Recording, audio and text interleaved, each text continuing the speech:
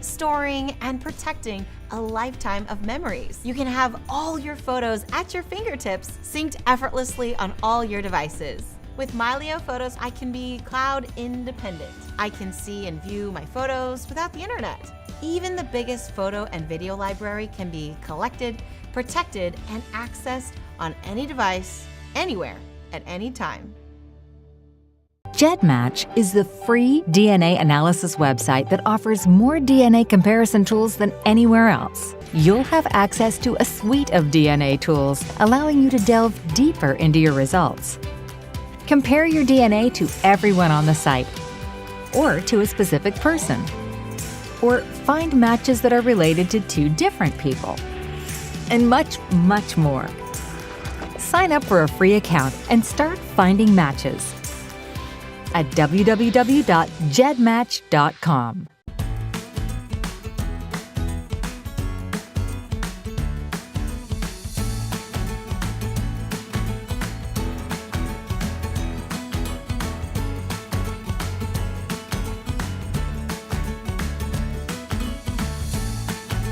This is Rick's aunt. Yep, you can click to listen. Go ahead. This is Rick's aunt.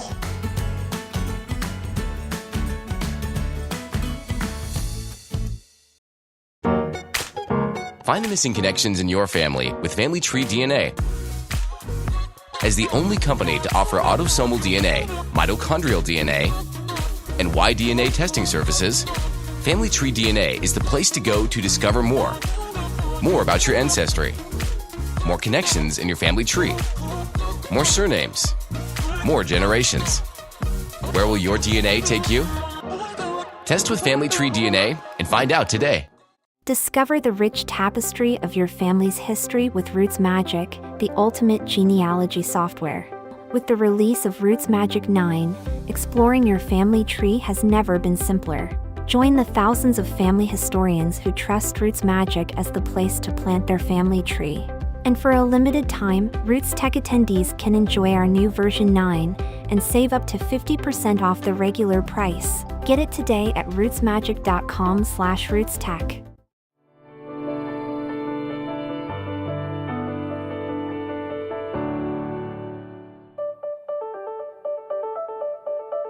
Do you wish that you could earn a university degree, but think you can't because of high tuition costs, lack of time, fear, or other obstacles? BYU Pathway Worldwide removes these barriers by providing access to spiritually based degrees completely online from anywhere in the world, and at a significantly reduced cost. Here's how it works. In association with BYU Idaho and Ensign College, BYU Pathway Worldwide offers access to online certificates and degrees in areas of business, technology, health, communication, family, and professional studies. Every degree program is built with certificates, and a certificate is typically made up of just 5 courses and can be completed in 1 year or less. To build a degree, you select 3 marketable certificates that stack into an associate degree as well as a bachelor's degree, and for no additional cost or time. One of the best parts about earning certificates on the way to a degree is that you can get a job or improve your employment way before graduating. In fact, more than half of all students who are seeking employment report making more money after completing their first certificate, and then see an even bigger income boost after completing a bachelor's degree. And because every course is online, you never need to come to a university campus, allowing you to study from home, fitting coursework around job schedules or other personal responsibilities. But perhaps the most meaningful aspect of pursuing a degree through BYU Pathway Worldwide is the spirituality it builds within students. Religion courses teach spiritual doctrines from the Holy Scriptures and modern prophets and apostles that deepen conversion and bring people closer to God and Jesus Christ. 94% of students say that their participation in BYU Pathway Worldwide increased their faith and their testimony of the Savior. Most students select the preferred path, which starts with Pathway Connect. It is offered at a reduced cost, and no ACT or SAT are required for admission. Pathway Connect includes a blend of foundational, academic, and religion courses that teach life skills and will help you see increased success, no matter your age, and every course counts toward your degree. In addition to these courses, students also gather once a week to support one another and participate in educational and leadership activities related to their courses. You may choose to gather virtually through online groups or in person at a local church meeting house. Tuition prices are significantly less than what you would pay somewhere else. In summary, BYU Pathway Worldwide makes higher education attainable for everyone, including people who thought it might never be possible. With BYU Pathway's low-cost, online, spiritually based programs, a university degree is within your reach. BYU Pathway has helped me professionally in that I was able to get a better job that did increase my pay, allowed me to provide better for my family, and I feel like the Lord has blessed me greatly. BYU Pathway has helped me to continue to grow in my field. BYU Pathway allows you to change, to become better in ways that you didn't know you needed to become better. BYU Pathway certificates helped me to get better jobs because I had the experience with the English and also with all the knowledge that I had to know. BYU Pathway is a life-changing opportunity. If you get it, grab it, because it's going to change your life. BYU Pathway Worldwide brings an innovative approach to education. I encourage each person, regardless of age, to continue to learn. Pursue whatever path will be most valuable to you and to your own family. You will be blessed as you do this. You will grow academically, professionally, and spiritually as you seek to enhance your education.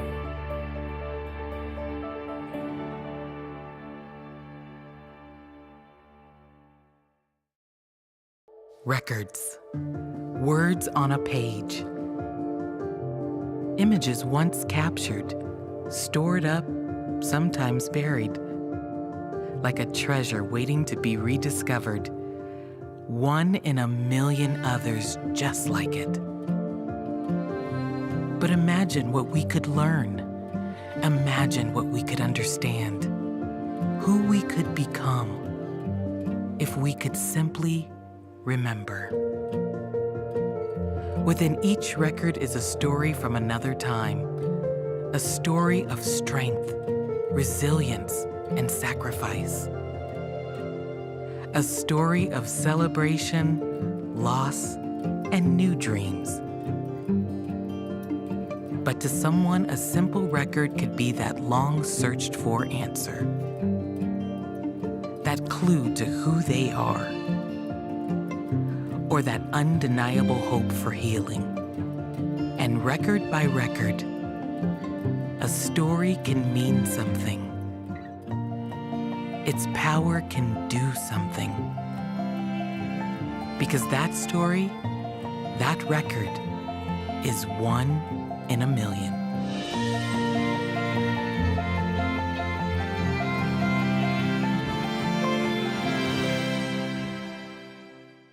File shadow, your personal library, metadata. A picture is worth 1,000 words, and metadata is additional information about a picture. For example, you may see that this is a complex overpass, but do you know where this particular overpass is? File shadow has the ability to read, display, modify, and write several metadata fields typically embedded in a photograph, all without changing the original file. File shadow stores the metadata separately from the original, and is only blended with the original when a new file is created during a download operation.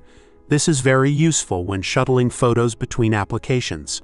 The metadata fields supported by file shadow include title, description, event date, geolocation, both modern and historic, object tags, person tags, and face regions. All of these fields are read when a file is imported and are displayed in the File Details view. It is in this view that you can add and edit metadata. When metadata is added, removed, or edited, those changes are stored alongside the original and only blended together when the file is being downloaded. Each of these fields can be edited in place by tapping on the edit icon, or can be edited by tapping the 3 dots, More button, then tapping on the field you would like to edit. If the photo did not have a particular metadata field, you can always add that field with this menu. Title. The title field appears at the top of the image. By default, the name of the file is used as the title but can be set to something more meaningful. Tap on the Edit button to make a change or choose Set Title in the menu. Description. The description field, sometimes known as the caption, is an unformatted text field, typically used to describe the circumstances associated with the photograph. Tap on the Edit button to make a change or choose Set Description in the menu. Event date. The event date is used to designate the date the photograph was taken rather than the file management dates. For example, a photograph taken in 1885, scanned in 2010, which is displayed as the creation date, then imported into File Shadow in 2023, which is displayed as the uploaded date. Setting an event date to 1885 would be generally more useful. Tap on the Edit button to change the event date or choose Set Event Date in the menu. Location. 2 different location fields are supported. Modern, using GPS coordinates, a map view, and a pin to identify a location.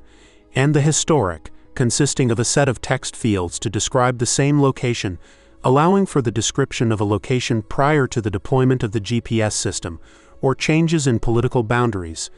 In the top section is a familiar map view that lets you set and view the current address. The lower, historical portion are the text fields used to describe the same location prior to political boundary shifts and GPS coordinates. Information entered in these fields are accumulated in the Family History Format field. Tapping on the Copy button copies everything into the Location Name field, which is stored and later written out during the download operation. Object tags. The object tags are generated automatically when a photograph is imported. If the photo already contains object tags, they will be added to those generated automatically. These tags identify the things or objects in the photograph. To delete a tag, tap on the X button. Custom tags can be added by tapping on the plus button at the bottom of the tags section and entering the new tag as text. People tags and regions. Beneath each thumbnail is an option to detect faces. Once tapped, the system will scan the photograph to see if any faces can be found. If one or more are found, each face will be boxed with a dotted line. These boxes are known as face regions. Tapping on a box will allow you to associate that face region with a person. If the person is not in the list, you can tap the New Person button to enter the name and a bit of information about that individual. Once identified, the box will be changed to a solid line. Unchecking the person box will allow you to identify an object in the photo not caught by the automatic object tagging system, such as the name of a horse, dog, or building. Thank you for using File Shadow. If you have any questions, please tap the Chat Support button on our main page in the lower right corner.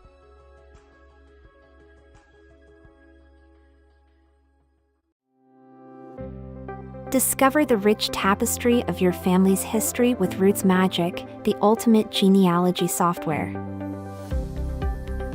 And now, with the release of Roots Magic 9, exploring your family tree has never been simpler. Our innovative new associations feature transforms your research by letting you easily keep track of the friends, associates, and neighbors that shaped your ancestors' lives. Bring your family tree to life with our enhanced color coding and color code sets, making it easier than ever to visually organize your research. Find what you're looking for quickly with the new saved search criteria. And clean up any errors in your tree with our new data cleanup tools.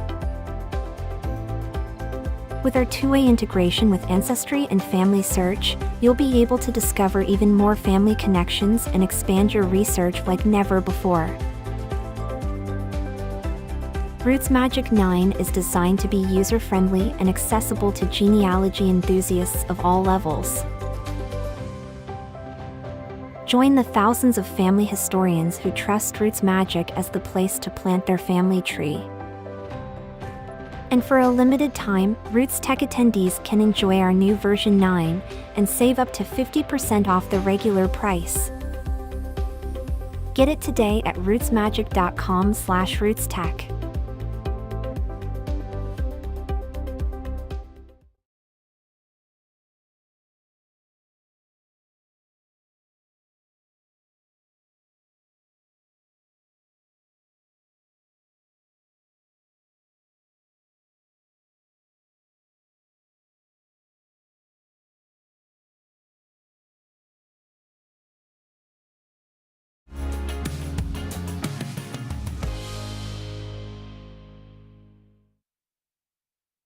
Ladies and gentlemen, please give a warm welcome to the Rootstech 2024 MC, Kirby Hayborn.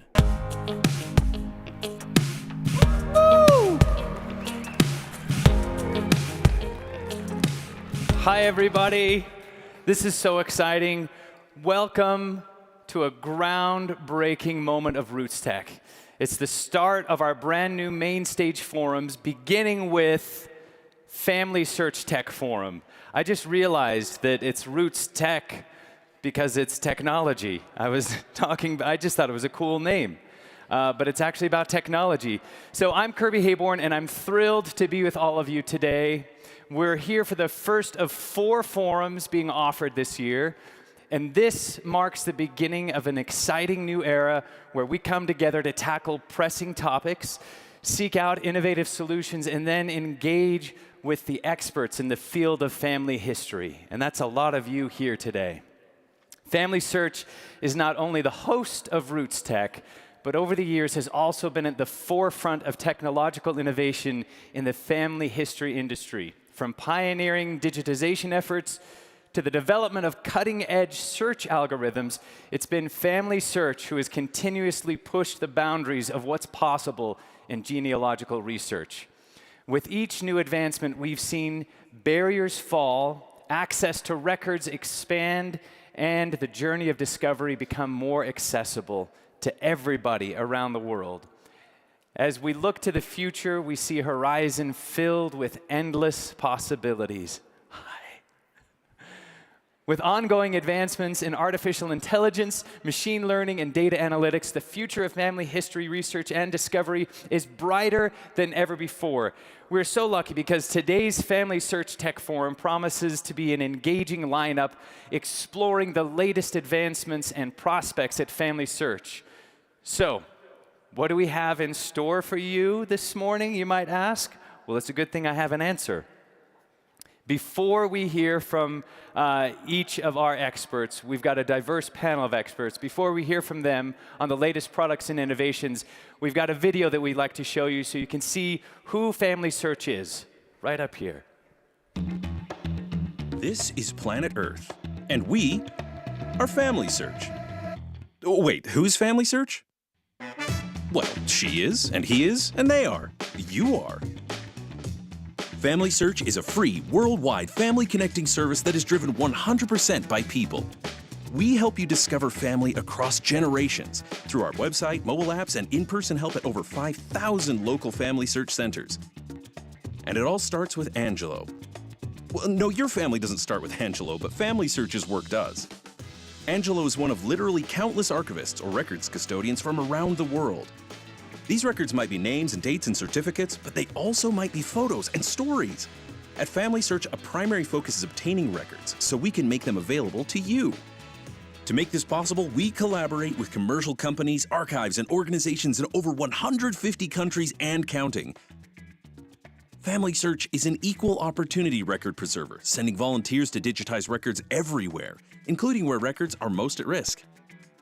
So a few years ago, Charito helped preserve tens of thousands of records in the Philippines just barely before the originals were destroyed in a typhoon.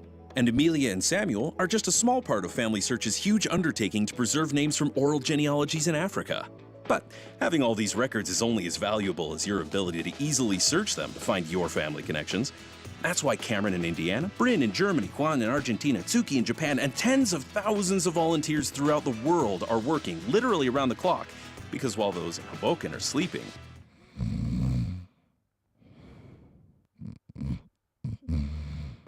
those in Mumbai are hard at work, helping to verify computer-automated indexing. Thanks to all of them, FamilySearch has over 16.8 billion searchable names and images.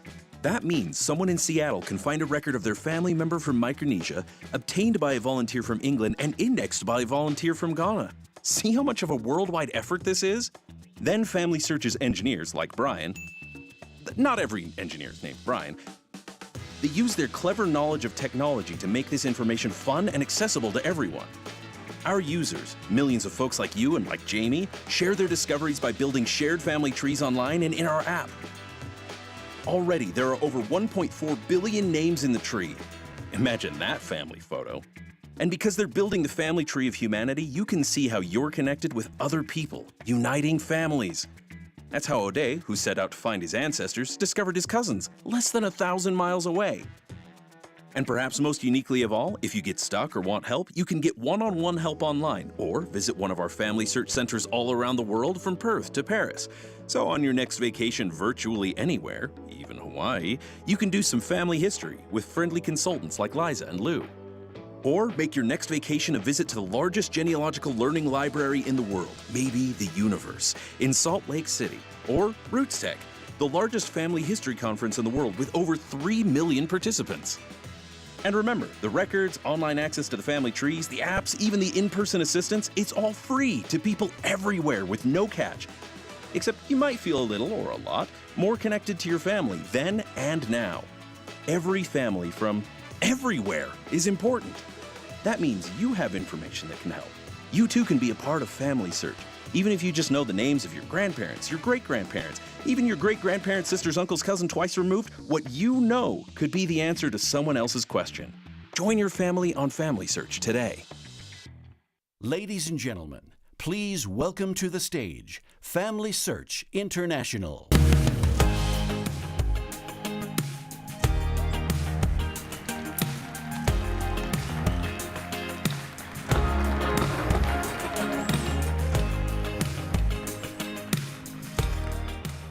Wow. Welcome to our Tech Forum. What an amazing global gathering. I'm so excited to be with you today, and we have some exciting news to share with you today. But first, let's take a moment to remember. Why take time to remember when we're here to talk about technology and the future? Remembering our past helps us feel a sense of connection and belonging. It helps ground us in a world that's ever-changing in its circumstances, and it helps us feel purpose as we learn from the experience of others. Remembering can give us continuity in life and direction for who we are and who we want to become in the future. From our earliest days, the purpose of FamilySearch has been to help people everywhere, help them remember their connection, their past, their present, and their future. This morning, as I look out here, I'm remembering. And right here, it tells me that I have 20,361 of you that are part of my story. Thank you. So, where were you in 2007? Or how about in 2014? Or even in 2021? Do you remember? Well, in 2007, FamilySearch released the first version of Family Trees. And in 2014, FamilySearch released the first version of Memories. And in 2021, Rootstech truly became a global forum where people from Peru to Port-au-Prince, Argentina to Africa, and anywhere else in between could connect and gather. Innovation and technology have been consistently present in all of our efforts to help people all over the world. But we aren't a technology company. We're a service organization. However, innovations in process and technologies have helped us advance our ability to help you. And today, it's my privilege to represent the technology efforts at FamilySearch and to participate in the development of remarkable innovations that will help accelerate your ability to find and connect your family, past, present, and future. During my professional career, I've witnessed many remarkable advancements in technologies. However, I believe I will at some day look back to today and this global Rootstech conference and the technologies that are exciting and that were announced today and the wonderful team that announced them. But I think as I look back, what I will remember and what I will say is that this was the beginning of a new generation of capabilities that have changed the way FamilySearch is able to help people connect families. In addition to what's announced today, over the next 18 to 24 months, FamilySearch will accelerate the utilization of generative AI to facilitate richer experiences for researchers, and expand our ability for users to connect their living relatives. We'll provide more sophistication and automation for record and data preservation and privacy, while increasing our system's intelligence in record sourcing that will direct platform users to industry friends, repositories, and other archives for resource record access. So, from all of us here today at FamilySearch, who work each day to make available to you the records of thousands of archives, our wonderful industry friends, repositories all over the world, we hope that you will not only see the technology advancements, and the insights that we have about our technology roadmap, but first and foremost, we hope you will see our desire to help you have inspiring journeys that connect you with your families, past, present, and future. So buckle up and join us in an innovation journey today as we work to connect you with your past, present, and future. It's a great day to be at FamilySearch.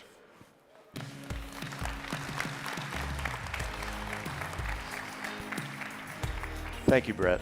Appreciate that. Hi, I'm Andy Gold.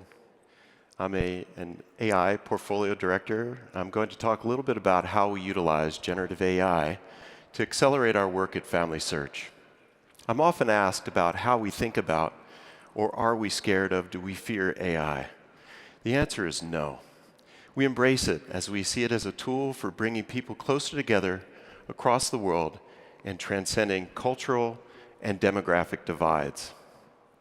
Our goal is to connect people and to help them remember their lineage, their ancestors, and their heritage. If AI is a utensil in our kitchen, remember, our secret ingredients are you, your story, and the love that comes from celebrating and remembering others. Over a year ago, I started to envision the scope of the field of narrow AI, which is the field that generative AI sits within. And I set out to define or find a list of or an outline of the various fields of research and development that define narrow AI. Well, I succeeded. 35 pages later, single-spaced, 10-font, 41 categories, and up to 60 subcategories. Just a massive document of all of the fields of narrow AI that were occurring at that time. I then tried to build a visualization in the form of a mind map of how all these fields fit together, but it was unrecognizable in a single document. There is no physical tree in the world that could be utilized to represent the explosive growth of the field of narrow AI and generative AI. It will never effectively fit within a single sheet of paper. It's just massive. What we can define, however, is our usage of deep learning to process massive record archives. These tools are helping us to establish new understandings of the relationship between people contained within traditional databases such as census records, birth certificates, and immigration logs. And we are now doing this faster than can be achieved by manual methods or even machine learning extraction methods. We're also bridging gaps in history and language by using machine learning in the form of transformers to translate historical documents from one language to another, making it easier for people to access records in languages that they don't speak. And in this example, our new full-text search capability launched within Labs utilizes AI to transcribe complex unindexed images on FamilySearch into text so that they can be searched. We're utilizing GPT, like ChatGPT systems, large language models, or LLMs, to accomplish this. And my colleague, Michelle, will tell you a little bit more about it shortly. We're also creating family trees for entire cities and countries in narratives generated by computers for various Tier 1 primary record sources, thanks to Dave we met, and comprehensive views of ancestry across entire regions. We're continuing to explore the many ways to utilize generative AI to foster a greater sense of global community and shared human experiences by uncovering the interconnectedness of our lives and the lives of our ancestors. We couldn't be more excited about what is being presented today by our team and encourage you to try our new full-text search tools and LLM-powered services. Have an amazing time at Rootstech, and thank you very much.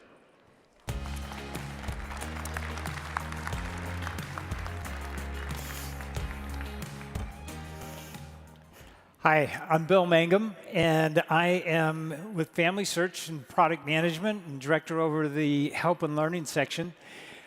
I'm going to tell you about the work that we're doing with our help and learning content and AI. We've built a prototype that we think will really help you when you need a little extra help. This is like having your own personal expert sitting next to you, helping you whenever you need it. They know the answers to most of your questions, and they can point you in the right direction to learn even more. So the new prototype, FamilySearch Helper, is going to be a big help. We're employing the Microsoft Azure OpenAI technology to provide a simple place to search across all the FamilySearch help content. There are many places that you can get help on FamilySearch today, including over 100,000 pages on the wiki for research help. Also, you can go and find additional help on the blog. There's great research help. There's great stories and personal stories there to help you in your family history efforts. Another place is over 5,000 physical locations, family history centers, that you can go to, and there are wonderful volunteers working in those family history centers that can help you one-on-one to get the help you need to answer your family history questions. So, how do you find this help today? There's also a help as you go up onto the main header. You can click on that, and it'll bring up a dialog. It brings up in-context help for where you're at. It allows you to search across all the knowledge articles, and there's links to a lot of other help and learning there. If you didn't know to go to all those places, you could go to one place now, the FamilySearch Helper, and be able to type in your search and get help across all those different sites, all those different repositories. You can type in your search, and let's just say I'm going to do my first search. As I'm a new person, I could say, how do I add grandma to the family tree? And it will go out. It will do that search. It will come back with the results showing the steps that you could take. The cool thing about this is that it pulls content from the blog, from Rootstech content, from the wiki, and tells you how to do that. And so as you look there, you can see a link here on this one to the help article associated with adding. Next, I can say, I have ancestors that are from Germany.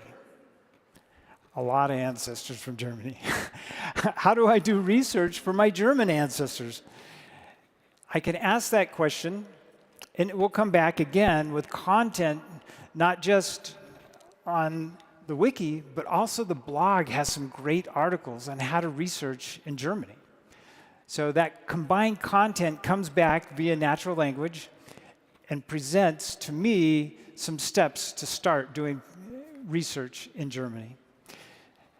Next, I could say, I'm going to be visiting relatives in San Antonio. I would really like to go to a family history center there. I wonder if there is a family history center. I type in, where are the family history centers in San Antonio, Texas? And it comes back with a really long list, longer than I expected.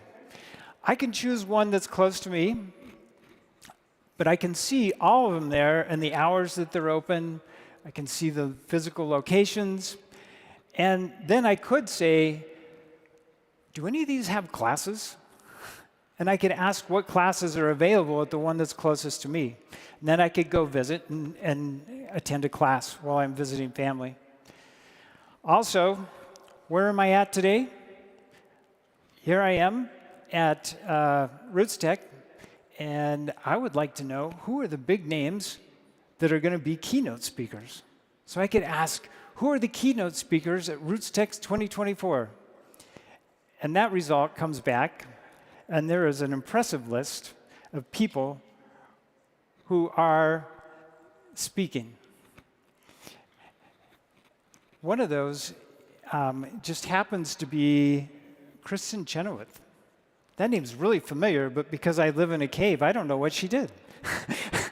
So I quickly do a query and say, so what is Kristen Chenoweth best known for? It comes back and says she does TV, she does music, she does theater, and then I see, oh, that's where I know her. She was in the original Wicked cast playing Glinda, who's my favorite, of course. So all these things coming back from one place, all the content combined, AI applied, natural language questions, I ask how I would normally ask, and it gives me back a response in natural language. So now I have an expert, a helper available at any time. Wow. My helper is going to wonder what happened to me. Tammy's not going to get questions all times of the day. But we're excited, very excited that AI advances how we've been doing help and how it's going to help you in your family history work. So we'd like you to go out and try this. And you're asking, where do I do that? There's a booth at the expo. You'll be surprised. FamilySearch. We'll be there. You can come and try it, and you can give us feedback immediately, one-on-one, or you can go online, and you can try it there and give us feedback online. And you're probably saying, well, how do I get some of that? Right? Well, Craig Miller is going to tell you about that in just a few minutes. Thank you very much.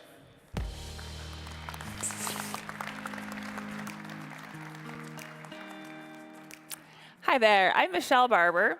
I'm a user experience designer here at FamilySearch. And my team and I, we get to design all the awesome tools that you use that connect you with records and help you find your ancestors. Today I get to introduce a product that we are so excited about.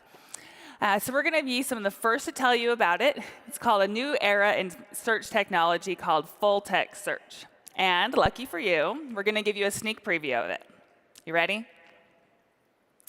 First of all, FamilySearch has billions of images that are unindexed, and this means that they're really hard to search. Sometimes it's because they're hard to read. This one's a little bit tricky to read. Sometimes it's because they lack structure, and often it's just because we have way, way, way too many of them for our amazing volunteers to ever get through. This particular image is a deed from Massachusetts, and if you look closely, you can tell it's truly a trove of information between those densely written lines. If we zoom in, we can see this beautiful handwriting. Line by line, someone went to the effort to make this available, but we have a problem getting it searchable, getting it to each of you. So what we have is full text search uses AI to transcribe the image, the unindexed image, into text so they can finally be searched. And before I show you how AI did on transcribing this record, I want to tell you about how we're going to help you find these records. We're actually able to search by keywords in the transcription. That means any word on this page I can now search for. In this case, I searched for two individuals that I knew had a land transfer in the late 1800s. I also knew that their land transfer was in Massachusetts, so I filtered down by that collection. And now we're finally going to be able to see how AI did. You ready? I'm going to click on that very bottom record there. It's the cemetery deed from 1881. And let's check it out. There we go. Here we are in our new full text product that we're so excited. You can see we have the entire transcript right there on the right side. But we also have each keyword that I search for highlighted. So I get a clue where I'm looking on this record that's really difficult. And I can keep searching and make sure this is truly who I'm looking for. In this case, on this really dense record. I'm going to narrow in on that right side. You can see the record separated by those two horizontal lines. Let's zoom in on that and see how the full text did. All right, there's our text, there's our image, and I'll be the first to tell you the computer did make some mistakes. But I'll also be the first to ask, did anyone in this room think they could have done better than that, indexing this record? Definitely not me. So even though I got a little bit wrong, some of the cursive wasn't correct, exactly transcribed, and I copied this exactly from our website, what it did is it got a lot right. It got enough right that it connected me with the record. And that is what's so exciting. Now that I've found the record, I can use it as a source. I'm going to go through and make sure this is exactly who I'm looking for. I can source any other individuals on the page that are mentioned. And as exciting as this AI technology is, I could talk about it all afternoon, the true power of full text search is the content. Right now, available at your fingertips, we have 100 million records searchable with full text search. This is a fundamental shift in the way we do research, making millions of records available that would have taken us years and years and years to index. Full text search has the ability that I'm especially proud of. It has the ability to help us find underrepresented populations in our records. This includes women, enslaved individuals, indigenous individuals, and children who are not often found in records. Let's look at the collections we currently have available and give you a little hint at what you have to search. Our first collection, U.S. land and probates, with individual state collections. I love talking about these because these records are a wealth of family history information. They contain stories of people's lives. They tell us what happened when they moved from place to place, when they sold property and they sold their homes. Tell us what happened after their lives changed and they lost a loved one. One of my favorite things I get to do in my job is I get to hear from users who use the products that I design. This is a quote that we had from one of the people who got early access to our full text search. Today I found the name of my 7th great-grandmother in 2 deeds from Virginia. This tool is allowing me to discover records that would have been almost impossible to find without it. And can I just say how awesome it is? We get to come in and see our great-great-grandmothers in records in their own name in this collection. It's fantastic. Another part that we are especially excited about is the ability to help in researching enslaved individuals. Andre Kern said, "Using experimental search allowed me to uncover the resilient life of my enslaved great-great-great-grandmother Millie." Just incredible. Andre is actually teaching a class here at Rootstech all about how to use full text search for searching enslaved individuals.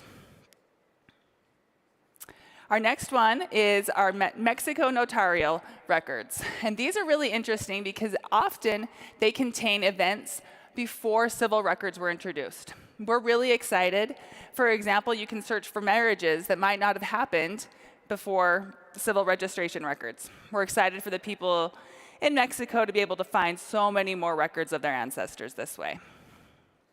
And finally, we have our plantation records collection. This is a collection that we're especially excited to introduce because for the first time, you'll be able to search plantation records. These are records of inhabitants of agricultural plantations. They include the names and locations of many enslaved individuals who lived and worked there. And they were so excited that we finally have this resource available. This next slide is an image I found searching that plantation record collection. It's from Gloucester County, Virginia, from 1853. And if you zoom in, you can see the names of people who lived there, people who worked there. And as I look at it, I want to tell you, it's because these people matter. I'm so thankful we'll be able to find them. Hopefully you can see why we're so excited to introduce full text search. Over the next few years, FamilySearch will take every unindexed image and run it through full text search. That's billions of images. That means you no longer have to sit and click through thousands and thousands of images like we have all done searching for your ancestor, we can finally connect you with them. And to our wonderful volunteers, please keep indexing, keep being part of our Get Involved efforts. The amazing part of our future is we're going to pair the power of human volunteers with AI in ways that has never been done before. And of course, you're probably wondering how you can hop on and start using full text your search, and you'll have to stand by just a few more minutes, and then we'll let you know. Thank you.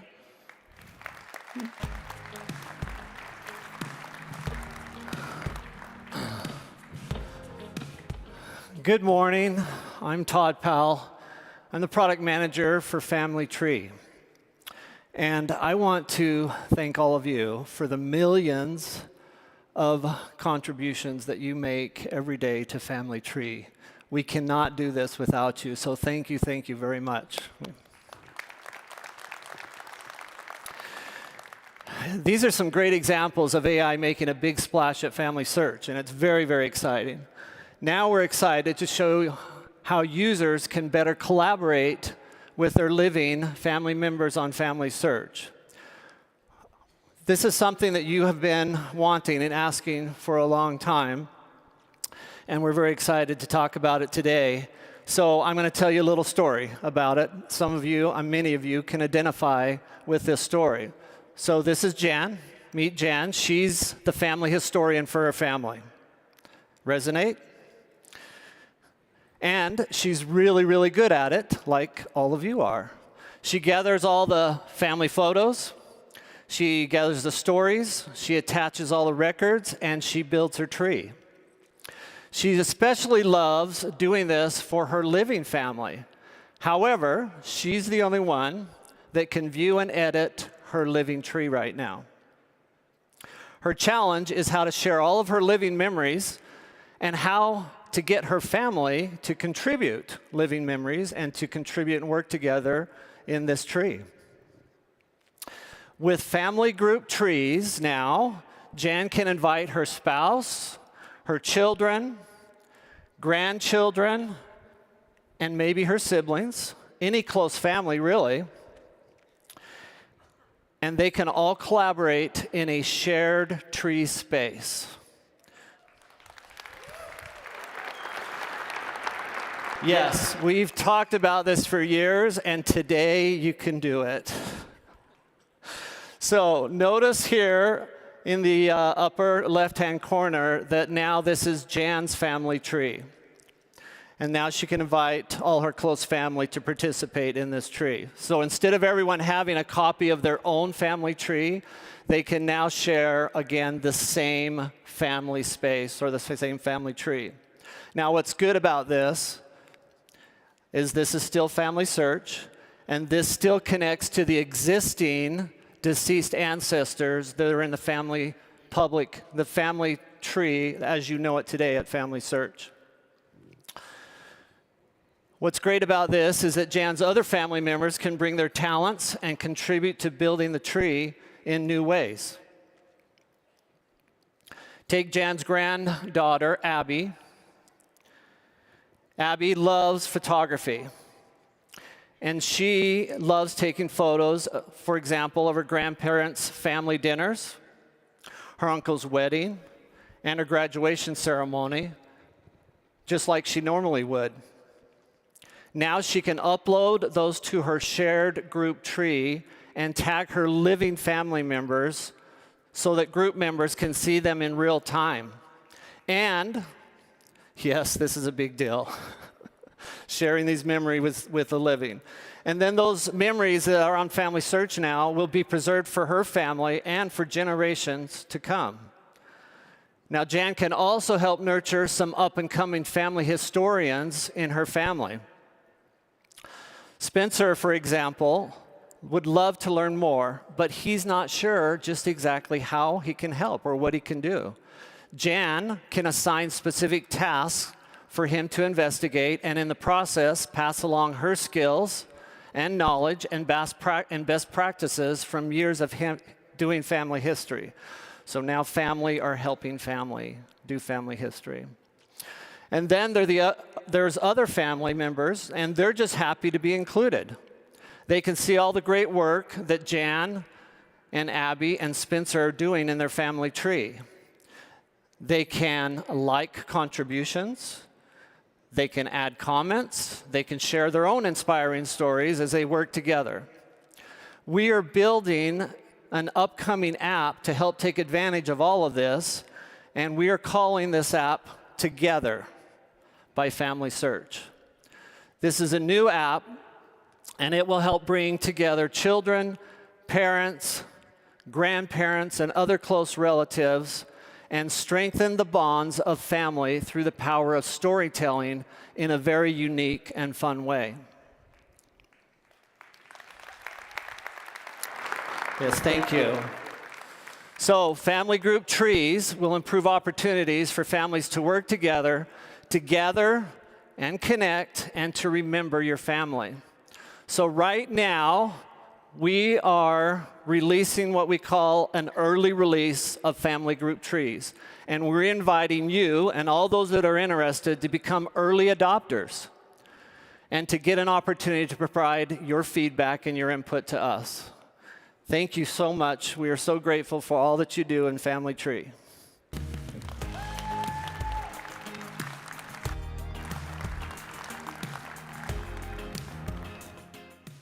Hi, I'm Craig Miller. I'm the Director of Design and Engineering for FamilySearch.org. Thank you so much for joining us today. It's great to be with you. As you can see, we have some really exciting changes for family history in FamilySearch.org. You're probably wondering how you can access these brand new features, and I'll share a little bit more about that in just a minute. But just for a second, let's go back last year to Rootstech 2023. Does anybody remember this from last year? Yeah, that's me on stage. Last year, before I talked about the new things on FamilySearch, I shared a little bit about how we develop software. I talked about getting your help for Brian and his team in the form of feedback on the products and features that we're building. We need the ability, or we've provided the ability to be able to turn on and off our features. And we provided a feedback button. Your response has been tremendous. Thank you so very, very much for your feedback. It has provided huge results as we tune and change the software to better fit your needs. The feedback service that we use on FamilySearch tells us that we have some of the best feedback in the entire industry. I'm not talking just the family history industry. I'm talking about the entire software industry.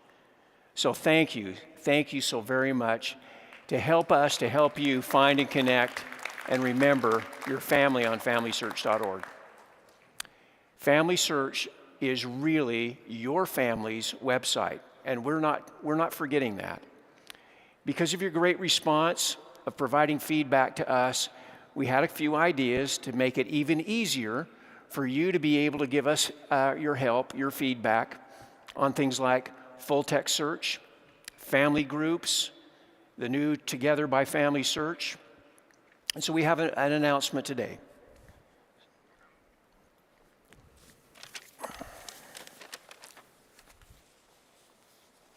This is my favorite little coat.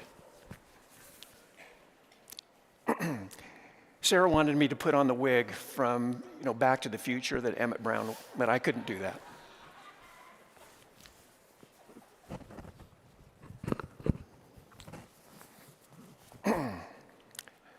So, today, a sneak peek into the future. Our early access to our new FamilySearch features are being developed for you so you can have a quick look at them, play with them, give us our suggestions. Back to the designers to help us help you. These are the key benefits for FamilySearch, and it's FamilySearch Labs. You can find it by clicking the View Experiments on the right-hand side of the page. Clicking that button, for instance, brings you to the lab page. And on this page, you will find some of the products and features that are currently in development. These features are live in production. If you put data in them, they don't go away. It is there. These are really live products, but it's in the very first beginning stages of the development. As an example, if you decide to turn on the full text search feature, you will come to this next page, and it's the full text search web page for that. You'll take a look at that, be able to work with it, play with it, search for your ancestors, etc. But the most important link on that is the feedback link. And that's where you tell us what you think about this new feature on that page. Every piece of feedback is reviewed by the development team. Please be kind. Because the ones that are mean, we don't read. So please be kind to my engineers.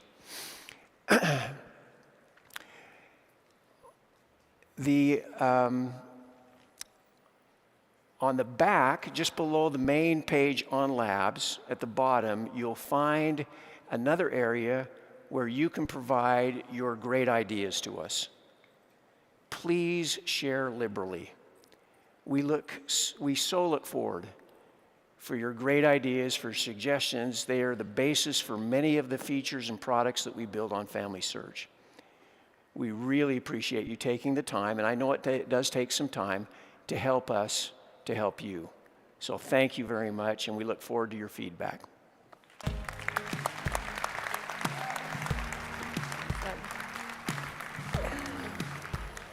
Thank you, Craig, and thank you to all of our presenters. Everything you've presented today, it makes you really excited about the direction that FamilySearch and the industry as a whole is heading. So once again, thank you.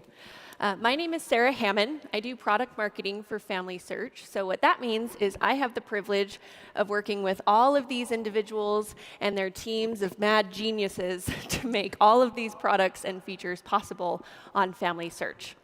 Now, I have a couple of questions here that we have prepared, but we know that the best questions are going to come from all of you. So there's a QR code that'll be up in a second. Feel free to scan that with your phone and send in your hardest, toughest questions that you can possibly think of, and we'll pitch them to these guys up here, and I'm sure they'll have a great answer for you. So, all right, buckle up, guys. So, Craig, the first question that I have related to FamilySearch Labs. What do you have? I saw one brief slide on there, but what do you have planned that's going to be available on FamilySearch Labs? Thank you. So everything that we've discussed here today, help, full text search, the new Family Connect, and Together by FamilySearch, and a couple of other things. You'll have to go and take a look at them. They're all available to help in the expo hall. So please stop by there, and they'll help you, and you can see all the other cool things that we have. Excellent. We'll probably see some of these familiar faces, too, in the booth throughout the conference as well. And how exactly is the feedback used, and how does it get to the right team through the feedback button? So we have a number of teams. Every team has a section of the website. The designers and the engineers review those almost every day for the live feedback that is coming in, and they make their weekly decisions on how they develop based on the feedback that we get. So if the feedback is leaning, this doesn't look quite right, they tweak it, work through it, and then rebuild. We reship our software almost 1,000 times a week. And so through automation and testing, we're able to be quite responsive to the feedback that we get. For Todd and his team, I know that they've been using this method for a few years now. Yeah, thousands of feedback, and I spend hours a week reading your feedback. So we love it. Yeah, and it really does guide what we do. So please send us your feedback. Yes, we love feedback. Love it, love it, love it. Well, Todd, that leads me to my next question for family group trees. How can I get more information or help at Rootstech to understand a little bit more about this, what a lot of people seem to be really excited about in FamilySearch? Yeah, thank you. So we are having a class just about family group trees, and it's going to be more of a training class, and it's Friday at 4:30 in room 250, and we invite anybody to come. I would love to have you there. We're also going to be doing some training and answering a lot of questions at the family history booth, and then we have set up some kind of one-on-one rooms that you can sign up for at the family history booth. Excellent. So we really want to get you involved and get you up and running as soon as you can. So please come ask us for help. We know that lots of patrons have been asking for something like this for a long time, so we want to get it into your hands as quickly as possible. Right. Awesome. Now, Todd, can I, with family group trees, do I have to pick just one group to be a part of, or can I be in part of more than one? You mean pick one family? Yeah. I can Do I only have to be in pick this family? My in-laws or No. Yes, you can choose to be in more than one family group. Yeah. You're going to let me be in your family? No. I know. Sorry. And we want to make sure that living information remains private and safe and secure. So how do we control who sees that living information? So it's all controlled by who you invite into your group, right? As the group administrator, the group leader, you get to choose who to invite into your group. It's a private group, and only those members of the groups are the ones that can participate in the living tree. Gotcha. So the admin is kind of the sheriff of the group. Yes, be nice to your family. There we go. Good. Awesome. Thank you, Todd. All right, Michelle, we have a couple questions coming in for you, specifically for full text search, another product that seems to have a lot of excitement in this room. How reliable is the transcription in full text search? I would say it's as reliable as any other hint towards a source. It's our job as researchers to evaluate it and see if it's leading us to the right source with the right people. And look from there. One thing I didn't say that I'm especially excited about, and the reason to keep coming back and checking on labs, is we actually are going to have the ability to go in and correct that transcription. And if you see errors that the computer made, come in and change it, correct it, make it better. And the great thing is that helps train our AI to continually keep getting better and better. So yeah, it's as reliable as any other source that you find. And it points you in the right direction. Exactly. Right? Gets you to the records that you otherwise would have had to page through hundreds, thousands. Absolutely. So it takes you there. I've had lots of great success finding the first time exactly who I was looking for, and other times it led me totally in the wrong direction, and I just came back and started over. There you go. Yeah. Perfect. Sounds like genealogy as a whole. It absolutely does. So one question that I have that I'm sure plenty of people in the audience also have, I'm wondering when my homelands and my ancestors are going to show up in these records. How do you guys decide what records to make available through full text search and when? Oh, that is a good question. And if I had my way and it was possible, we would just push a button and transcribe every single image that we have, all the billions of them. But that's not possible. So we are prioritizing records with the highest value of content. Just like those 3 collections I talked about today, they have content that's not really available other places. So we're going to continue going through that process and looking at collections worldwide that can add the most value and start from there. Awesome. And in the meantime, luckily, we have FamilySearch Helper that can help us get connected with the right stuff. So, Bill, one of the questions we got is, what's the scope of the answers that I'll get? So right now, it's from those sources that I mentioned, the wiki, the blog, the help articles, as well as the locations of the family history centers. We've started to incorporate some of the Rootstech content, and we'll continue to expand, but right now, that's the scope. And we've covered a few languages, not all languages, so, yep. So does this mean that if I have a question, I'm never going to be able to talk to a human ever again to get help? That's it. Never again. Never again. No, definitely, we still have all the support people still in place. We do telephone support, many areas. We even do WhatsApp support. And so we have all the support channels still available. But this is a new way to get help whenever you need it, just quickly. So your favorite family history helper will still be hearing from all of you and will still be available. It's a true story. Well, kind of in line with all this AI learning, Andy, you were talking about really how AI is influencing the industry, not just FamilySearch as well. What do you feel, do you feel like AI is going to replace genealogists moving forward?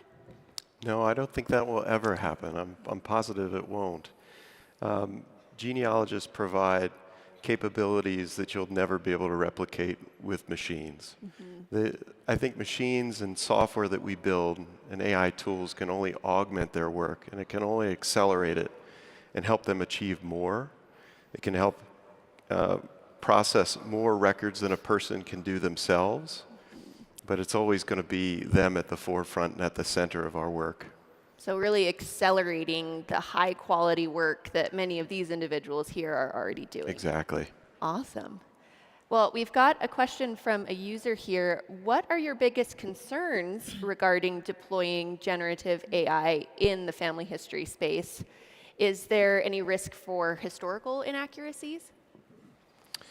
Well, generative AI is a tool that's in development, and we have a long way to go. There's still a lot of work that needs to be done. But we're very encouraged by the results that we're seeing thus far. So instead of taking us off course, we find it bringing us back onto course and helping us course correct, and also just helping us process vast amounts of images and resources and archives that we wouldn't be able to get to for many, many years.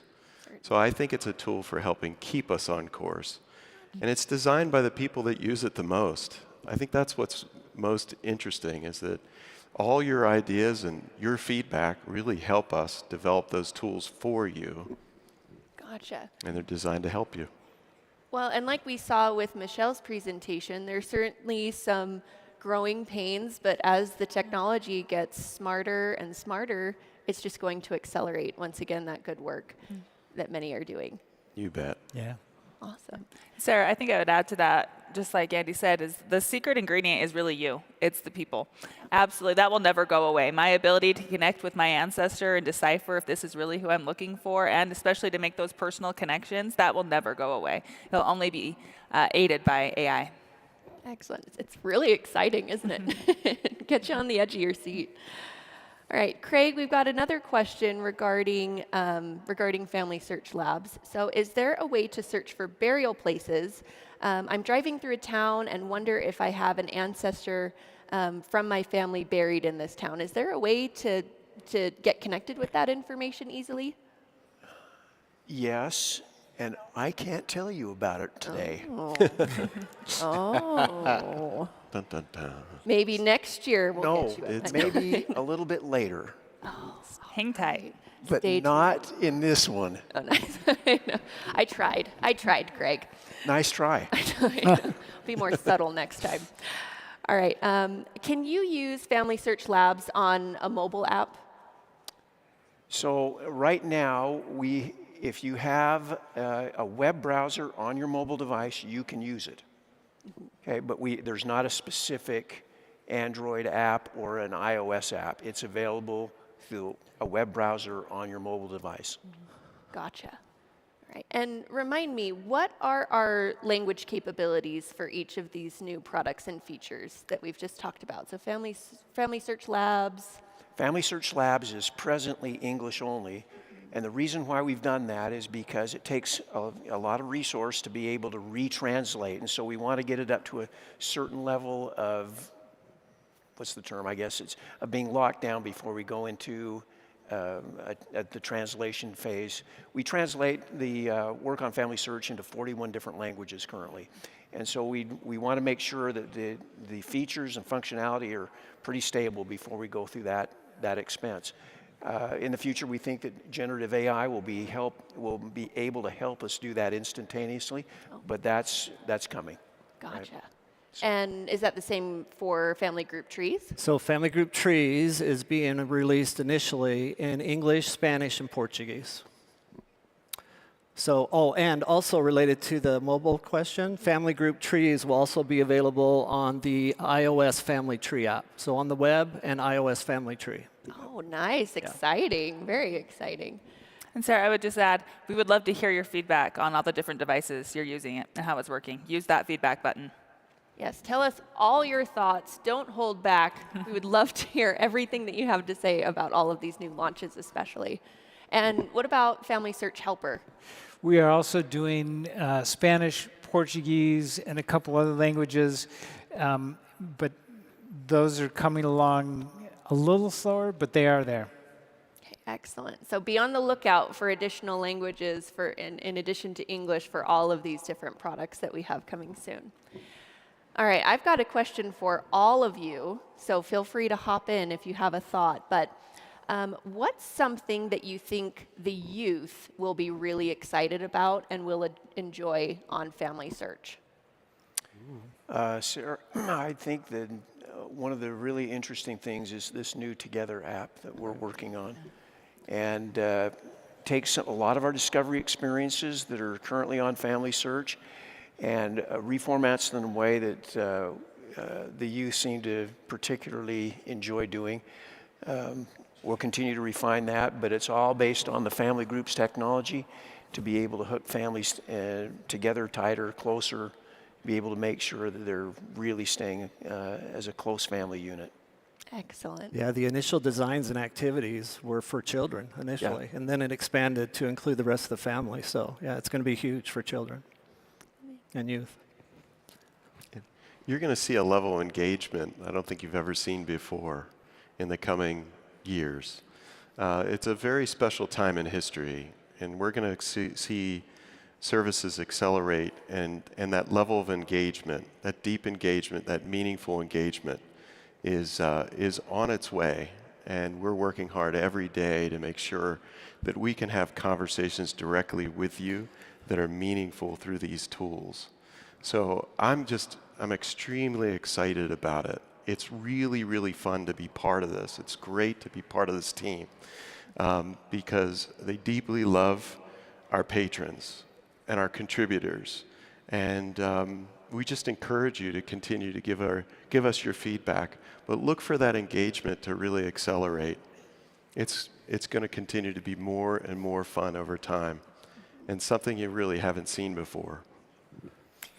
If I can add on that, I think the youth particularly gravitate to the memories and the visual aspects that this particular release is going to bring. You know, we released the initial version of Memories in 2014. They're remarkable how much that has changed in this time period. But this in particular has an engagement level with that kind of technology that the youth, that's what they live in. Love it. Well, and I can't help but think, too, the fact that with full text search, Michelle, you mentioned earlier that now individuals who in the past, their stories haven't been able to be told because they aren't recorded in traditional records the way that we know them. I think that will be something that's really engaging for youth. Absolutely. I would also say, just like I mentioned before, we're pairing volunteers with AI like we've never done before, and youth love hearing about that. They love talking about AI. So I didn't mention it before, but have them go to get involved. Download the app. They can help transcribe and correct things that the computers have indexed for them, and it's really fun. They just do it from their phone. They can do it not from class, but after class. And yeah, it's a great way for them to get involved. So I've got a quick question for Craig. Hey, where can I get one of these lab coats? On Amazon, don't we all want one of these lab coats? $15. I blew it. I should have had FamilySearch Labs on here, but I didn't have time to get it monogrammed. So next time, Craig.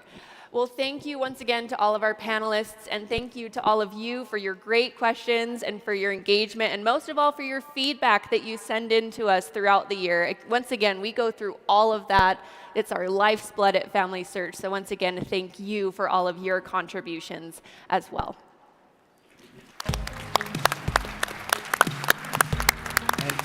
There I go.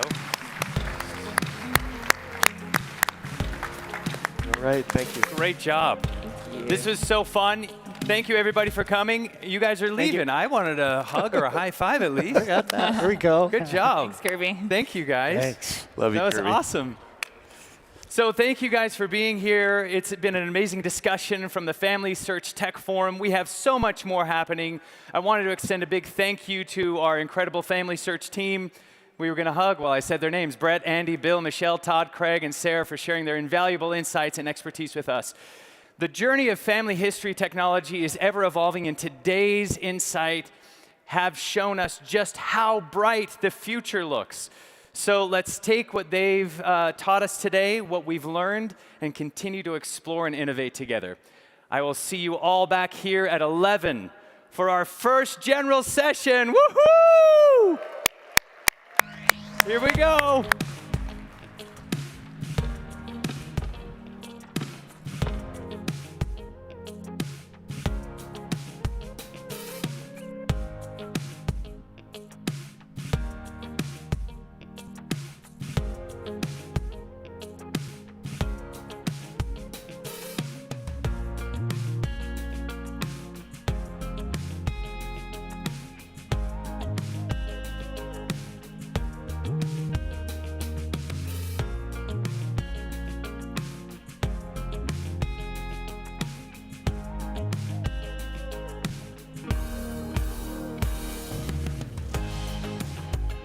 I couldn't believe You it. did it. I'm telling No, you. wow. You should You have did seen me dancing around. I was like, I got it. As soon as I saw that last name pop up, I was like, oh. Yeah. And it all just Wow. came together. Yeah. Wow. That's incredible. Thank you so much. You're welcome. You're welcome. Yeah, you are amazing. Yeah. Well, thank you. Hi, everyone. Welcome. I'm Laura Olmstead. I'm a genetic genealogist, and I'm also the executive director and founder of DNA Angels. And I'm thrilled to tell you all about DNA Angels. We are not your typical nonprofit. We are in the business of identifying and connecting families through DNA mapping and triangulation. I want you to picture this. I take a DNA test, thinking it's just a cool way to explore my heritage and my ethnicity. Boom. Turns out it's a plot twist. I discovered that my dad that raised me is not my biological dad, and it felt like the wind had been knocked right out of me. It was so traumatic. It was like my dad died all over again, and I needed to mourn him. I needed help navigating this experience. And eventually I met others like me, and that sparked the creation of DNA Angels. We are a nonprofit dedicating to guiding others through the intricate journey of their genetic discoveries. At DNA Angels, our mission is deeply personal. We firmly believe that everyone should have access to the knowledge of their genetic origins, irrespective of financial barriers. It's not just about genetics, it's about the intrinsic right to one's identity. DNA Angels is more than a team. It's a force for change. Since 2019, we have solved well over 5,000 cases. Alleged probability of paternity is 99.999%. Really? Yeah. Each success underscores our commitment to identify a biological parent, reuniting families and navigating the complexities of what happens when we contact that family of origin. We help anyone who needs to identify a parent. It doesn't matter if you never knew your dad's name, nor does it matter that you were adopted at birth or a donor-conceived person. Maybe you took a DNA test like me and found out that everything you thought you knew about your family was false. We will help you. We also offer paid services at a greatly reduced price for anyone with a brick wall or a lost grandparent or great-grandparent. We serve anyone who has taken an ancestry DNA test and their family of origin was born in the United States or the United Kingdom. Our team is made up of experts with a personal touch. Each member has their own story of surprise and search. This personal connection isn't just a professional aspect, it's a commitment to being an empathetic companion on this profound journey. We leverage advanced genetic genealogy techniques not just as tools, but as pathways to familial reunification. Our community isn't just a network, it's a support system. Within our safe space, stories are shared, tears are acknowledged, and connections are forged. We are more than an organization. We are a family offering support throughout the intricate journey of discovery. We adhere to the principle, we don't charge to identify a parent. This stance is rooted in the belief that everyone, regardless of your financial standing, should have access to your genetic history. Donations sustain our organization, allowing us to continue this crucial work. What is free to our clients is not free to us. Donations aren't just financial contribution, they are the lifeblood of our mission. They enable us to be there for those in need and ensure that financial constraints do not hinder the pursuit of genetic answers. Time is a critical element in our work. Over 70% of our cases are solved within the first 7 days. This isn't just a metric, it's a commitment to alleviate the emotional toll on individuals eagerly seeking answers. To those navigating the complexities of genetic discovery, our message is clear. DNA Angels is a dedicated ally, offering guidance, empathy, and hope throughout the intricate process of reconnection. If you have any questions, want to learn more, or require assistance with your genetic journey, please visit us at dnaangels.org. That's one word, 1A, DNANGELS.org. Thank you.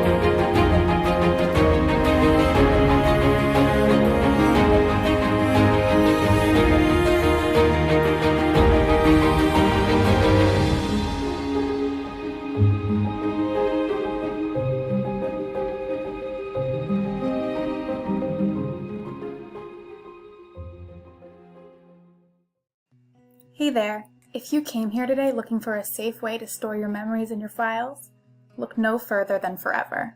We're not just a memory keeping service. We are the only complete memory keeping service and digital home for your content for your lifetime plus 100 years. So what is Forever? We are a digital home comprised of storage, printing, media conversion, digital scrapbooking, and more. When we say complete, we mean it. From preserving to digitizing, to even adding a little bit of creativity. Forever does it all, because we believe that your memories are worth preserving. So how does it work? When you open up a Forever storage account, your content is automatically preserved for your lifetime plus 100 years.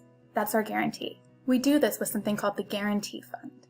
A large portion of the price you pay for storage goes into the Guarantee Fund. That money is then invested, so it pays for the maintenance and preservation of your memories. Because of this, we're also able to migrate your photos to new file types over time. Your memories will never be obsolete. So let's talk security for a minute. First of all, you own your memories. Unlike many other third-party servers that actually retain ownership of your files in the terms and conditions, which you should always read, by the way, Forever only accesses your files to provide you with service and support. You will always have the ability to upload or delete files as you see fit. Our service is designed to secure your content from unwanted access. The Guarantee Fund helps make sure it's preserved through natural disasters, wars, terrorism, economic depressions. We're here for you. Forever will also preserve the integrity of your memories. Yes, of course you have the option to compress them to save storage. But if you choose, we will preserve the original integrity of your memories, rather than sacrificing quality. And we're not just backed up, double backed up, triple backed up. We're beyond that. With the exception of maybe your brain, there is literally no better place for your memories. That's why we don't just call ourselves a memory keeping service, we call ourselves a home. Forever Storage is both available on desktops and on mobile, either by using your internet browser on your phone or by downloading the Forever app. And because we care about how you organize and curate your memories, we want to make sure you have the stepping stones to do that. So why not get a Forever ambassador? Think of your ambassador as your liaison. They'll help make sure that your Forever account is organized the way that you want it to be. And they're there to help with any questions you may have along the way. They're an invaluable resource and another asset to the Forever community. Take a quick look at the back of a Forever storage account. Sort by album. Sort by tag. Check out your print projects. Visit your friends and family. Visit your profile. And what is friends and family? Well, at Forever, we believe in save, organize, share. So step 1 is saving, and you're doing that right when you start your Forever account. Organizing, which we just began walking through, is tagging, adding to albums, grouping your memories how you want to preserve them. And friends and family is another valuable piece of the Forever puzzle. Invite people to become your friend on Forever. When you create an album, you have privacy settings on that. Those layers are public, friends and family, and private.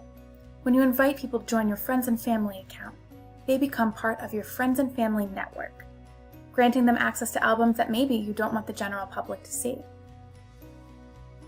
You can also share outwards. Email your Forever files to friends, share them on social media.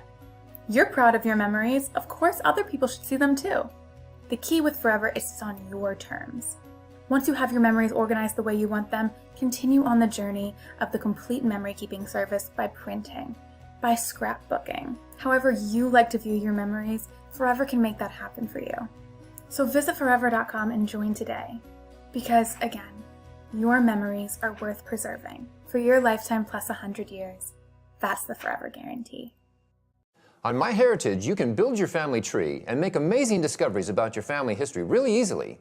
Let me show you how. First, go to myheritage.com. Sign up and enter a few names. You, your parents, and your grandparents, or whatever information you have. Pretty simple, right?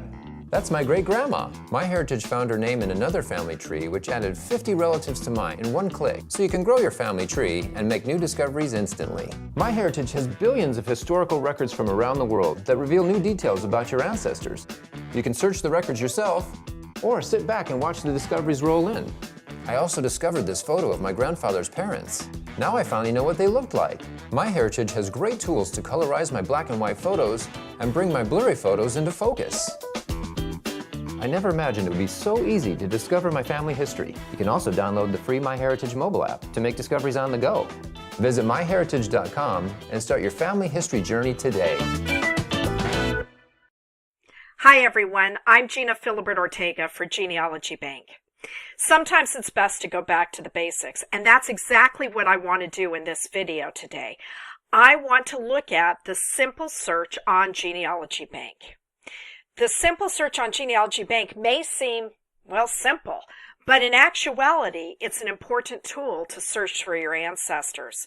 Combined with other tools to narrow your search, the simple search is a great way to start looking for your ancestor on the Genealogy Bank website. So let's take a moment, let's go to the website, and let's do some searches in the simple search engine and see how it can best work for your family history research. Now we're on the Genealogy Bank website, and we're going to look at the simple search. So this is the search you find on the home page of Genealogy Bank, and like its name suggests, it's simple.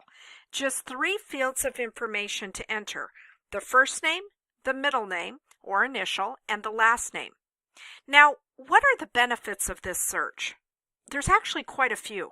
For example, conducting a simple search allows you to get a sense of how many results you might find using your search terms, which can then help you decide other words to search or ways to narrow your search. A simple search is also useful if you're researching a less common name. It might help you to find what you want very quickly. Now, one thing to keep in mind is that the simple search is a very broad search. So if you're searching for a common name, it will return too many results. But that's okay. You can narrow that search down. It's at least a start. So let me show you what I mean. Now, we're going to start by searching for Mary Ann McNeil. And for our purposes today, I'm going to put Mary in the first name, Ann in the middle name, and then McNeil. Now, just so you know, you can put Mary Ann in the first name, leave the middle name blank, and then put the last name McNeil, or you could actually put Mary Ann McNeil in the first name box. So you might want to play around a little bit as you search for your ancestor to see what results you get back. Now, I'm going to go ahead and click on search. So I get a lot of results. I get over 5,500 results. Now that's okay, because over on the left-hand side are the tools I need to narrow that search down. And just for our purposes today, what I'm going to do is I'm going to simply narrow it down to relevant hits for Arizona because I know Mary Ann lived in Arizona. So I will update those results. And now I'm down to 49. So even though a simple search can return numerous hits, remember that you can always narrow your search down once you get to your results list. In general, when you search online, you should start broad and then narrow your results little by little to find what you need. Now, as I look at these results, I realize that these are for Mary Ann, so that's great. However, I do need to issue a bit of a caution. We should always keep in mind that narrowing a search too much might lead to us missing relevant hits, and Mary Ann is the perfect example of this. You know, she's just a housewife in the White Mountains of Arizona, so we might expect, wrongly, that she would show up in very few newspapers, just her local ones. But actually, during World War II, she turned 80 years old, and she was in newspapers across the United States proclaiming that she had the largest number of descendants serving in the war. So I would want to search on her in various ways using the simple but also the advanced search and narrowing down and focusing my search to see all that I could find on Mary Ann McNeil. The Genealogy Bank's simple search is a great way to begin your research for your ancestors' lives. And even though it only has room for a name, you can, once you conduct your search, narrow those results down by a place or a newspaper title or a year range or even a keyword. Historical newspapers provide us with information that no other genealogy record does. Begin your search today by using the simple search engine on the Genealogy Bank website. Good luck with your research.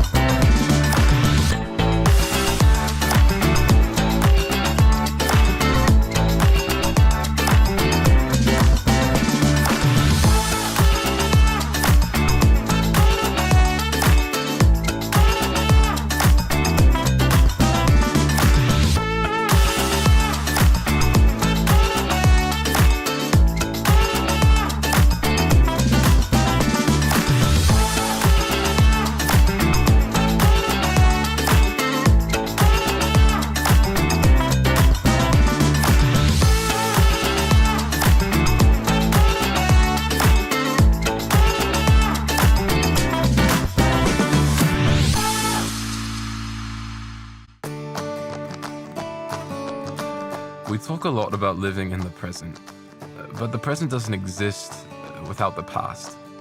I want to know where I came from. Family, faith, and food, those are some of the most important parts of my upbringing. They've brought joy, comfort, and meaning to my life. I'm just starting this next part of life, and by learning more about where I come from, I'll better understand who I am and where I'm going.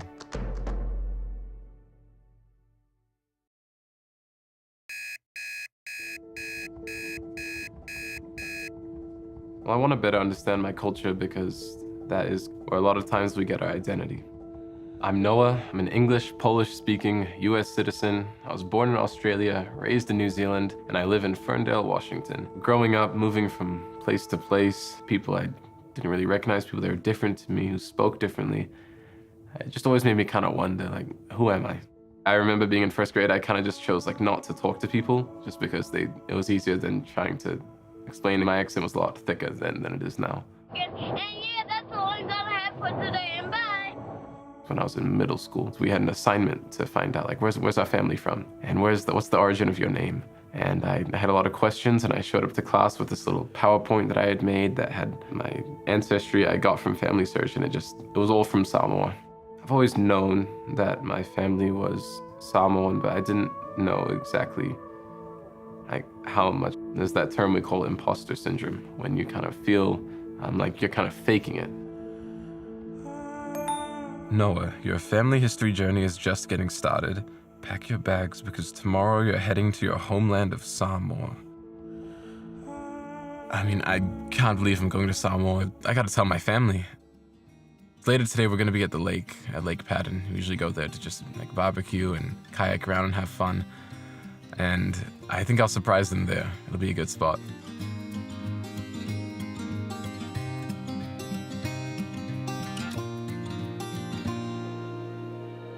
Noah, your family history journey is just getting started. Pack your bags because tomorrow you're heading to your homeland of Samoa. Congratulations. That's so awesome. Gosh.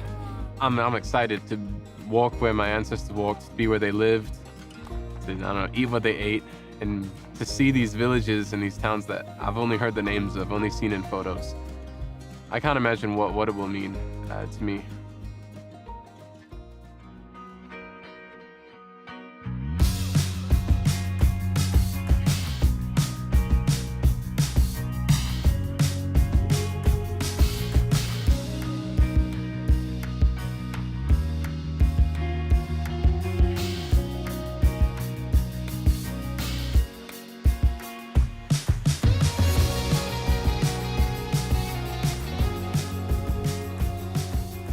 This is my first day here in Samoa.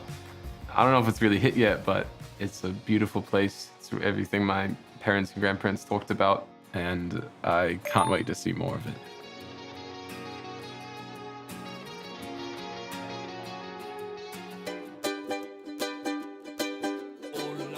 Getting to the Samoan culture village, we started right away preparing a ma'ilo, which is a traditional woven plate. And then we started with an ava ceremony, which is a traditional welcoming ceremony in Samoa. And it was kind of my welcome to the island, I guess. So it was really cool to do on day one. And even though it was more catered to tourists and visitors, it still felt special to me because I was able to be a part of it and to help out and to make the umu and to prepare the food and just to be a part of my culture. Being in Samoa, pictures do not do it justice. You cannot comprehend how amazing it is. I finally got to go to the Tosua Ocean Trench, and then to jump in that water for the first time and swim around, it just felt right. It was an amazing experience.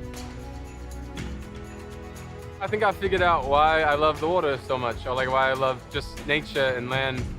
I mean, you look at this, it's kind of like, what are you gonna say? This is amazing, it's beautiful. I'm from Samoa, I went there, I walked where my ancestors walked, and it's my land too. And it's a land that I can share with my family, I can share with my friends, I can share with everyone.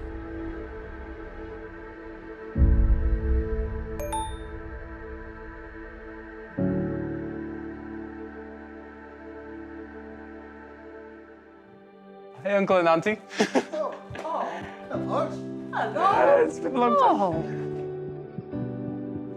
It's good to finally meet. It's good to finally meet. Finally. Oh, hey, Uncle. It's been a long time. A long time. Finally made it back home.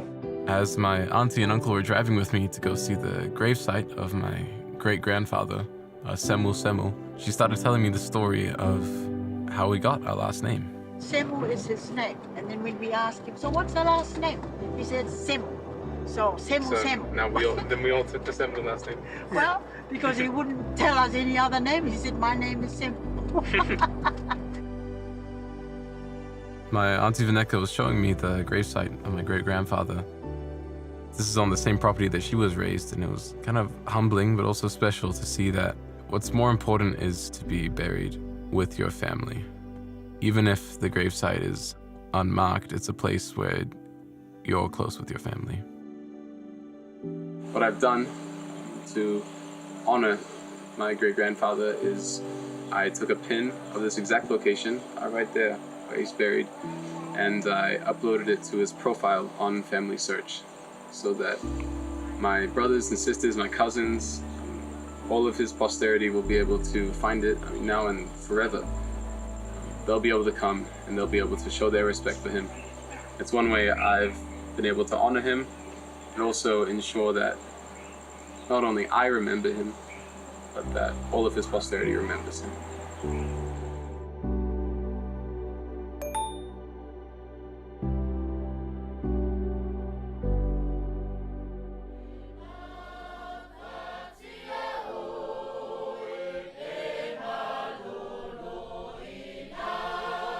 Walking into church, the first thing I was overwhelmed by was the music. I mean, it feels like everyone's in a choir, they're singing with their full soul. I don't speak Samoan. I can say hi and bye and my name is, but you don't need to speak Samoan. You didn't need to understand to feel something there. To feel that we're here, we're worshiping together, we're experiencing this together. To feel the Spirit of God and to feel like I'm in the right place. That's a feeling that goes beyond words, beyond understanding.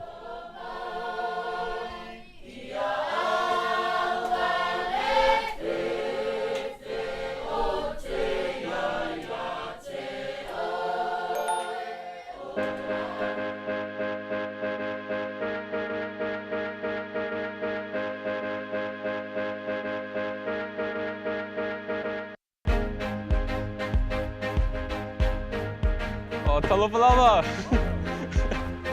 Oh, it's good to see all of you. I arrived at the Yoso home where my grandma Taimi grew up, and we got there a little late in the day, so after meeting everyone, I knew I was family when I got put right to work, prepping umu for dinner.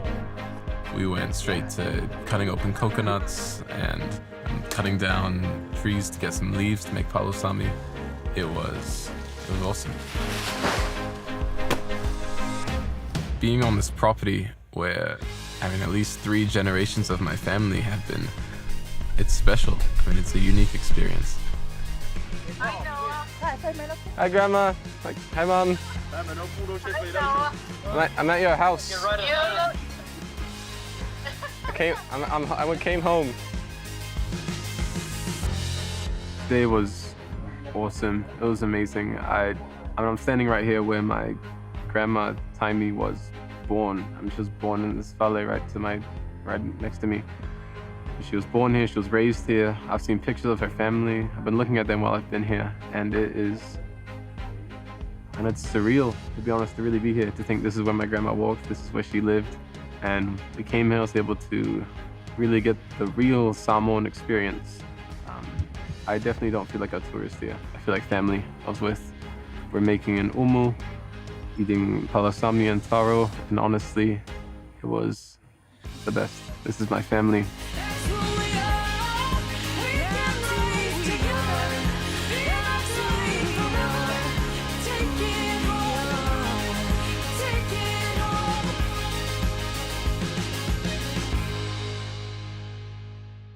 Before I came to Samoa, I didn't really know where I came from. I've been in a lot of places. I was born in one country, raised in the next, and I've kind of traveled the world, but I never had that strong foundation in one place to say confidently, this is where I'm from. Now I know. I'm confident about it. I'm Samoan. FamilySearch provided me connections with my family that I didn't even know about. I saw houses and places that I'd never heard of, but were so vital to my story and to my ancestors' stories. I was raised with faith as an integral part. I was raised as family. You always love your family, you always serve your family. And I was raised with a love for food, for making it, for sharing it. These values, these traditions, these core beliefs are rooted in generations and generations back to the people who first came to this island, to the ones who voyaged across the seas following starlight. It's deeply rooted in them, and now I can say without a doubt that it is deeply rooted in me.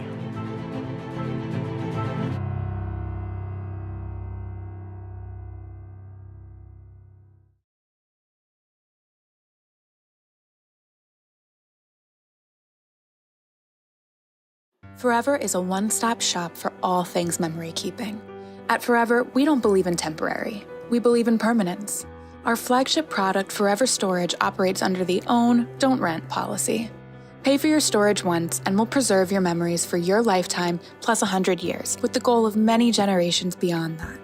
We are the only complete memory keeping service out there, specializing in digitization, print, scrapbooking, and even genealogy.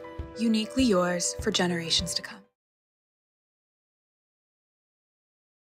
To the stage, CEO of FamilySearch International, Steve Rockwood.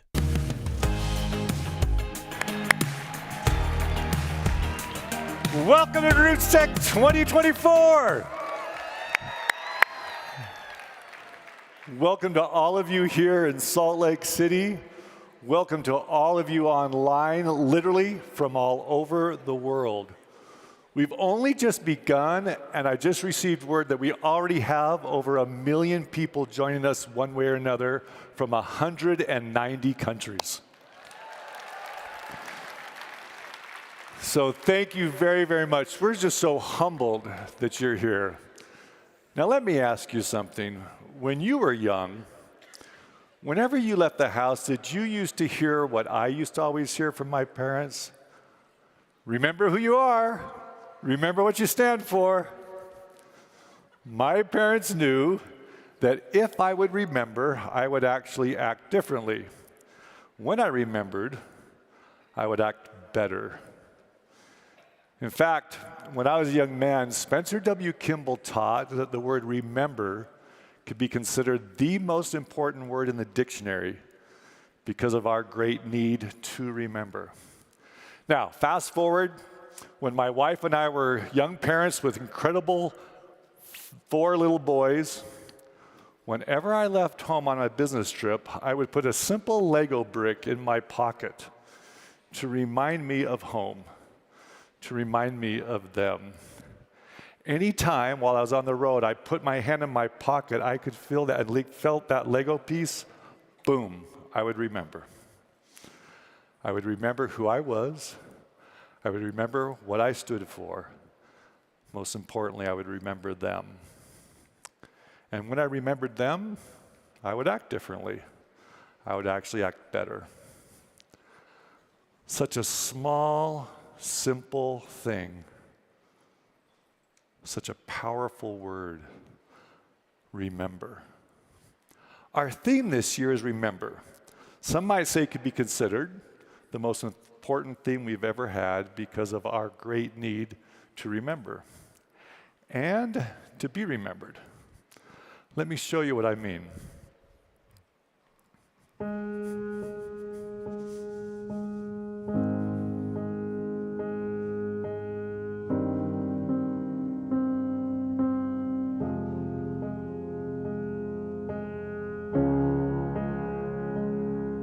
I came into this room, there was a chair, and they asked me to sit down. Noticed that it was open space and beautiful windows. Didn't know quite what to expect, and so we'll see where we end up.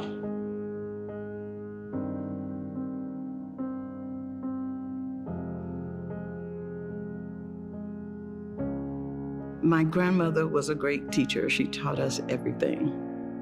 Una perspectiva de mi familia puede ser mi propio padre, que me ayudó y me formó para poder llegar a ser lo que soy. A characteristic of my dad that I think I've inherited from him is a kindness. I learned from him to love everyone and give everyone a shot. The person who made an extremely significant difference in my life was my grandma. She was my everything when I was a little girl. Someone that made a big impact in my life is my sister. She did everything for her family, not thinking about her own self. I'm trying to be more like her. How do I compare to my grandmother? What I think that makes an extraordinary person is, first of all, the talent that they have. I don't think I'm extraordinary in any way. I think I'm just a regular person. I feel my life is average. I don't think I've lived an exemplary life. I'm not sure if anyone would ever want to read my story. They asked me these questions about my life, and then this movie projector started playing, and it was a video about me. Hi, Maj. Hola, Papa. Hi, Rito. Hi, Lola. If I were to describe you in 3 words, I would choose integrity. Brave. Selfless. I saw my photos on the screen, and it made me think of my families where I came from. I don't know if it's because you lost your dad at such a young age, but you've always taught us to be close to our family and be grateful. There's just a feeling of happiness and togetherness. You never showed any fear. You showed courage and bravery. You're everything I wanna be. How could I ever help you see the light you gave to me means more than I could ever say. You're everywhere when I run free. With every word and every plea, you brought me back to you and turned my nights back into day. I'm letting go of all the pain, of all the ways I let you down when I was searching on my own. And when I found I've lost my way, I'll think of when you held me close and said, I'll never be alone. Y siempre ha sido un gran ejemplo para mí. Es un gigante entre hombres. They make me feel so special.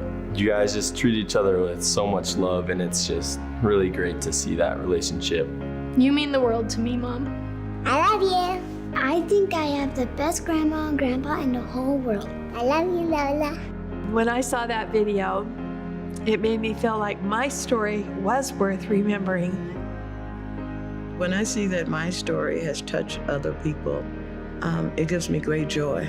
Me sentí muy feliz porque veo que mis hijos han seguido el ejemplo de progresar, de ser mejores. I feel blessed that they have this, because that was my purpose, my thought, to give them memories that I have done something to make an influence or to bring joy to them or to touch their hearts. Seeing my family, I realized that my life was important. I think we're running out of time for me to say to you the life you lived was so much more than ordinary. And when we have to say goodbye, I'll find a way to have the strength inside, 'cause it's a part of my own story. And I'll remember the way you looked, the way you lived, the way you loved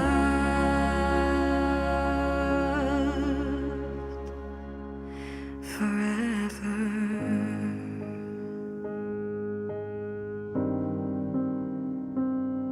When I saw my mom and dad, the rest of the family that have gone before, I just miss them so much, and realized all the influence that they have done to shape my character. Made me sad and happy at the same time. It was too much to express. I want my grandchildren to remember me as their best friend, as their biggest cheerleader, that I love them. I realized that I've influenced other people too. Yo creo que mi historia debe ser recordada para mis hijos. Hubiera querido tener mejores películas si tuviera tenido un aparato como este. Sí. I realized that it's important to leave them a story of my life. My story. My story. Mi historia My story is worth remembering.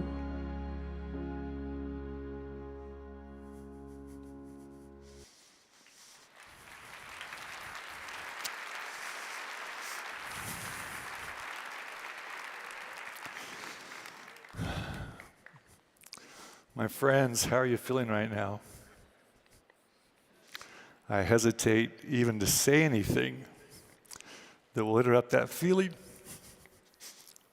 And I can't look at my mother right now on the front row. But let me ask you, who do you know who needs to feel what you just felt? Who needs the reminder that their story is worth remembering? Who comes to mind? Who's coming to your heart right now? All right, enough of that. This is Rootstech. So now I want to invite you, get out your phones. I'd like you to scan this QR code. Because if you scan this QR code, it will make it super easy for you to share this video with that person who just came to your mind. Go ahead, go for it. Let that video be the Lego brick that reminds them to remember who they are. All right, I saw phones come out, so way to go. Because at Rootstech, within a few short minutes being here, you have just inspired someone to remember their roots using a little tech. So we just lived up to the conference's name. With a bit of technology, your family history journey can now once again bless someone else's life's journey. And that's what this is all about. Because this is no surprise. Because you've been doing this for decades. You know what I'm talking about. Remember how you first put the personal computer to work years ago to help others personally discover their roots? Remember how you leveraged the internet to revolutionize this whole family history industry and make this passion accessible to all? Remember how you used the mobile phone and social media together and created light by enabling especially young people to have their family story with them 24/7. And remember what you've done with DNA to help millions discover where they come from, meet long-lost family members, and then together break through genealogical brick walls. Now, speaking of bricks, I recently learned that the name Lego comes from the Danish phrase leg godt, which means play well. You have always played well. You have always taken double-edged technology and used it for good. Now, imagine what you're all going to be able to do with generative AI. Generative AI has garnered a lot of press since the last time we met. And while it has this incredible potential to change everything for us, just like the internet did, the headlines have appropriately been primarily focused on concerns and risk. But here at Rootstech, we're going to show the world amazing examples of how to use generative AI responsibly. Once again, we will use the latest technology to create goodness, light, and connection. Because that is who you are. And that is why you're here, to connect the world, to help people remember who they really are and what they stand for. Now, I'm also told that Lego means I put together or I assemble in Latin. So the cool thing about Legos is that everyone from all ages can play well and build together. My sons grew up with a grandpa that actually worked for Legos. And on top of that, part of his job was he was to help the Lego store at Disneyland. Can you imagine that combination? How cool is that? It's literally part of our family history that continues today. Just on Sunday, I found out that my 5-year-old grandson gave little Lego sets away to his friends as his Valentines just a few weeks ago. Family history, like Legos, is where families, young and old, build their family story together, one brick at a time. And as you build, our job at FamilySearch is to simply ask one question: how can we help? Our passion is to help you find your missing bricks, no matter what they are and no matter where they are. Whether you're in search of that missing name, that missing record or DNA marker or research chip, we simply ask you, how can we help? And as we help, at times, we might have exactly what you're looking for at FamilySearch, but actually there's even greater possibility that your missing piece can only be found in the vast resources of our industry friends, the archives, the libraries, societies, and commercial providers all over the world. So we'd love to actually escort you to them, introduce you to them so they can become your Lego heroes. We don't care where the missing pieces are, we just want to help you find them. Whatever you need to play well, whatever you need to build your family story, whatever you need to bless your family. If that even requires us to take off our shoes and walk around the world barefoot, waiting to hit that excruciating pain that only comes when you step on a Lego piece, we will do it. Because that one Lego piece helps us remember who we are and what we stand for, and that is to help you. Thank you so much for coming, and remember, have fun and play well. Thank you, everyone.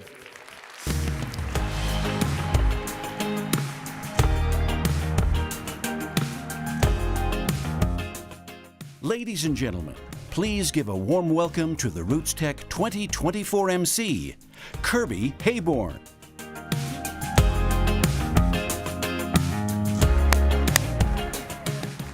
Hello, everybody. Welcome to Rootstech 2024.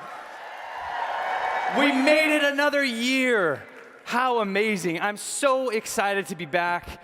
And there's going to be so many incredible journeys. Thank you so much to FamilySearch for making this happen.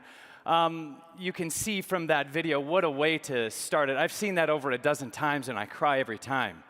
It is such a beautiful video, and I love the message that comes across from that. Is that it's the connection. We all have a story. We all have something that needs to be shared, and it's so important that we start doing that. So this industry is just incredible. And to be honest, I was already a huge Steve Rockwood fan, but after hearing that about the Legos, he's the smartest man. I'm starting a new fan club. We're called Rockies. So if you're a Rocky, raise your hand. Yeah, that's me. He's an amazing man. There's so much more that's ahead. We're just getting started, and this is honestly the greatest conference ever. Now, when Rootstech first opened its doors in February 2011, we welcomed around 3,000 people who came together to spark innovation in the family discovery and genealogy industry. Maybe some of you were there. Do you recognize anybody in this picture? Yes, you see yourself? You're pointing, that's so great.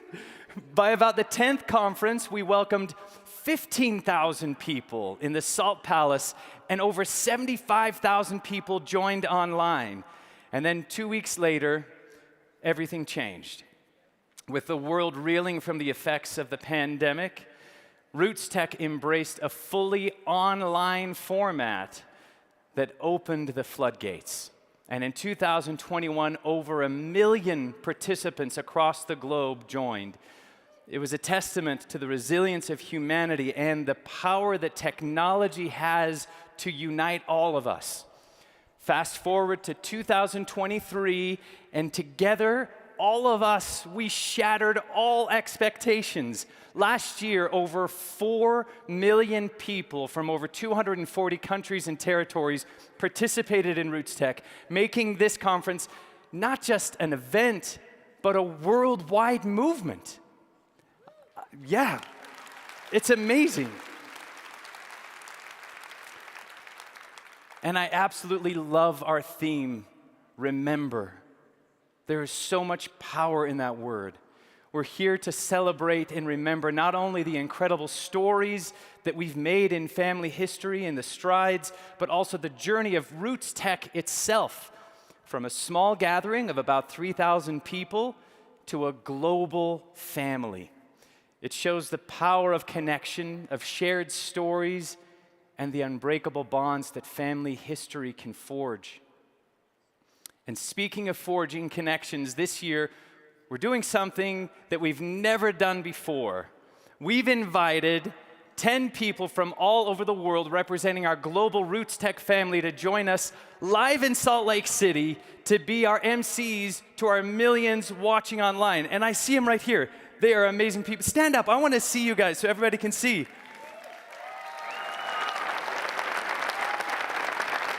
They are so amazing. This is making this such a beautiful global experience, and I love that Rootstech is doing that and realizing that we have brothers and sisters that speak different languages, and we need to make that connection. We did do a little bit of the find relatives around me, and there's no part of me that's Japanese, so we were super excited, thought we were going to make that connection, but it didn't happen. These incredible individuals, they're here to ensure that no matter where you are in the world, Rootstech feels like home. Now, to our friends online, come closer to your screen. Here you go. Hey, how are you doing? I'm glad you're here. You're really a big part of Rootstech, and we're so glad that you're here with us. In fact, everybody here in Salt Lake City, we would like to welcome you. We have a little surprise for you. We're going to cheer for you because you're here and you're just as important as everybody here in this auditorium. So on the count of 3, we're going to say hi to everybody online, all right? You can say, I love you. You can say, hey, cuz, or just scream if you like. We're going to do it on 3, but actually on 4. We're going to go 1, 2, 3, and then go on 4, okay? Here we go. 1, 2, 3. We love you! Keep it going. They are excited to hear you guys. Look at this. Look at, you're up there. And I hope everybody online, you can see how packed this is. And even though you may be far away, we love you. We are so excited to be connected to you. The energy in this room and the spirit from our online family shows what Rootstech is all about. This year at Rootstech, remember is more than just a theme. It's a journey. It's all of our journey. So as we get rolling with Rootstech 2024, let's dive headfirst into Remember. It's about celebrating our past and how it shapes our today and molds our tomorrow. Together, we're not just reminiscing, we're making moments that will last for generations to come, just like we saw in that video. You have a touching story that everybody wants to hear. Now, our next presenter is brought to you by none other than Ancestry, our amazing platinum sponsor, one of them. For over 30 years, people have chosen Ancestry as the platform for discovering, preserving, and sharing the most important information about themselves and their families.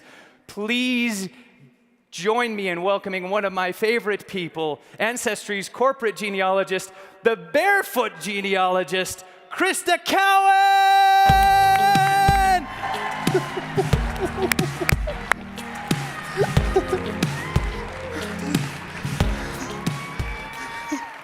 After all that talk about Legos, I was a little nervous to walk out here in my bare feet.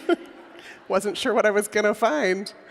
Well, have you ever wanted to take a trip to visit a significant location from your family history? I've made a few of those pilgrimages to exotic places like Green Forest, Arkansas, Steubenville, Ohio, and Hawkins County, Tennessee. My mama's family's all from Tennessee. Maybe I should check relatives at Rootstech and see if Henry Cho and I are related? I don't know. 6 months ago, on a warm, muggy summer day, after 20 minutes of wrestling a whole lot of luggage into the back of a 15-passenger van, 10 members of my family piled into the remaining seats. My dad, 2 of my siblings, 5 of my dad's first cousins, and my dad's only living aunt. My dad and I both had the Ancestry mobile app on our phones, the family tree at our fingertips, loaded with years of research to share when he was awake. People, places, pictures, spellbinding stories, and fascinating facts. We were ready to lead our merry band on a grand family history adventure. Oh, did I mention we were in London? And not only was I sharing family history tour guide duties with my dad, but I was the one driving this massive van. On the opposite side of the road, from the opposite side of the vehicle, and it was a stick shift. You're going to want to hear more about this trip, and you're going to want to meet my dad. You'll get a chance to do that here at Rootstech on Friday at my presentation called Ancestry, It's a Family Thing, which, not coincidentally, is the new Ancestry slogan and the theme for our presence here at Rootstech this year. This family heritage trip was both a culmination of years of family collaboration to learn more about this branch of our family tree, and the beginning to the expansion of our family circle of relatives, newly engaged in exploring our shared family history. I hope you're now thinking about who you would invite to come along with you on your own family history journey. You don't have to cram them into a 15-passenger van, unless that's your family thing. But you can invite each of them to join you on Ancestry through the new family groups. It's a space to collaborate and share family discoveries and reconnect with loved ones. You can share your family tree and encourage them to upload photos and stories into Memories, the space within Ancestry to upload and colorize photos, organize your family history stories and audio files, and to ensure they are preserved for future generations. Speaking of remembering, did you know that Ancestry started as a genealogy book publishing company in 1983? By 1996, Ancestry.com was launched into the world. Earlier this month, I celebrated my 27th year as a customer and my 20th year as an employee.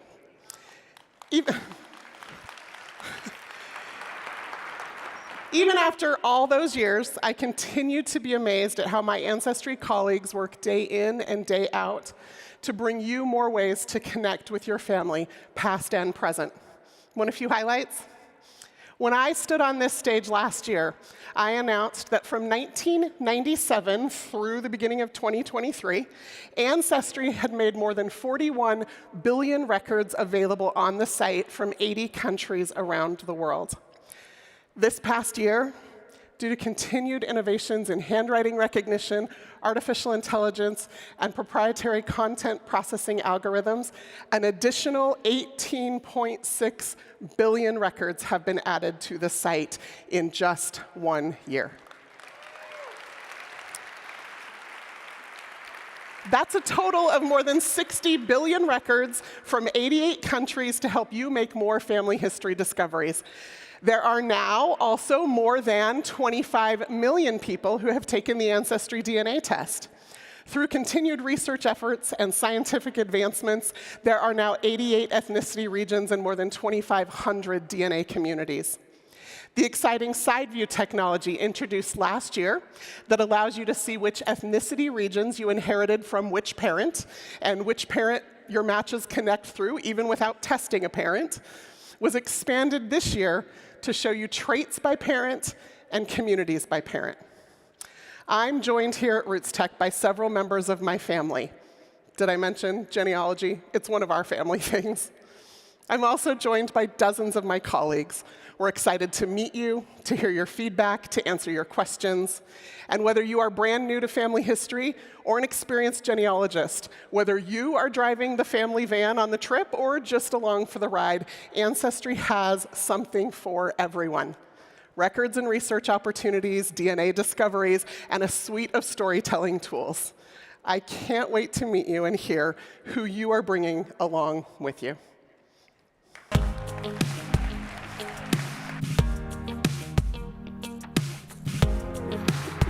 Thank you, Krista. Thank you so much, Ancestry. Thank you, Krista. We are so lucky to have her in the world. Right now, we're thrilled to welcome a remarkable man to the stage. someone who knows how to find the humor in life's every moment. And he's not just any comedian. Last year, he had the prestigious honor of being the first Asian American member inducted into the Grand Ole Opry. That's right, yeah. He made history, and now he's here to make us laugh. Please give a warm Rootstech welcome to the hilariously talented, the one, the only, Henry Cho!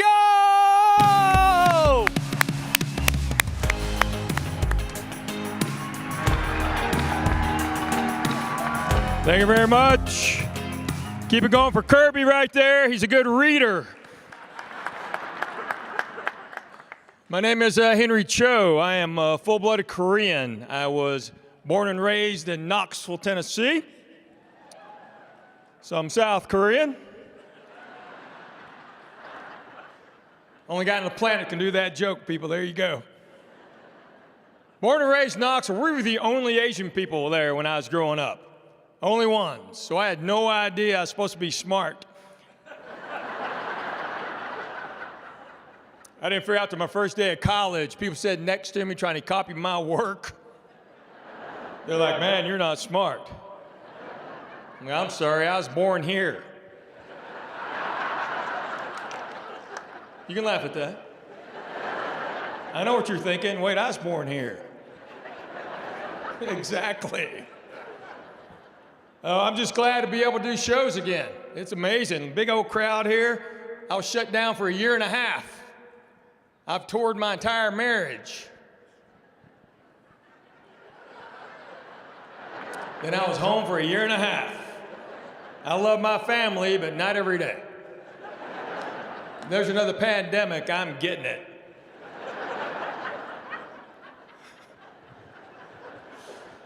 I'm a lucky traveler. Figured this out years ago. I was the last plane out of Bangor, Maine, right before that big blizzard, last plane out. Before that, I was the last plane out of New Orleans, right before Katrina. More recently, last plane out of Tampa, right before Irma. So just so y'all know, I'm leaving here tomorrow.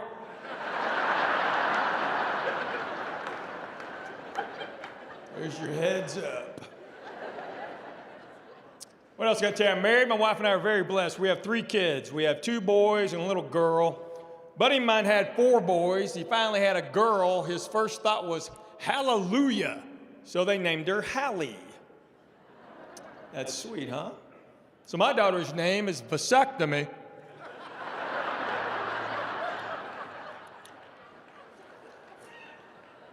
And we call her Snippy. So. Snippy Cho, if you're... I got to stop telling that joke. Well, she's a little girl when I wrote it, you know. People see us in public, they'd walk up to her and go, oh, you must be vasectomy. She's just a little girl. She's like, I guess, I don't know. Now she's a teenager. Just the other day, she's like, thanks, Dad. That old man over there just called me vasectomy. I'm like, well, it's going to pay for your car. I'd shut up. My boys' names are Jackson and Grant, because we knew they were going to fight. Oh, wow. Most of y'all know nothing about U.S. history, do y'all? We thought about Lee and Grant, but Lee's too Korean.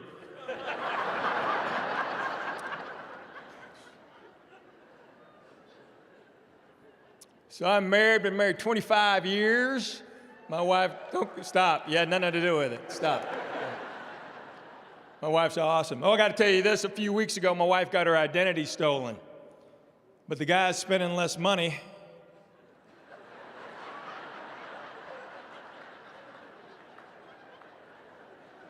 I'm just going to let it ride. My wife is awesome. Gorgeous, smart, pretty, overmarried. Ladies, I don't know if you know this, but every guy wants to overmarry. That's our goal. Because we want our buddies walking up going, dude, not dude. It's not good.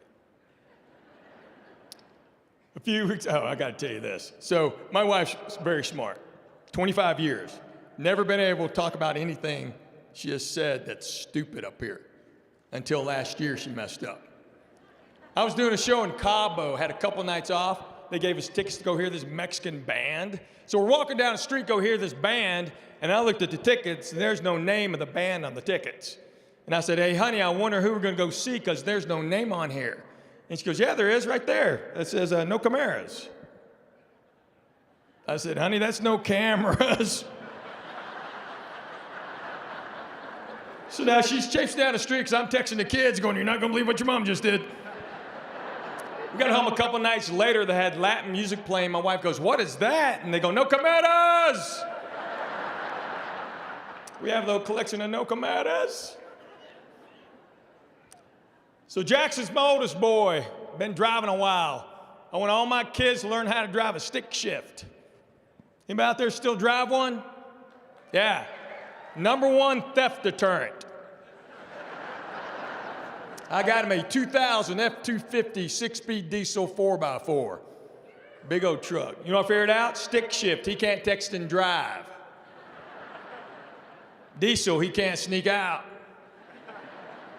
It's pretty smart, right? And I was born here. My wife is a good Southern girl. My wife is from Arab, Alabama. All right, that's scary. If you know about Arab, well, you know she's white. It's the whitest town in America. They're proud of it. It's all white people all the time. Except the day we got married. I had 20 Korean people there. We freaked the whole town out. We're hanging out the Chevron.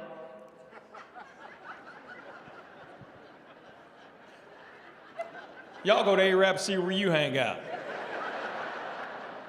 Some guy walked up, said, what are y'all doing here? I said, we may buy this place.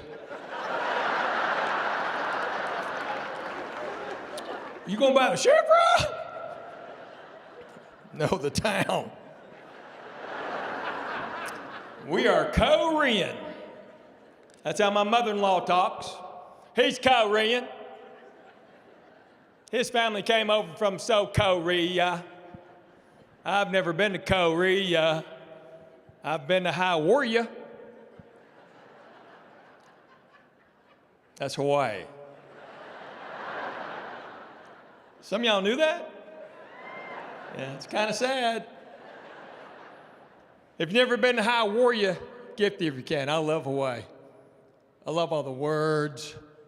I love all the vowels in their words. Kind of pali ali ali ali ali ali. I'm watching the lady signing over here.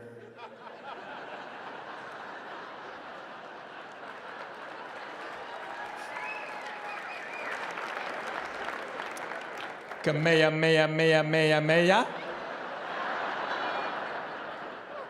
Kapaha.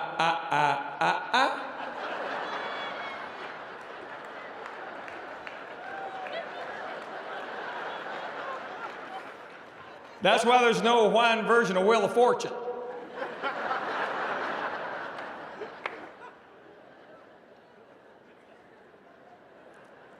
It's a slow section. But when you go to Hawaii, you start speaking like a local. You can't help it. You pick up their cadence because their words are beautiful. Waikoloa, Kapalua, Waikiki. I was at the North Shore one time. This lady's looking at this sign. She's going, Pipilini, Pipilini. I said, no, ma'am, that's pipeline.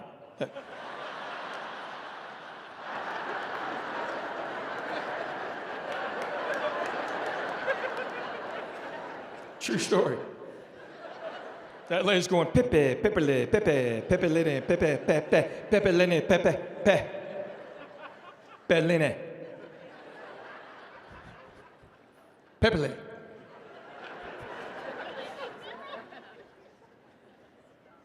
I'm a comedian, sorry. That's funny to me. Pepe, Lene, Pepe. My wife just looks at me and goes, Henry, don't. I said, I have to. It's like my job. I just leaned over and went, pipeline. That woman's husband's like, oh. It's on the tip of my tongue. So my 3 kids are awesome. They are just great kids. I'm very fortunate for that. My boys do not understand the whole daddy-daughter thing. You know, I had 2 boys first. Boys. They just kind of wake up and run around and break stuff. Then God gave me a daughter. Just rocked my world. I had to learn how to listen, pay attention, care. And they don't get it. They're like, Dad, you spoil her rotten. I go, yeah, I sure do. She gets anything she wants. I go, yep, she sure does. She wants a pony. You're going to get her a pony? I go, yeah, I'll get her a pony. They're like, can we get a new Xbox? I go, no, got to save money for a pony. What do you? Get out of my house. Stop eating my groceries. How about that? They don't get it, man. So I learned this from my wife and my mother-in-law. You can say anything about anybody as long as you say, bless their heart. They do it all the time. Look at that ugly baby. Bless his heart. Look how fat that man is. Bless his heart. You women are evil. You know that, right? I'll never forget the first time my mother-in-law met my dad. Me and my dad went down to Arab. Got a car at the house. She walks out and says, hey to me. I swear, y'all, she looks at my dad and goes, hello, Mr. Cho! My dad's like, what is she doing? I said, well, she thinks she's speaking Korean. He goes, bless her heart. Thank y'all very much. I'm done. Thank y'all. Thank you. Thanks. It's as funny as it gets in the morning. Henry, that was awesome. Kirby hugging me again. Henry and I hugged backstage, and it was super awkward. And so I thought I'd do it on stage to make it even more awkward. Everybody, now 4 million people saw us hug awkwardly. And I'm going to get closer to you, Henry. Come on, but yeah, I meet him for the first time. He goes, are you a hugger? And he said, what? So yeah, now I'm a hugger. Apparently. You listen well too, apparently. That's what happens when you get a baby girl. Oh yeah, girls are awesome. I mean, can't beat it. You know that. Yeah. So who is the funniest of your 3 kids? Wow. They might be listening. We already know your daughter's the favorite. My daughter's the prettiest. I can tell you that. I'll tell you what, Grant is, they're all funny. They're all 3 funny. Matter of fact, Jay Leno, if you know him, Jay Leno think it's hereditary. He thinks it's genetic because just like a Major League Baseball player's son is 7 times greater to make the major leagues than Joe Blow, he thinks, if it's not genetic, it's just by osmosis because you're around it all the time. I mean, you better have some thick skin. You come to our house for dinner. We're brutal. You show any sign of weakness, we're all going to get you. Is your wife included in that? My wife's very funny. I couldn't, yeah. She's super funny. She just can't do it up here because she gets all sweaty. I'll tell you how quick my wife is. So she's pregnant with our first child, Jackson. 6 months pregnant. I came home. She's laying on the couch. There's food and clothes everywhere. And I just went, what'd you do today? Okay, young guys, don't ever do that. Okay. She looked up and went, today, let's see, Henry, today I made a lung. I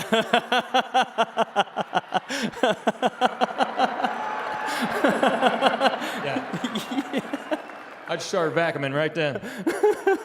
You can't compete with making body parts. No. I can just come in and go, I repaved the driveway.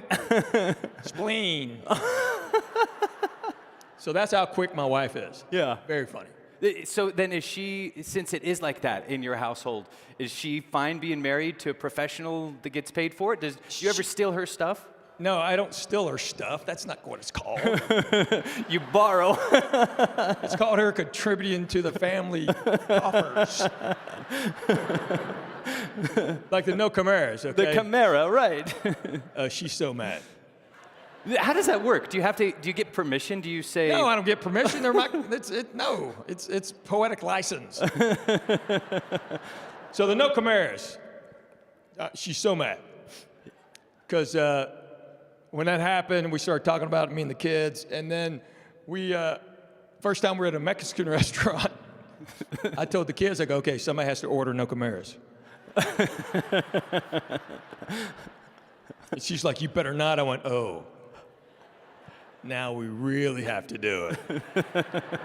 And the servers have no idea what we're doing. Because I kind of walked in and went, they go, señor, I go, dos no comeras, por favor.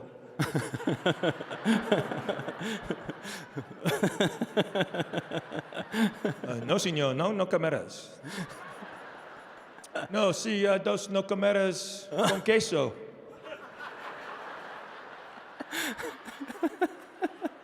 Por favor. She just has to sit there and take it. You add the por favor. Por favor. Oh, she's so mad. She goes, that's not even funny. It's pretty funny. So if it's by either osmosis or genetics, are your parents funny then? My dad was funny. My dad immigrated here 70 years ago, my mom and dad. And his name's Nakwan. And everybody thought I was going to be Knock 2 for some reason. But that's what my buddies growing up call, hey, Knock 2, shut up. 70 years ago, they didn't speak English. And lo and behold, they thought it was important to learn English. So I don't speak Korean because they didn't offer it in my high school. But in Tennessee, they didn't? No, I took Spanish. Anyway. I could tell. Por favor. So they didn't speak Korean in the house growing up because they were learning English. Right. So all I knew was English.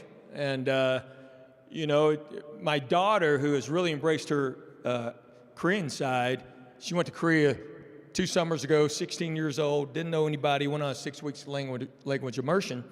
And she's really embraced it. She's really ashamed of me now for not knowing anything.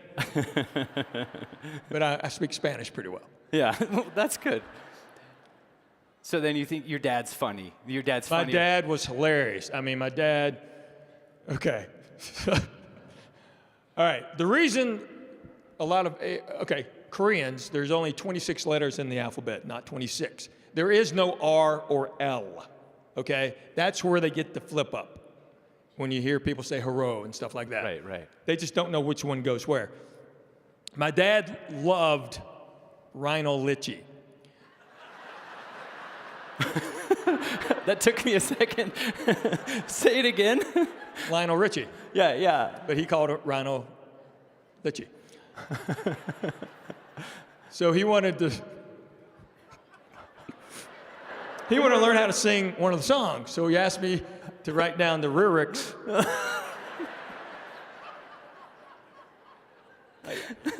I'm not even doing comedy at this point. And I can't keep a straight face because my dad's being really serious. Henley, you know Rhino Litchi? Maybe. I like to learn lyrics. I go, no, it's lyrics. That's what I say. And I said, don't tell me, hero. And that's what he wanted. He wanted the lyrics. The hero, it's me you're looking for. Anyway.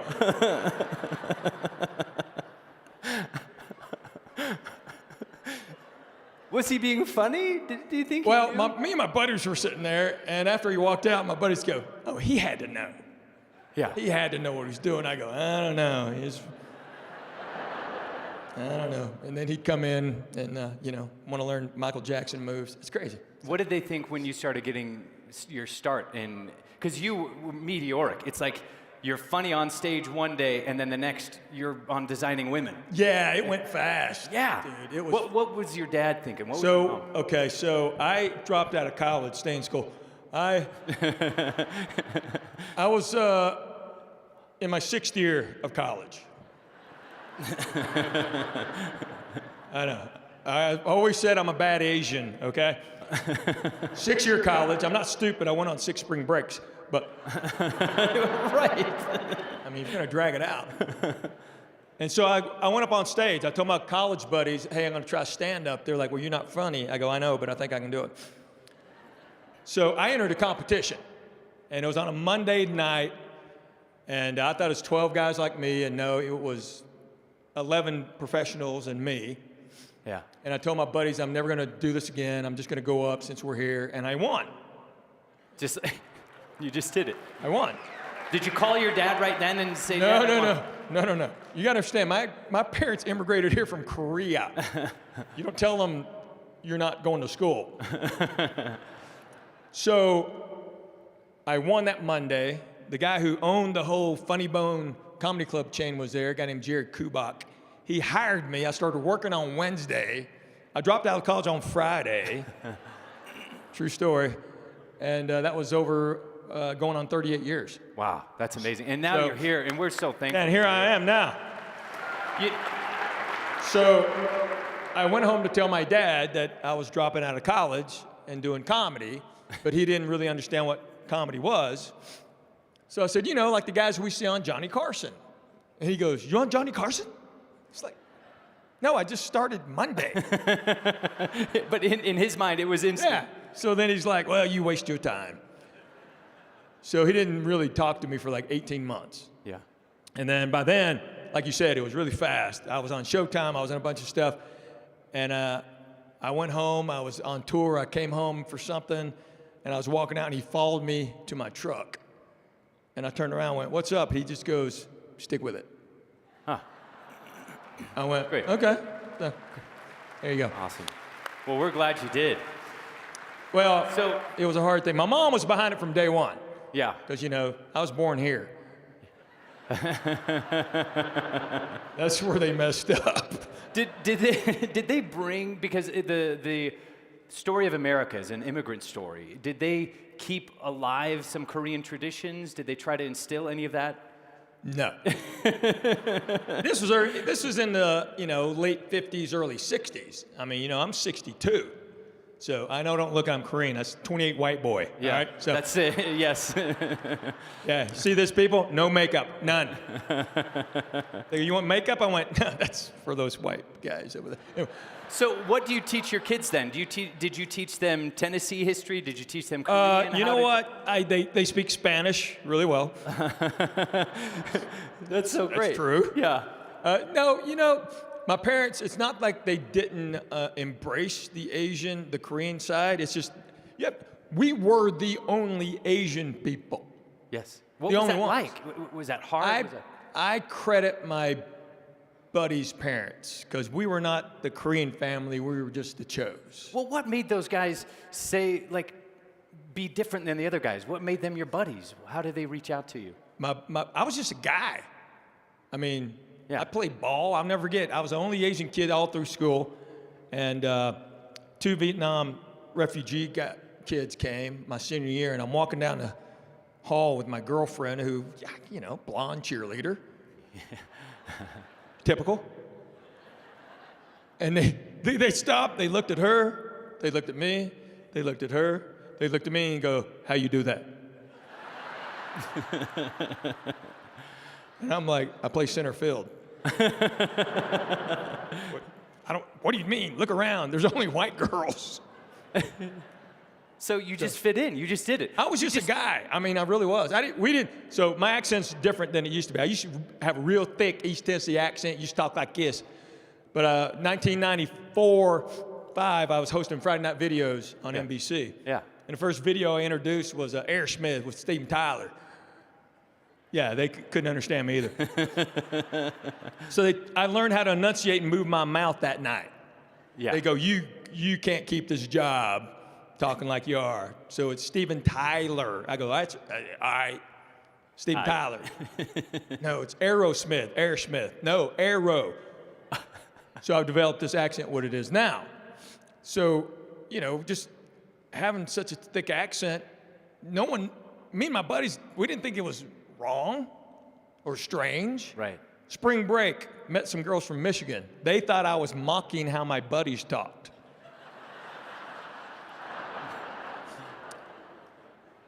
And my buddies are like, what? They go, well, that's funny. He's making fun of the way y'all talk. They go, That's how he talks. They're like, that's not possible. I go, yeah, it is, because I'm doing it. They're like, wow, you're like, wow.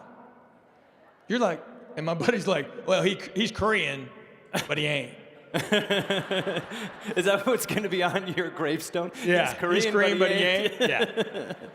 Well, the theme here at Rootstech is remember, and that is something that's so important for everybody. What do you want your kids to remember about you? What type of legacy do you want to leave for your kids? I'll tell you that. So my daughter is a senior in high school this year, and she has to have a senior quote. And while I was sitting in the green room, she texted me and said, hey, I have to do a senior quote, but I'm not sure what I'm going to do. And I said, you're always great at this, just whatever you think. She said, well, I'm thinking about saying I'm called vasectomy more than my real name.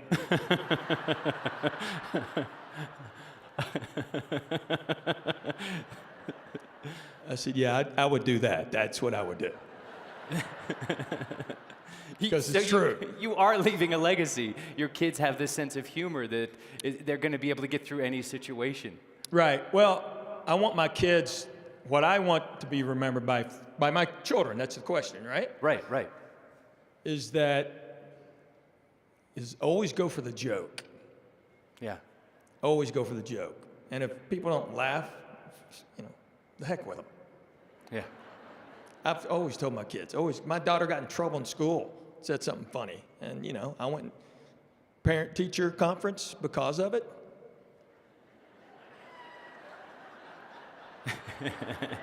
Big mistake by the teacher. You're proud of that. Heck yeah. My wife was furious I was going. She's like, you've never gone. Why are you going? I go, I'm home. She's like, well, don't say anything. I went, okay. Yeah, teacher, so, she goes, so what did you think about that? Don't you have concerns about your daughters telling jokes? I go, yeah, did she time it right? And of course, yeah. And the teacher's like, what? I go, that she should, there's timing involved. If she's going to disrupt the class, at least do it right. She goes, what are you talking about? I go, I would wait way longer for the punchline than my daughter. But I'm a pro. And I did that just to make my wife laugh. I love that. My wife could not keep her mouth. She was dying. Henry, before you came out on stage, FamilySearch, they were able to share some information with you about your family history. Yes, I'm Japanese. Shoot, Spanish speaking. I gotta rewrite my whole act. What, genuinely, what were some of your impressions when they shared that? My impression, so here's the deal. I have to be 100% transparent here. So I get asked to come do this. You guys are very generous. Everybody's been so nice. And they talked about, my ancestors. And I wasn't 100%, I wasn't really forthcoming. It's not like I gave them a ton of stuff. Yeah. And I'm like, I don't want them tracing back, though. Who knows? We could have been some bad people. I'm going to give them one generation. Lo and behold, they went further. Yeah. And we got some bad. I'm kidding. I was shocked. They found nationalization papers of my parents. Wow. And their parents. Because my parents came over here, they were single. And they came over here not together, individually. And they got married in Asheville, North Carolina. That's my mom's. Wow. So the witness on these papers is a guy named Dr. Henry Jensen, and that's who I was named after. Oh, wow. That's your namesake, right? My name's Jensen, yeah. So, that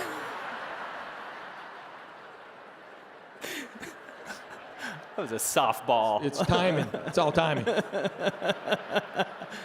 I'm a professional. But so all this, and there's my dad's. It's so, they found that.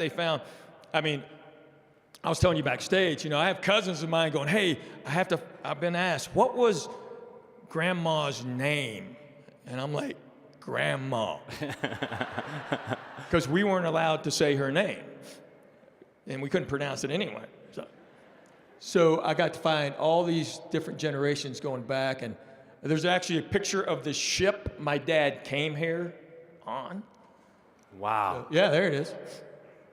I think that's a stock photo, but yeah, I mean, look at that. Because I get asked this a lot, and I've written well, anyway, maybe one day I'll get to shoot it. But it was when, first time I did the Tonight Show, 1992, Jay Leno said, "So how'd you get here?" And it was a really long conversation after that. But that's it. I mean, so my dad used to get upset at me, because I didn't graduate college. That still irked him till the day he died. Because I called him, I'm an avid golfer, okay? I play golf. If the weather was a little better, I'd be playing here. Yeah. And I almost turned this down because I can't play golf. But since it's during the day, okay. But I play golf everywhere. If you look at my tour schedule, it's around golf. It's around golf. If I can't play golf, I don't go. So I've been blessed enough to play some of the top courses in the world. And I called my dad from one of them. And I said, "You're not going to believe where I am." He goes, "What?" And I told him where I was. And all he said was, "You not even graduate college." Everybody, this is Henry Cho. Thank you very much. Thank you so much, man. We hug, buddy. Thank you. God bless you, buddy. You did it. You nailed it. Thank you.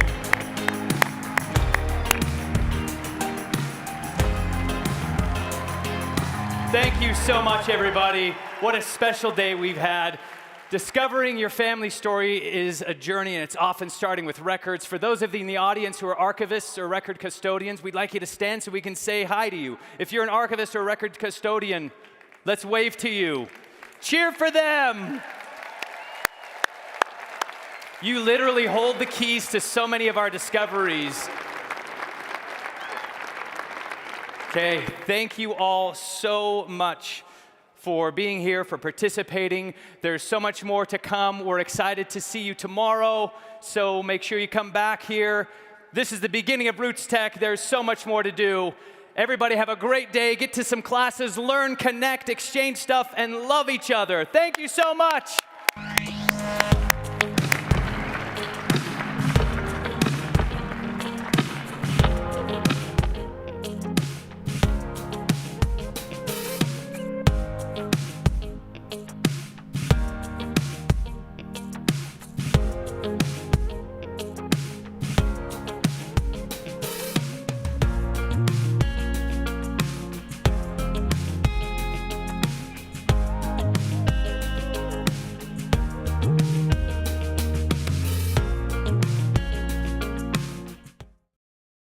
This class, to make sure you all know what you came to, is talking about how you tell your family history using a collection of photos, videos, and documents. These are the digital files that really tell our story.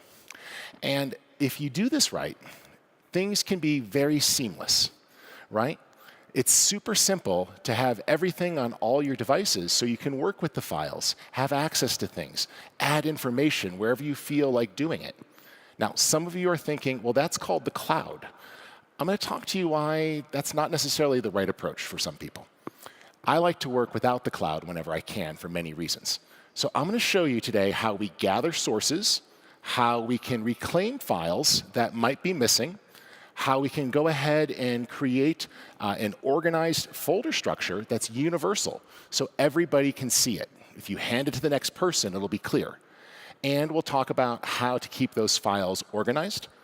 We'll also go through how to add meaningful dates. I'll show you how to fix a few problems, talk about how to have multiple backup copies, and if you're going to use the cloud, how to encrypt it. So step one is collect. With collect, we want to gather all of our stuff up. So with Mylio Photos, you click the import button, and you could choose just about anything. But we work with all of these devices for a reason, because every one of these devices has pictures. We also do a really cool thing so that when you import pictures from all these sources, it automatically makes sure that there's no duplicates. We take the time when you first import to index every single photo. So when you say find duplicate photos, this is my photo library, 500,000 photos, there's the results. That's how long it took to determine that I had 175 duplicates that got double imported from my camera roll and my iPad at the same time. We also do something fun called a declutter tool. All you have to tell it is go ahead and look for similar photos. Then you could say, hey, match the aspect ratio, portrait or landscape, use the same camera, and show me any pictures that were taken within 8 seconds of each other, let's say. And very quickly, again, it scans your entire library and will come back with, oh, hey, exactly how many times did you take that picture, right? It'll find similars. It'll go through and locate those for you. And then you can delete the ones you don't want very easily. We allow you to back up your social media accounts, Facebook, Instagram, Google, and Flickr. So with the click of a button, it'll log into your account, download everything, and back it up to your local hard drives. And it puts it in nice, even, organized folders. The most important thing, though, is you want whatever photo tool you use to use real folders. So here in Mylea, this scan folder is the same one on my computer at home that my Epson Fast Photo Scanner just scans all of its pictures into. Let's say I realized that something wasn't in the right spot. Maybe I wanted to take these pictures here.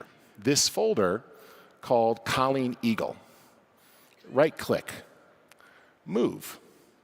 Well, where do I want to move it? Oh, I think I have a folder called Scouts. There it is. Cool. Scouts photo library. Yep, that one. Yeah, that looks right. Cool. Put it there. Guess what? It's moved on my tablet, my computer, my phone, every device, every hard drive. I can sit on an airplane and clean up and organize my photos, and as soon as I get on the internet, everything's done. We also give you the ability to rename all the pictures. Select all, and then you could just choose batch rename, and easily rename things by day, month, year, or any custom sequence. And so what I did here was said, oh, year plus month plus Cub Scout plus a unique number. So now, even if these pictures get unorganized or passed around, people are going to know, oh, when did we take the troop to visit? When did we take our Cub Scout pack to visit that cool ship in Baltimore? Right there in the file name, it's going to tell me. Now what we want to do is start to connect everything. So we want you to put as many of your devices in as you want, and we don't charge anything extra. So I don't care if it's Windows, Mac, Android, or iOS. So what we do is you add all your devices in, every hard drive, if you have a NAS, that's like a fancy network drive, your cloud, if you have it, and we let you connect it. Now, what I suggest is that you have a minimum of 2 extra copies of your data, okay? You want 3 copies of data. You might have heard of this idea of 3-2-1 backup. You will lose devices, you will have drives fail. So the drive on the left is a typical hard drive. This one's from Seagate. There's lots of ones like this. That's a 10 terabyte, $200. How much does a 2 terabyte iPhone cost? Ballpark. $1,800. So the iPhone is 9 times more expensive for 1/5 the storage. Now, it does more. Like if you just think your phone is a hard drive, you probably aren't using it very well. But my point is, don't keep buying expensive phones because you have no room. Because when you shoot high quality photos on your phone, it fills it up really darn quick. It's going to go ahead and just take all that space up because it uses it and fills it up. So in fact, 40 pictures equal 1 gigabyte of storage. We take your library and we create a second copy of all your pictures that are optimized. 5% the size of the original for disk space, but it's still a 5 by 7 inch print, ready to be printed, fully editable with all metadata. We don't take up a lot of space to give you that library that's always available. And this one's pretty simple. We let you just sit there when you have time and review your pictures. So you just go into quick review mode, real simple and easy. And when you're in quick review mode, it's just super easy. Swipe to the left to leave the photo behind. Swipe to the right because it's a keeper. On every one of my devices, I have an inbox. So when I get a text message or somebody sends me something, with just the tap of a button, I can save it to Mylio or my computer. When I'm browsing my father's genealogy tree, I can right-click on something and save it, and now it's in my hard drive backed up. If my wife texts me a cute photo, I could just tap it and save it, and I have it. This is important because you won't believe how many great pictures are probably sitting in your text messages with your spouse or your significant other. For those of you who are parents, it is your spouse who has every cute photo of you with your kids. They're on his or her phone, and you've probably never seen them because we don't let each other look at our phones. So now you have everything you need in one place. Next is reflection. Thinking about things, reliving the memories. This is why we made Mylio. We wanted to be able to enjoy and reflect and preserve these memories. All your pictures from all your devices are perfectly laid out on a calendar. And you can go in and view it by day or month. You can sync your personal calendar with it, or you can create events. So Mylio lets you organize by people, and it embeds the names into the files. You start to tell it who somebody is.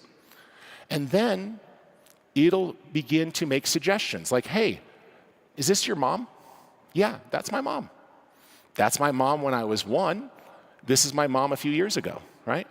Is this your daughter? Yeah. It recognized her, and I could approve those. And so it will scan your whole library without ever going to the cloud and tell you who people are. And this is awesome because, for example, let me show you pictures of my aunt. It was able to recognize her through all these different points, right?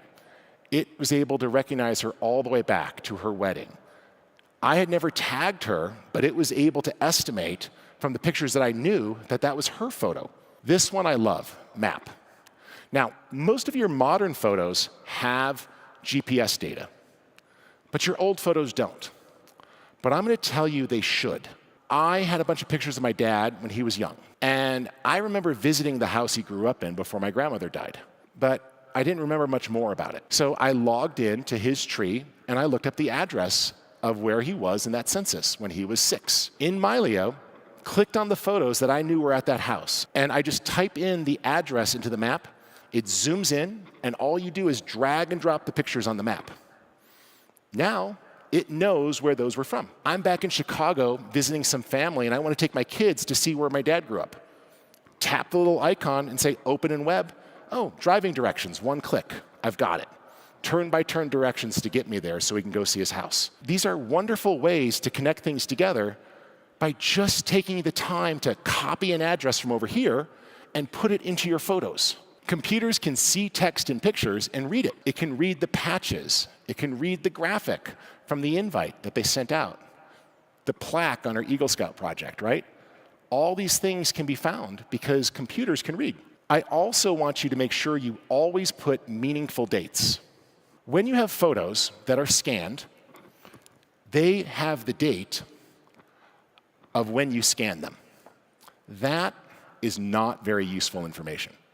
So if I scanned in a bunch of pictures from my wedding, it's going to tell me that those pictures were captured on February 26, 2022. Or I can select all those pictures and come over here and assign a more meaningful date. This is a list of just a few of the things AI can figure out for you. You could point it at a folder full of pictures and say, only show me the ones where people are smiling with their eyes open, and everything else goes away. You'll be able to say things like, show me pictures of my wife and me with a mountain behind us, and it will find those in your library. Not because you added the word mountain to the file, but because a computer knows what a mountain looks like these days. You want to back things up to multiple hard drives. Now, here's what I know about this strategy. Sounds great in theory, never happens. With Mylio, it's completely automatic. You just plug in a big hard drive, and it will back everything up. It'll alert you if it hasn't. And if you want to use the cloud, here's something I want you to understand. Earlier, we talked about data breaches, right? All these big companies are targets because photos have wonderful information about you. You want to protect yourself. So with Mylio, everything you do stays on your device. And if we put anything through the internet, it's encrypted. Only your devices can see it. We never can. You might be saying, why is that important? Remember earlier we said computers could read? If any of you have an iPhone, later on, open it up and type in the word American Express or Visa or MasterCard and find how many pictures you have of your insurance card or your credit card on your phone because you took it to send to something, right? So if I type in the word password, it's like, oh, you've got all these pictures. Oh yeah, this letter that you had to send to the State Department. Oh, the back of the modem because I couldn't see it. There's my whole Wi-Fi password. I already changed it, don't worry. But this was out there on the cloud. Anybody could see my network. Over-the-shoulder screenshots, right? All this stuff was there. And you're like, what's there? Oh yeah, remember? Computers can make pictures brighter. Every bit of useful information is readable when you put the pictures online. What we do is we try to make this safe. We're going to be rolling out advanced person-to-person private sharing later this year. But right now, we also have something I'm really proud of called Safe Share. When you turn this on, you can leave it on. And so when you're sending pictures to anyone or any social network or anywhere, we have the ability to strip out all of the relevant metadata. No face tags, no GPS tags, nothing saying, this is your daughter who goes to blah, blah, blah high school and gets on the bus at this time of day or has this after-school activity.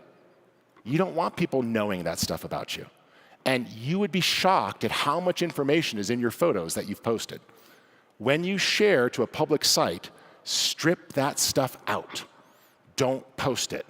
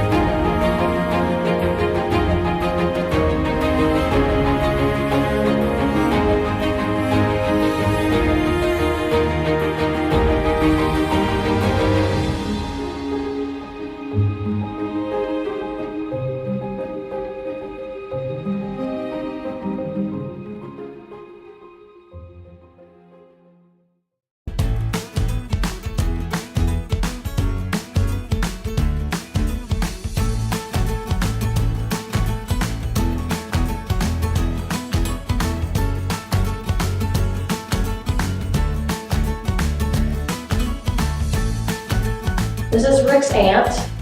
Yep, you can click to listen. Go ahead. This is Rick's aunt.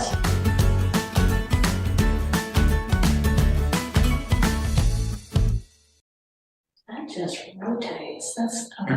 I was trying to figure out if it was going to move and on the end, will it take that in? I need to straight. Oh, that's what that thing is for. Look at that.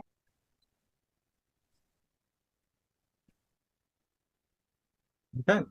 Let's throw one photo in one document underneath the image stabilizer.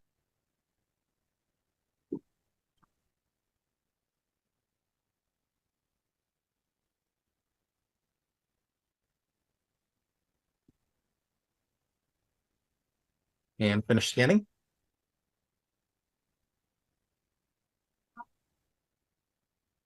And now click Restore. And those two images now have been saved into a cache folder. So now they're automatically brought into Restore. So this is a faded image. Which of those 9 images look best to you? Now, is this subject to the eye of the beholder? Yeah. Yes, absolutely. You've chosen one. Now click on badly faded, just below it. Is it starting? So of those 2 starting positions, which do you like better of one of the 9? This one, yeah, whichever one that you're starting with, so that's the original. And this is what the software edited. Okay, nice. You can edit it further if you want. So now in the so if you're happy with that, you simply hit Save Next, or Okay. you can go click on Detail Edit. Now we've opened up the screen, so if you want to do more. Well, it's funny because I'm one of those that I like the autocorrect, so I would be fine with the edit it did. I had a friend in Oklahoma City who I just have learned over the years, don't let her take the pictures on vacation, because she wants to go in, lightness, contrast, RGB, and make all fine-tuned settings on every picture. She would love this. So if you're happy, just click Save Next. Now this is a faded document, so click down on Faded Document. Ah, so it's going to take the sepia somewhat out. It has an algorithm just for documents. So which of those 9 looks best to you? And then save again. Save again. So now if you click Record, those images have now been saved on the cache. And if you select either one of those 2, so now if you click Record, be ready to say something, test 1, 2, 3, 4, or this is Rick's aunt. This is Rick's aunt. Now at this point, yep, you can click to listen. Go ahead. This is Rick's aunt. If you want to re-record, so click at the bottom, if you read, it says click Record button to record or re-record a memory. So if you wanted to re-record because you listened to it, you didn't like it, just re-record. At this point, we're giving you an opportunity. If you wish to scan more, you can. So yes or no. If you click no. Vivid Picture Store improves many different file types: JPEG, TIFF, PNG, DNG, BMP, and RAW images. With scanned and digital photos, we improve color, black and white, sepia, tin types, prints, slides, negatives if they're inverted to positives, downloads. And with scanned documents, records, letters, newspapers, magazines, downloads, microfilm, microfiche, and a host of different items.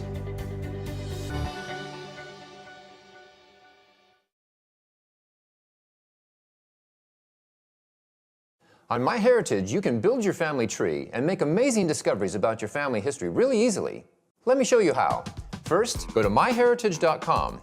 Sign up and enter a few names. You, your parents, and your grandparents, or whatever information you have. Pretty simple, right? That's my great-grandma. MyHeritage found her name in another family tree, which added 50 relatives to mine in one click. So you can grow your family tree and make new discoveries instantly. MyHeritage has billions of historical records from around the world that reveal new details about your ancestors. You can search the records yourself, or sit back and watch the discoveries roll in. I also discovered this photo of my grandfather's parents. Now I finally know what they looked like. MyHeritage has great tools to colorize my black and white photos and bring my blurry photos into focus. I never imagined it would be so easy to discover my family history. You can also download the free MyHeritage mobile app to make discoveries on the go. Visit myheritage.com and start your family history journey today.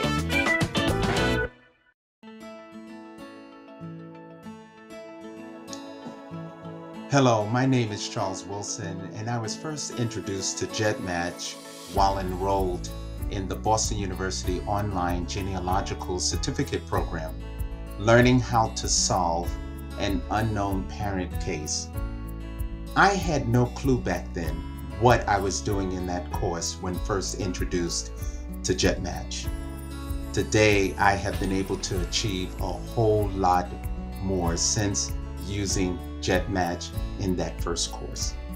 I later became project administrator for 2 JetMatch ancestor projects, one being the African American Griot Legacy Project, and the other is the African Diaspora DNA Collaboration Project, which currently have 543 JetMatch members who submitted over a total of 1,010 DNA kit numbers to these 2 projects.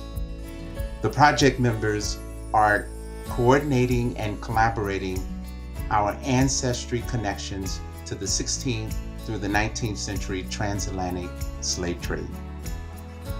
I really think JetMatch is cutting edge for now and the future of genetic and family DNA ancestry research.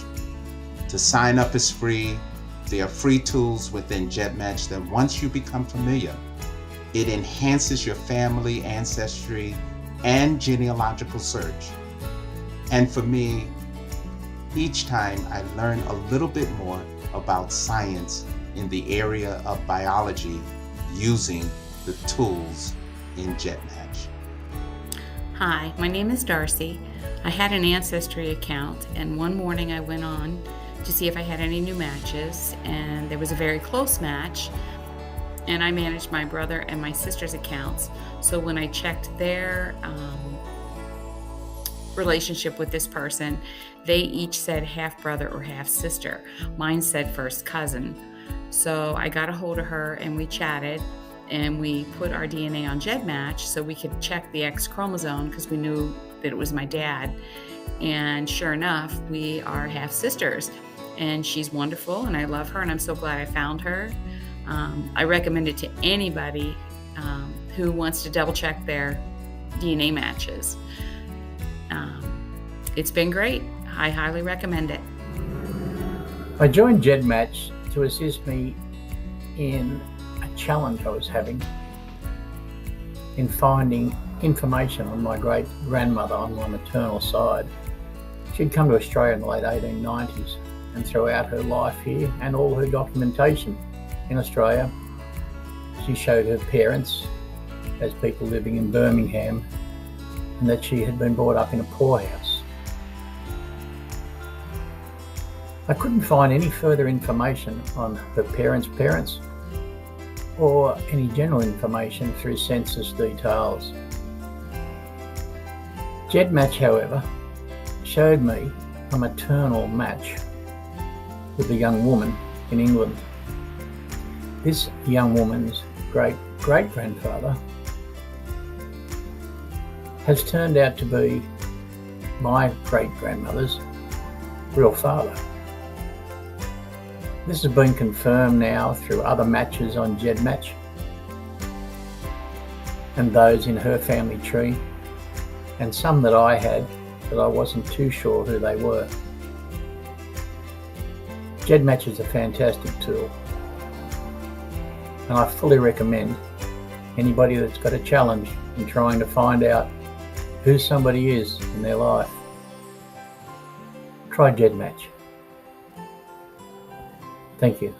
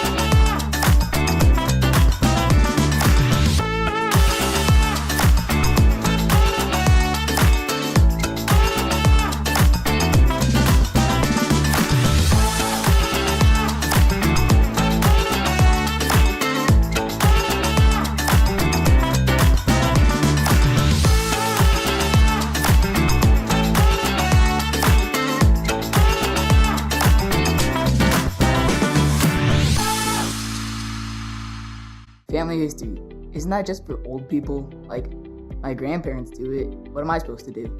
I've generally been interested in family history, but I feel like I have to have like a PhD to be able to do it because it's just so complicated and there's so much out there. I feel like a lot of the time I get stuck, especially when I'm trying to research family from different countries, and I just don't really know where to look for the information. So what I'm going through in life right now, I'm newly married and I work a lot, and it just seems like family history is something that will take my time away from doing things that I want to do. It just seems a little boring to me.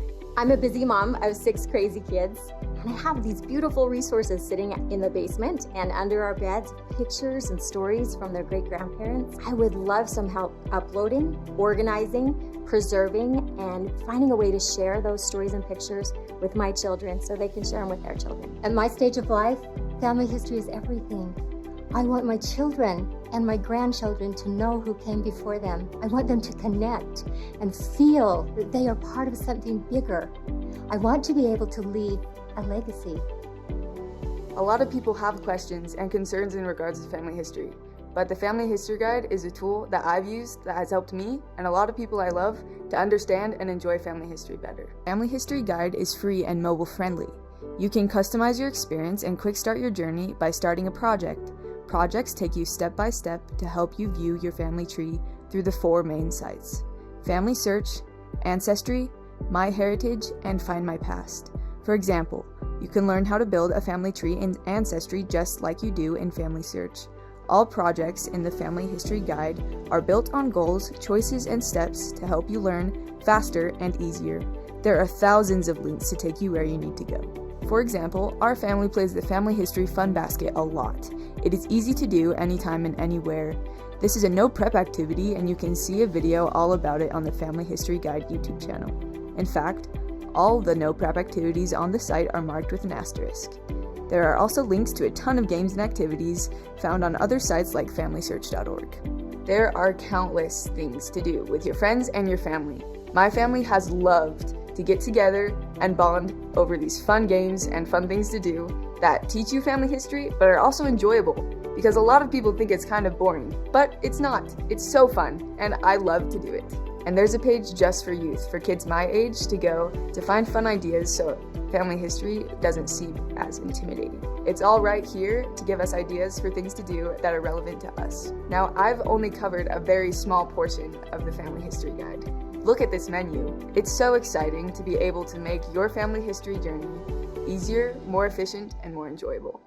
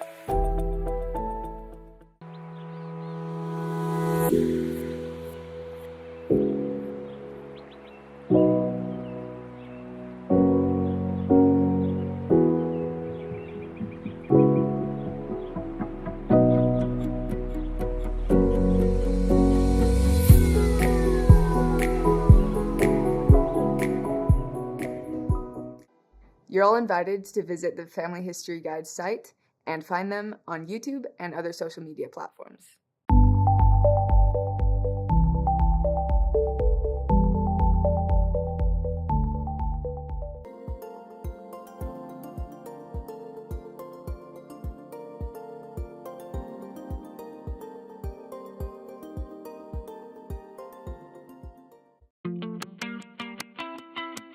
Looking at the future and like what's about to come has definitely caused me to look more at the past, because where I came from has made me who I am.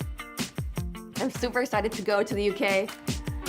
I'm gonna see where I'm from, where my ancestors walked.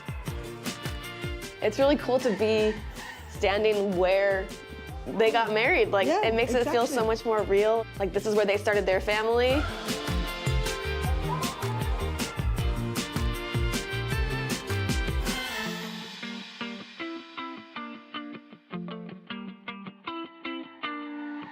Becoming a new parent is scary, but seeing that my ancestors and the people before me have done it over and over again gives me a lot of hope that I'll be able to do it too.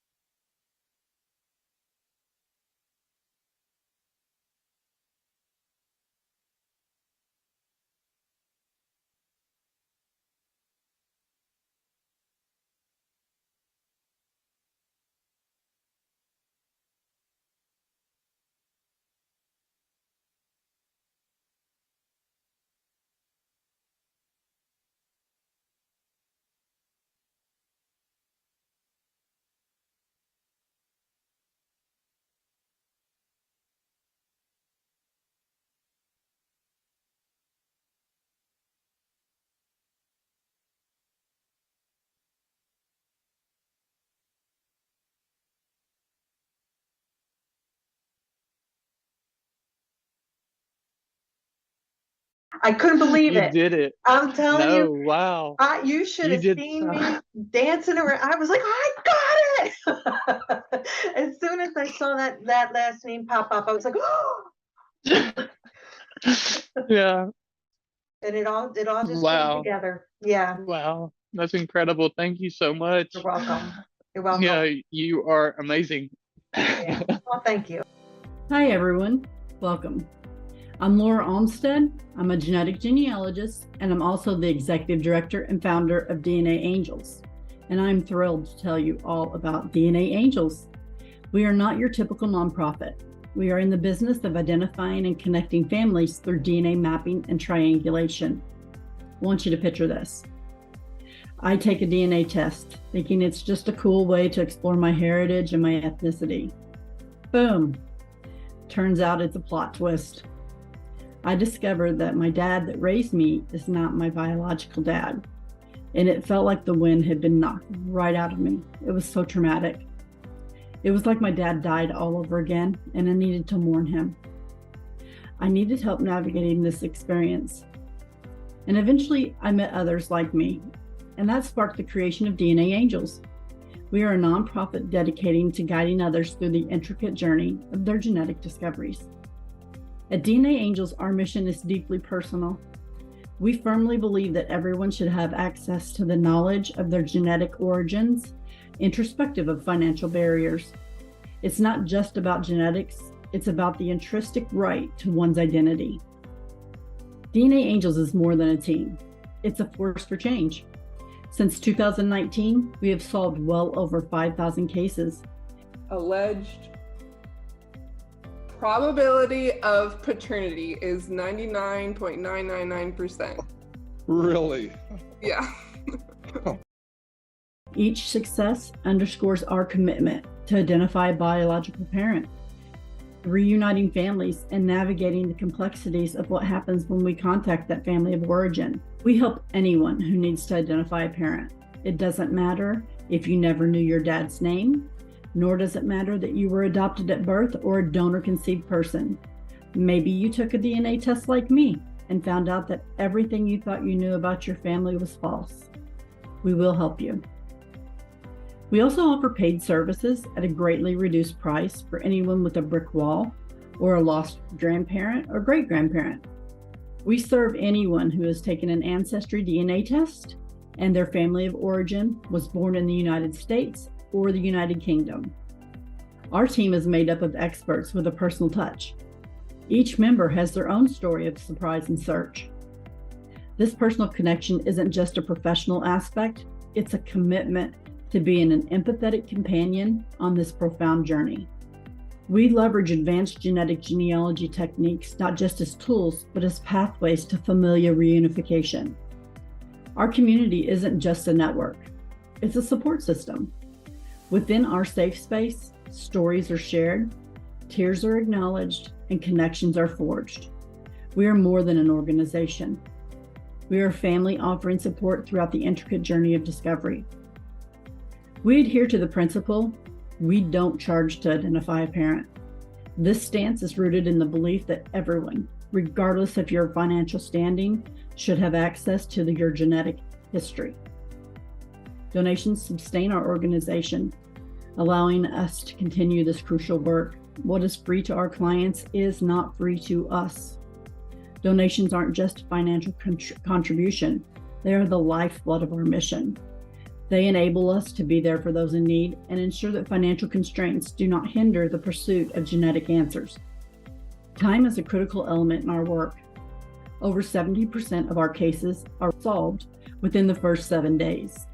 This isn't just a metric, it's a commitment to alleviate the emotional toll on individuals eagerly seeking answers. To those navigating the complexities of genetic discovery, our message is clear. DNA Angels is a dedicated ally, offering guidance, empathy, and hope throughout the intricate process of reconnection.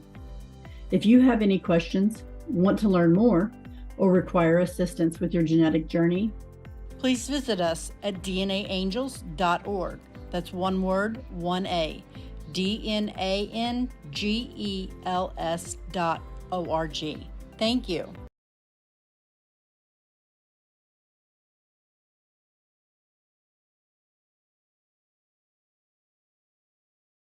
I'm Lisa Harris-Cook, and this is Ancestry and Beyond, a look at what's available on Ancestry to help you discover your family stories, and how our sister brands like Fold3 and newspapers.com can also help bring to life even more stories. Ancestry holds over 60 billion records from over 80 countries, including 130 million family trees. What does this actually mean? Well, we like to say that records are stories. Each record you find is a new discovery, giving you a window into part of your family's history. And one of our missions is to help everyone find a story. So we try to gather records from around the world. And why do family trees matter? They represent potential connections to be made through other users. They may give you clues about pieces of your family history that you haven't found yet, or provide opportunities to connect with cousins you've never met. And in some cases, they help you clarify false trails or errors in your own research. We have extensive record coverage in North America, Western Europe, Australia, and New Zealand. But we also have records from many other areas around the globe.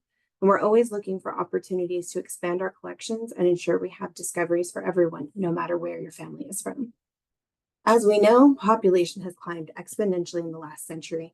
The vast bulk of historical records on Ancestry and other family history sites are from the 19th and 20th centuries.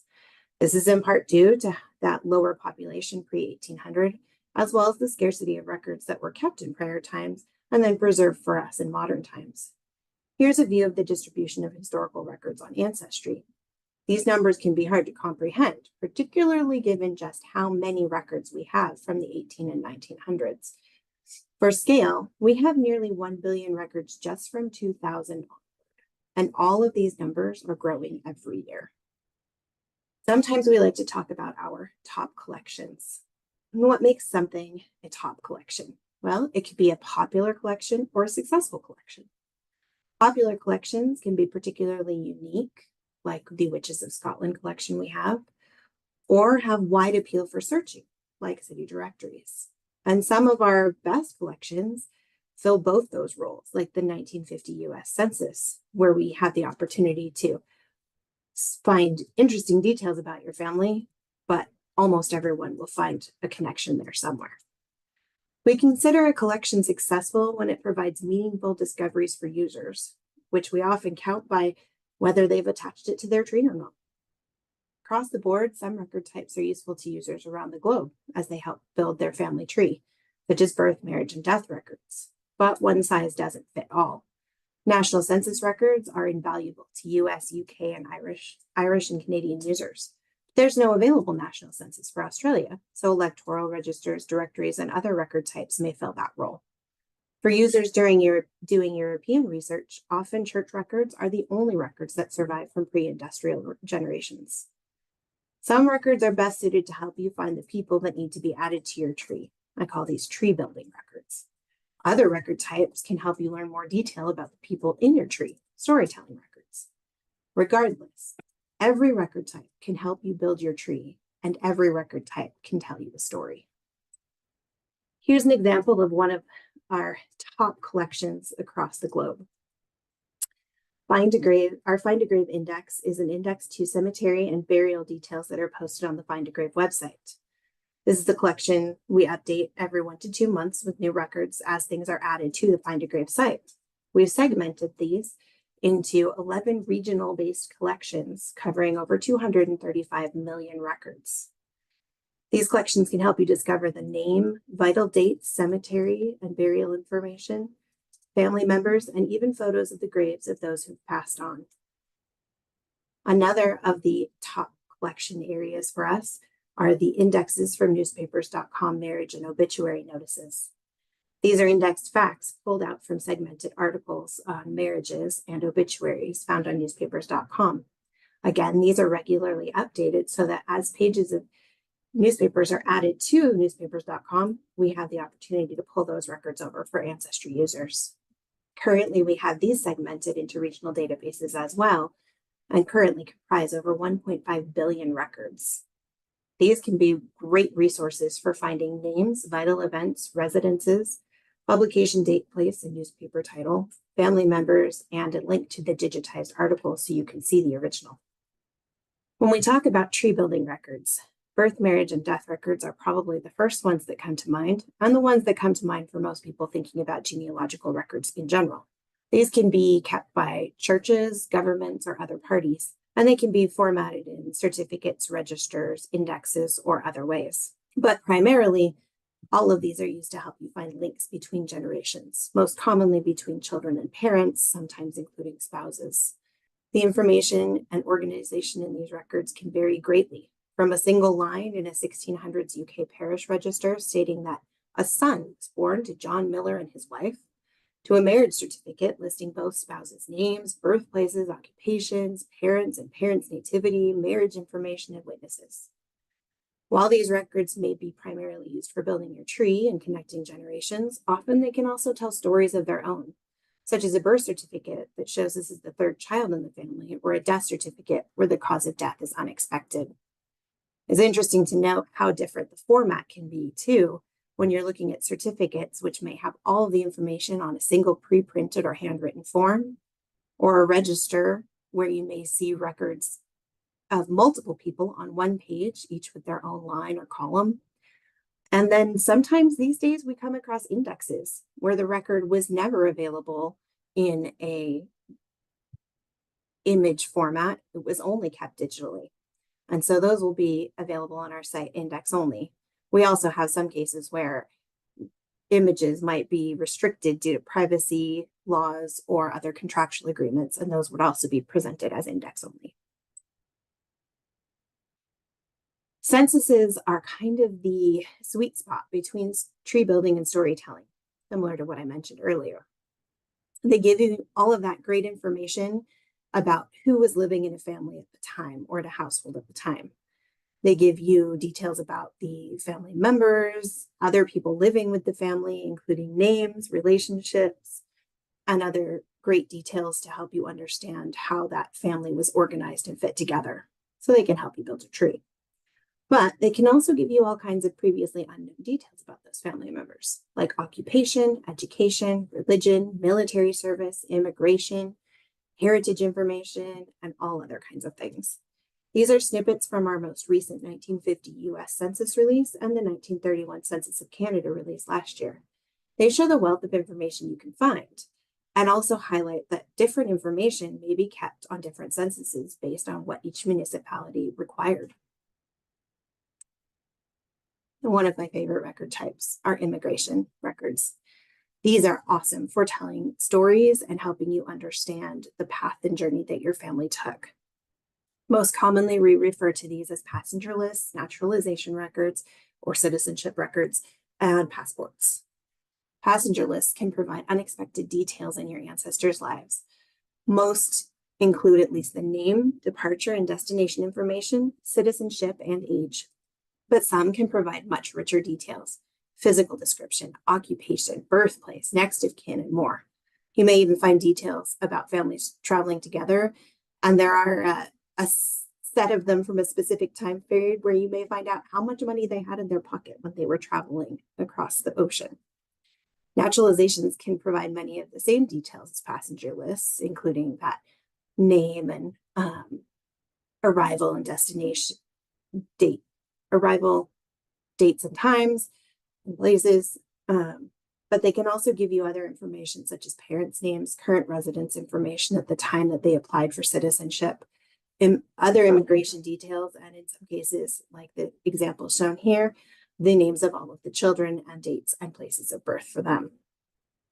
Passport applications, amongst this being one of my favorite categories, passport applications are probably my favorite because they get a lot of the same details, but you also frequently get not just a physical description, but even a photograph of the person. And if you read through the entire application for the passport, beyond what we've just indexed, you may even find the reason that they were traveling and where they planned on going and how long they planned on being there. Another great source of storytelling and contextual records is our occupation records.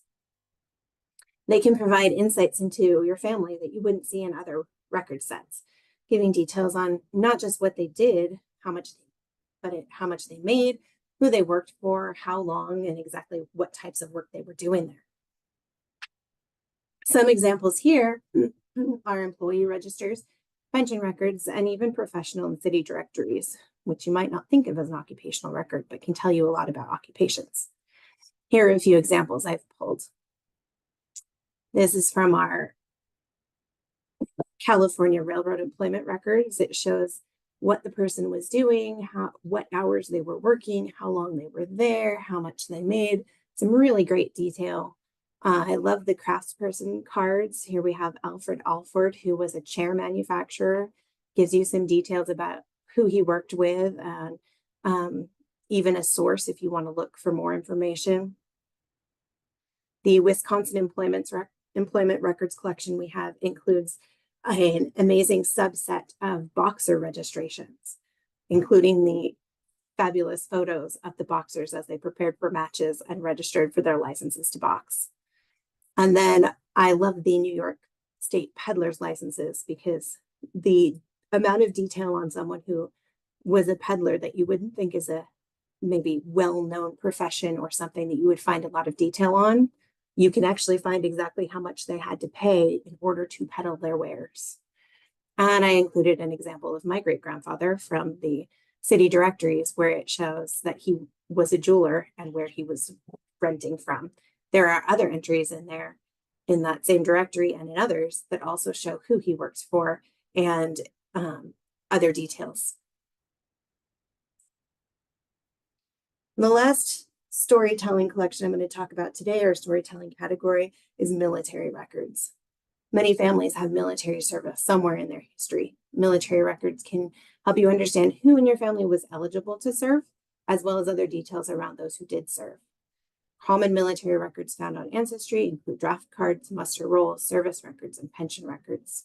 Each of these can provide you with different information about your family members' involvement in military activities, and often can give you details about their physical fitness or characteristics.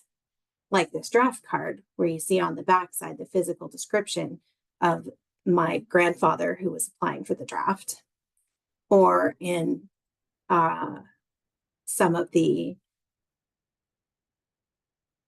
muster rolls where you can see exactly where they served or signed up for service. Most of the examples I've provided in this presentation so far are from US or English speaking records. We also have records from other areas of the world, including those listed here: Mexico, Western Europe, including French, German, Dutch, Belgian, Eastern Europe, including Cyrillic records, and the Nordic countries, as well as Latin America, the Caribbean, Pacific Islands, and other areas of the globe. In most cases, our records are searchable in the original language of the record, but common information like dates and record types might be localized for searchability. For example, we will list on the record page the months in the French language if that's how they were captured on the form, but we will make them searchable by the English terminology as well. Or if you're on the French site, you would be able to pull up the US 1950 census with French months. We do this so that everyone has access to these records, whether you speak the original language of the record or not. So for example, if you can't read the Spanish on your grandmother's birth record from Mexico, or the German on your great-grandfather's death certificate in Germany, you'll still be able to get the dates and places and time information that you need to add it to your tree.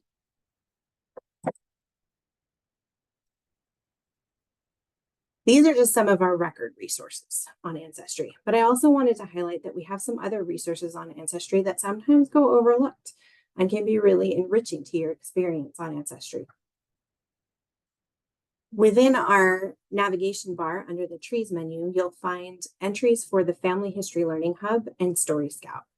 Our Family History Learning Hub provides research articles to help you learn about different record types, including contextual information about how they were influenced by the time and place in which they were kept, as well as links to some specific, unique, or popular related collections.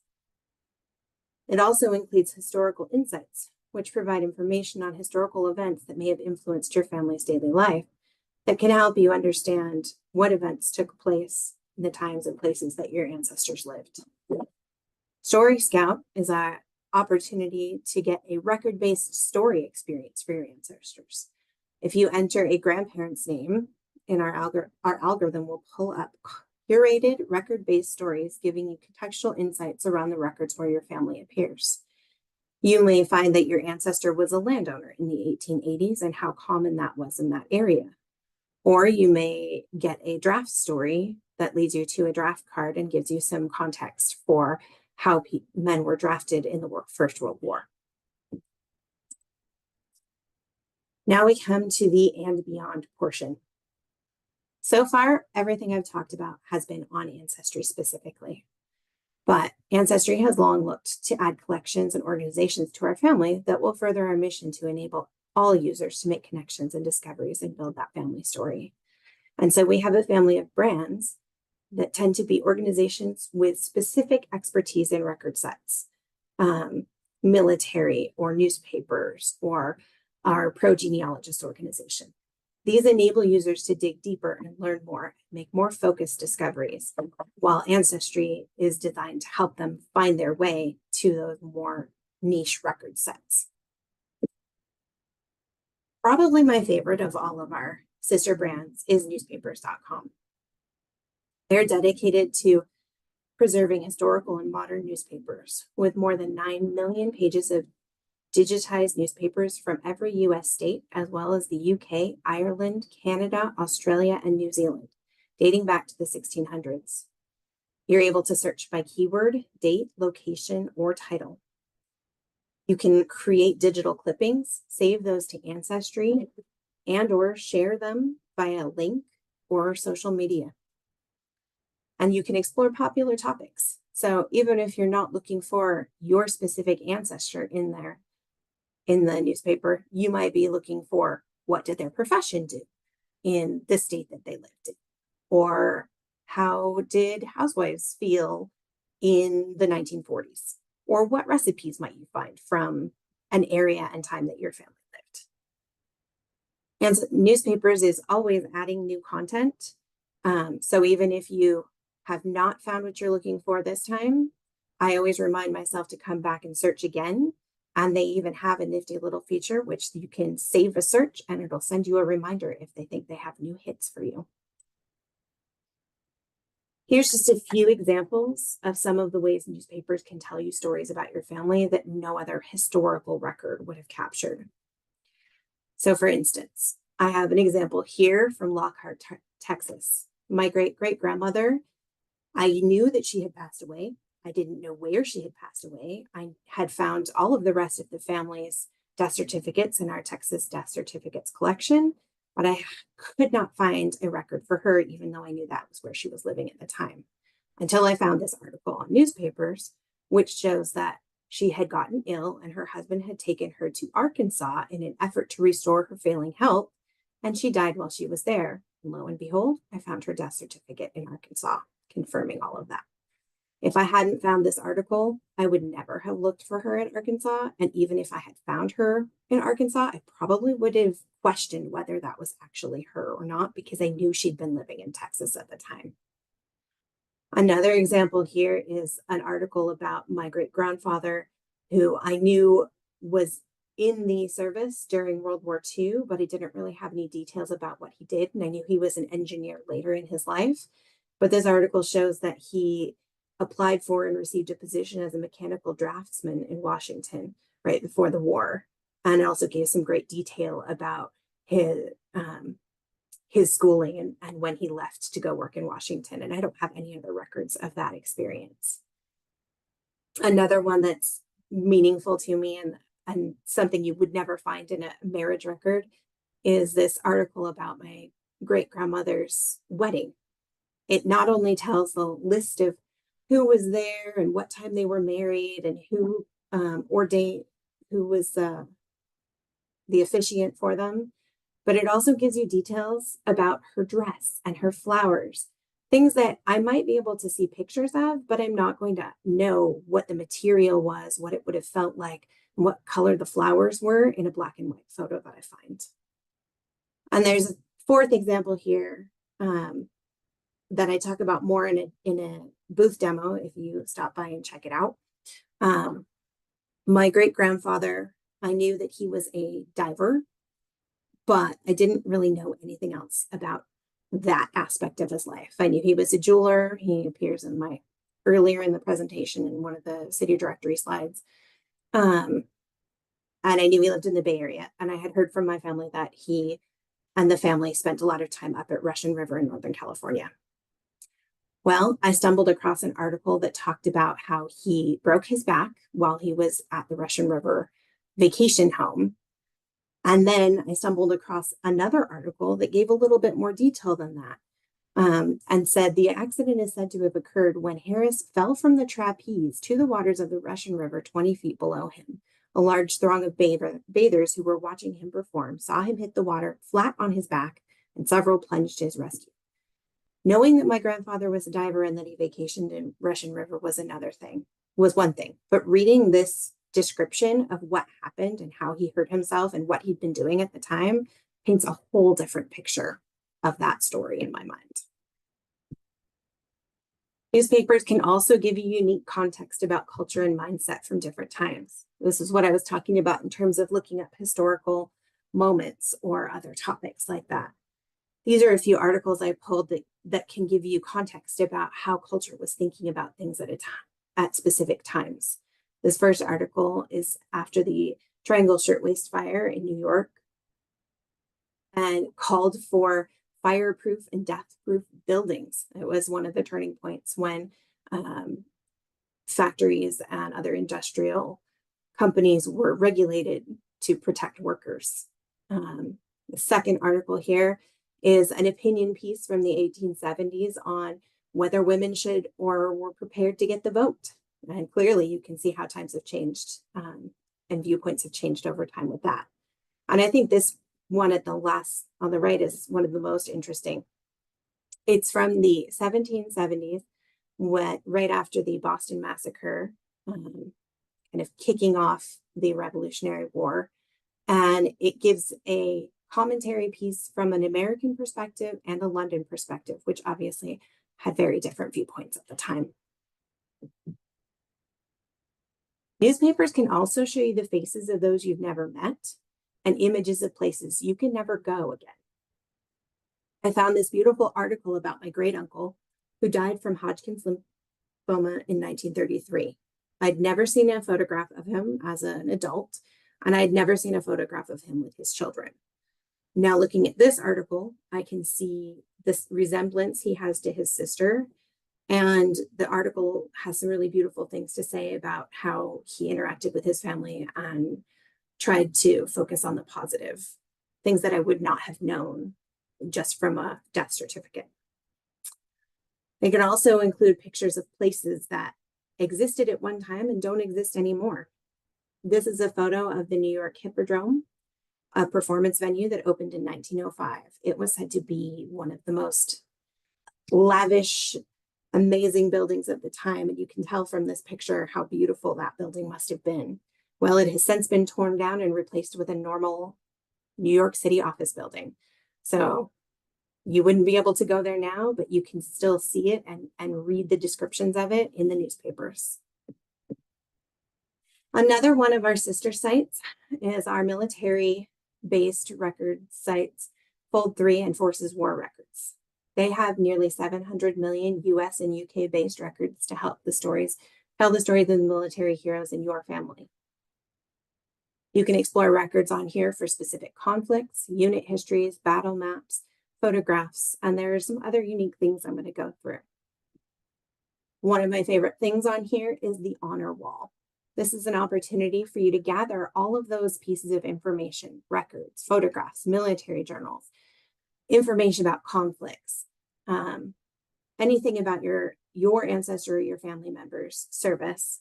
You can build a memorial to them. You can share that memorial and you can collaborate on that memorial, whether that be with friends or family, or in some cases, you may find stories that they never told you from people they served with or family members of people they served with. Frequently, and at least in my family, a lot of the experiences my grandfathers had in World War II were sensitive to them, and they may not have felt like sharing all the details, but it's easier to talk about your buddies' experiences. So we've learned some things from those who served with them that we wouldn't have learned just by talking to them.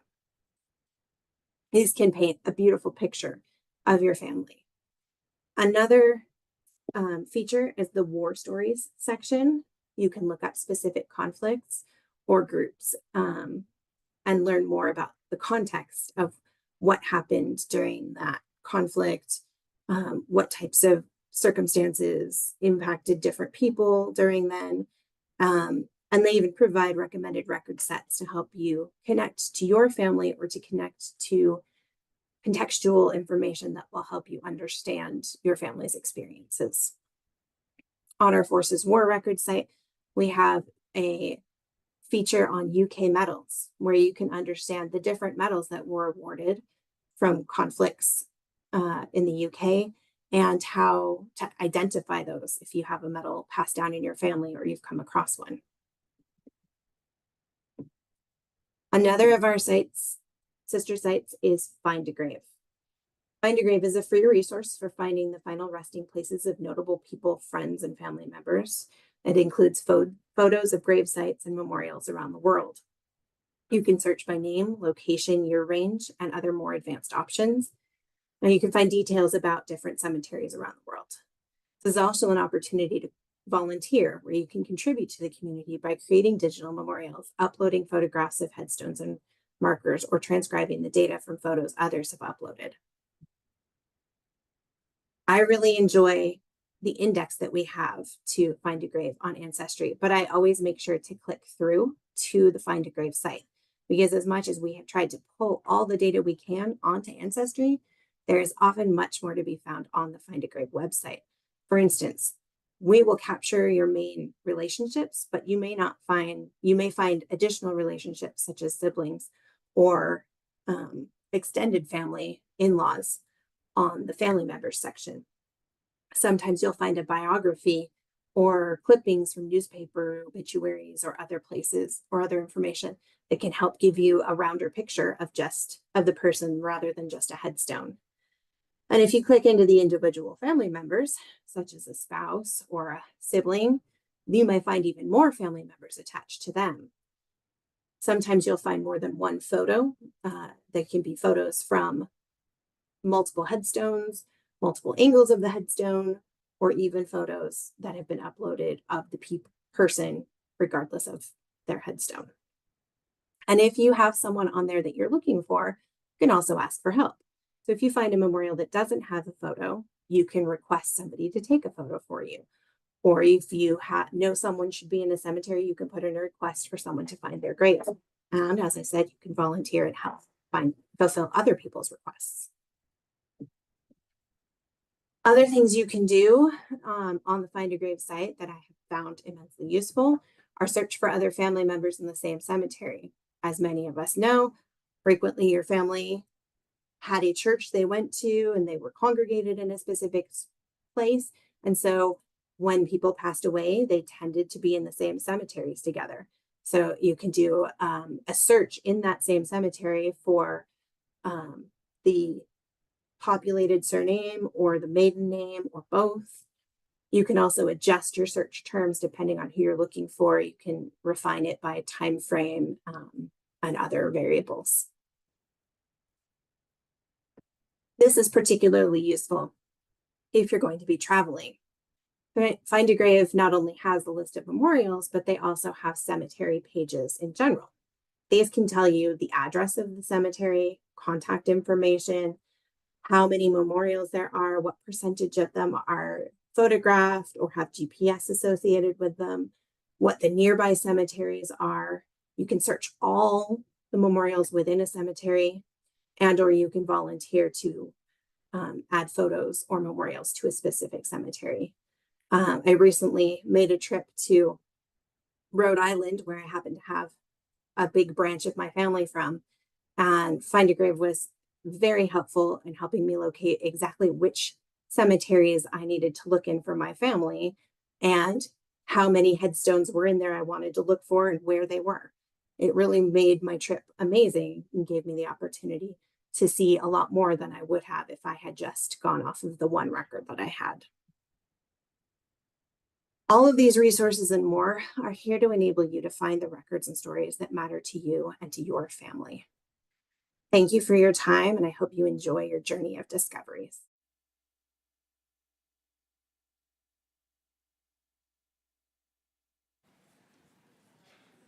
we go. Hi, everybody.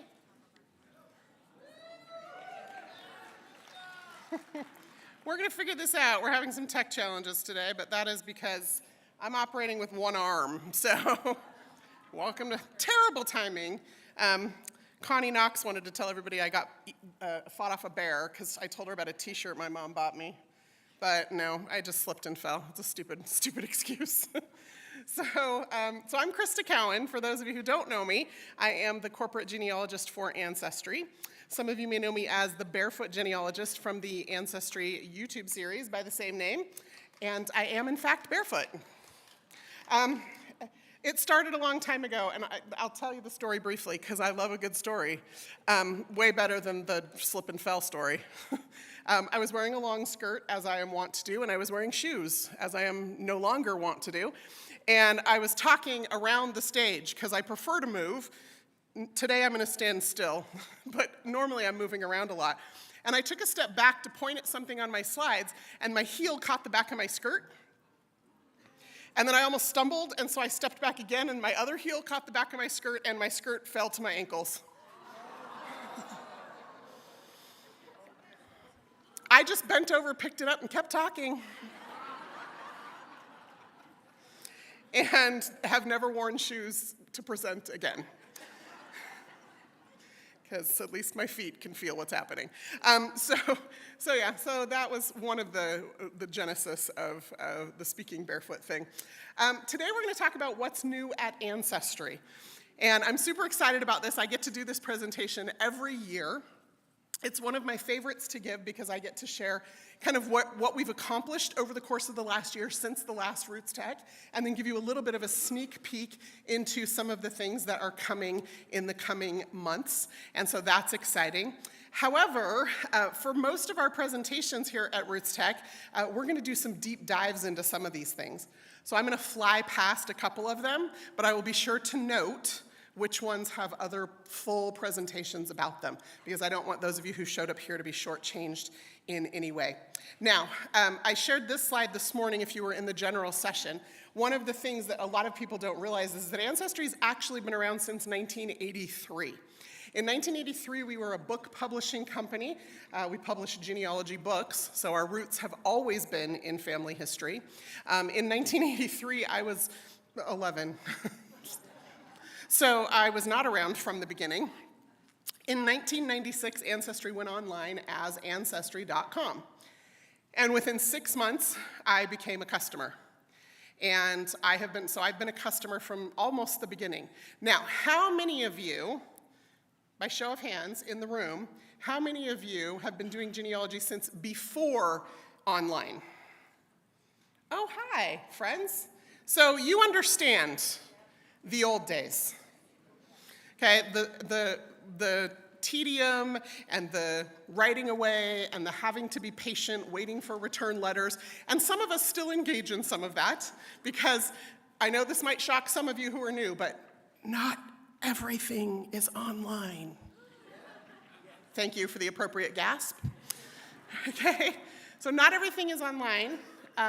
But the amount of stuff that is online is kind of staggering when you start to think about it.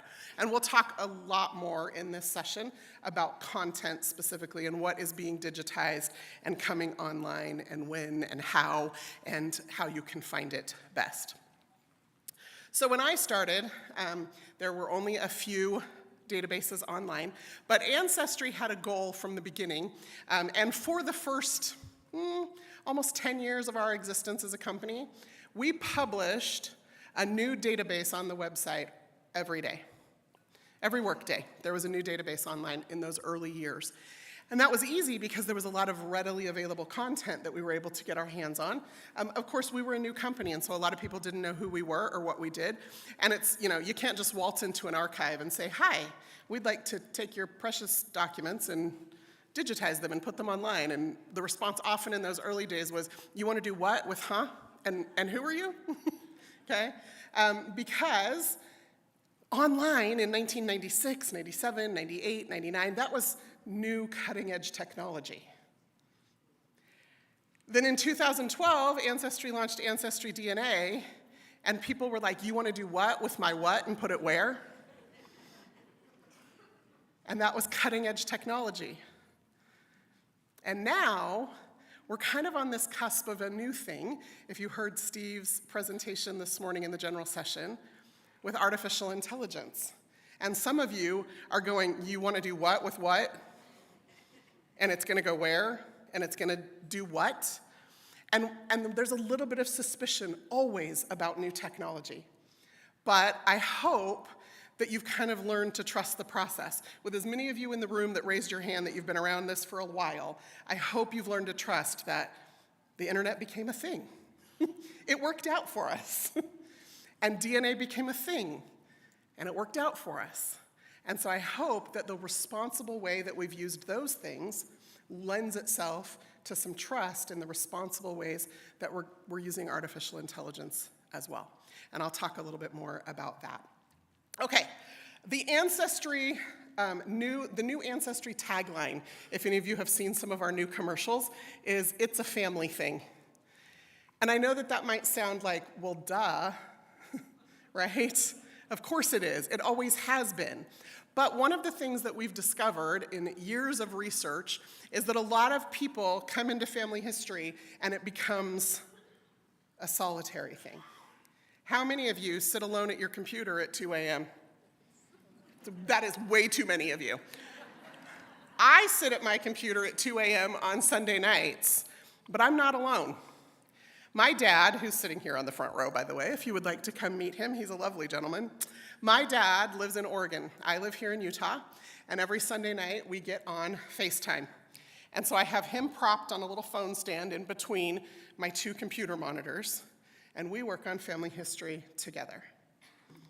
And it's lovely that we're able to do that, and I get that I'm lucky that I'm able to do that. But one of the things that I hypothesize is that we all have somebody somewhere who would love to work on family history with us. Because here's something that I've heard way too often in my family. Oh, well, we don't need to worry about that, Krista's doing it. Even my dad, when he was facing retirement a few years ago and trying to figure out how to get back into family history, approached me very tentatively, and he said, I know you've got this, I know you're like, but I would love to figure out if there's something maybe I could do, if you could show me, like, really hesitant to step into that space because, oh, you've got this. But over the course of the last 8 years, 6 years, 7, I don't know, 8 years, he knows better than I do. Over the course of the last 8 years that we've been doing this every single Sunday night, we've only missed 4 times, I think, in 8 years. Every single Sunday night.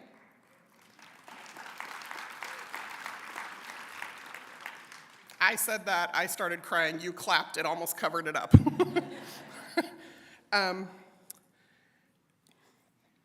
Nope.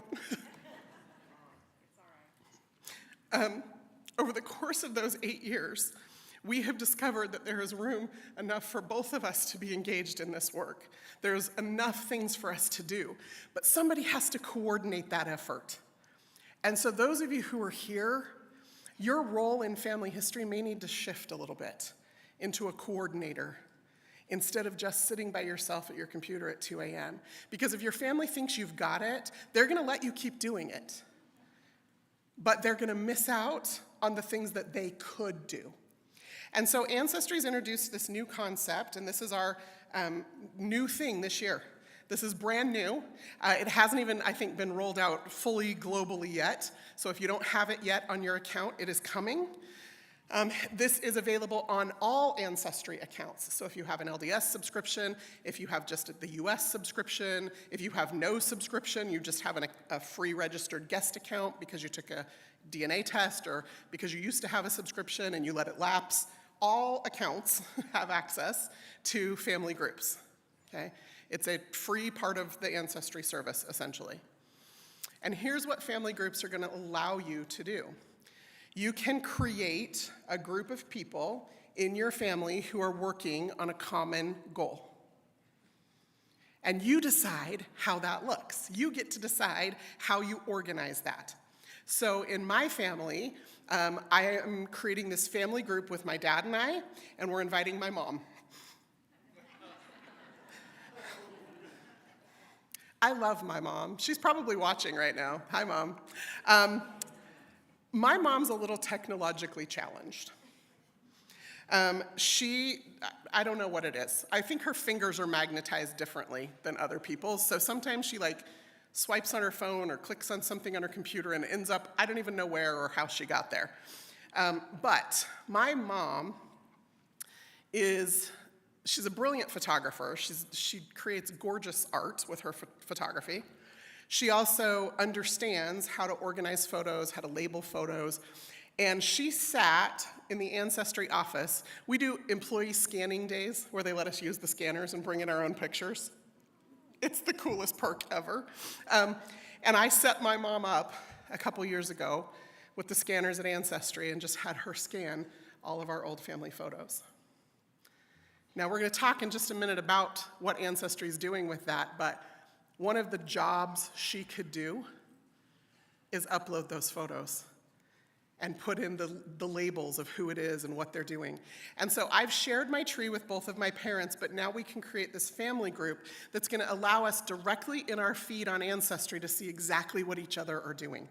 Because one of the fears that we all have, tell me I'm not alone, is when we share our tree with somebody, they're going to mess it up. Right? Okay, on Ancestry, your tree is your tree. You create it, you own it, you control what happens to it. Even if your tree is public, nobody can do anything to it unless you expressly give them the permission to do that. Well, I've given my dad editor rights to my tree. Apparently, I trust him. I've given my mom editor rights to my tree. Very hesitantly. And the new activity feed in Ancestry allows you to see who's making what changes, and I can kind of follow along. But now with family groups, we're going to allow you to surface that a little bit easier. You're going to be able to see exactly who's doing what.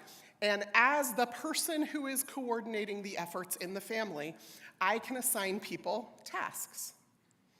So I can give my mom a job, a specific job, to go to this branch of the family tree and go upload all the photos we have for this family.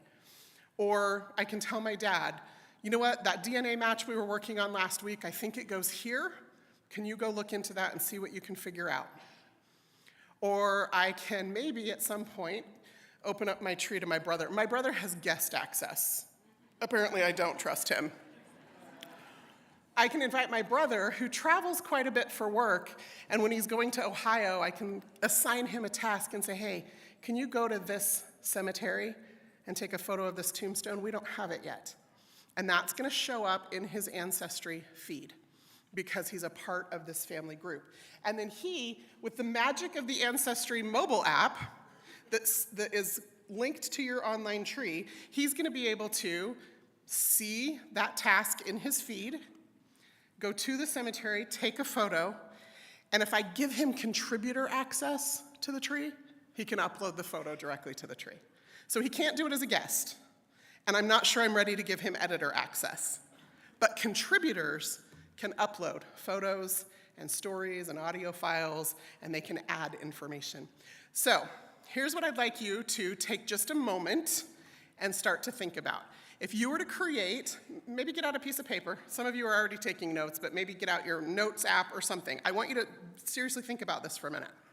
If you were to create a family group today, who would you invite, and what kinds of things could you, as the owner and coordinator of this tree, invite people to help you do? Who in your family? Write it down. I want you to write down names and what job you think they could do for you. You can. So the question was, I love when random questions get shouted out from the audience. Thank you. The question, no, it's fine. The question is, can you have more than one family group? Yeah. So I only have one tree, and this is where you have to start thinking through what it is you want. So I know, how many of you have just one tree for your whole family? See, you're my people. One tree to rule them all. I've kind of been obsessed with that because I want a singular view of my whole family history. It makes it easier. Eventually something's going to cross. People are going to intermarry. I have yet to find a relationship between my parents, though. But both of my mom's parents have family who've intermarried, and both of my dad's parents have family who've intermarried. And so it just made sense to keep it all in one tree. How many of you have a tree for mom's side and a tree for dad's side? Okay, that's a few less of you, okay? So you're kind of working on two sides of your family tree. Anybody have 4 trees, one for each grandparent? Not a single, oh, I saw 1. 2, okay, 2, okay. So 3, there we go. Some of you are like, no, I'm embarrassed to admit. No, it's fine, totally fine. However you decide to do it, you have to think that through, right? You have to think through the repercussions of how you use the technology. And that's true on Ancestry. It's true with any of the other services or tools that you use out there. You have to kind of think through what your end goal is and then what's going to best serve that end goal. So in my case, one of the reasons I have one tree to rule them all is because the technology currently is limited in that DNA tests can only be attached to one tree. And so I took a test, I attached it to me in my tree, and I wanted it to be able to work for my whole tree. I didn't want to have to be flip-flopping it back and forth between trees. So that's one reason. I mentioned another reason a minute ago, which is I want a singular view of my whole family history. That's important to me. As I start to share my family tree with my siblings and now my nibblings, that's a word. It's my niece and nephews. That's the word. There is a word. Did you know that word existed? It's one of my favorite words. So I am an aunt and they are my nibblings. As I start to share the family tree with them, I don't want them to have to try to figure out where to go to find what information. I just want to serve it up to them, mostly on their mobile apps right now, because that's where they're at technology-wise. I want to just be able to serve that information up. So I haven't yet because they're all still just barely young enough, but nephew number 1, I'm pretty sure now has the Ancestry mobile app on his phone, and I'm going to create a family group for them. Because another thing you can do in family groups is you can start to add stories. Now last year, in this presentation, I announced Ancestry Storymaker Studio. This year we have rebranded Storymaker Studio. Same product, new features. It's called Memories. So when you're in your Ancestry mobile app, or when you're on the website, look for the little tab that says Memories, and that's what this is. It's the place you're gonna go to create all the stories. It's where you're gonna go to upload photos and use some of the tools that we rolled out last year, tools like colorizing and sharpening, but we have some new features. Last year I announced this, but it wasn't quite ready, and now it's fully functional. We have the ability to record and or upload audio. And so you can just take out your phone, open up a picture, hit record, and tell the story of what's happening in that picture. Or record your family members telling the story.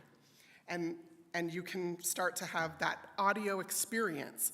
Because our children, our grandchildren, our nibblings, they live in a very different world than we live in. And the way that they use technology is very different. And so what that means is if we want them to be interested, we need to meet them where they are.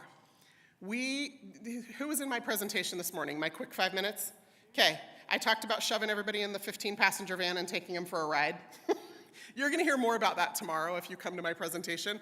But in my head, I have this vision, right, of me driving this van and my dad sitting, well, he wasn't in the passenger seat, he was sitting behind me, right? And he had the mobile app and I'm telling stories and he's telling stories.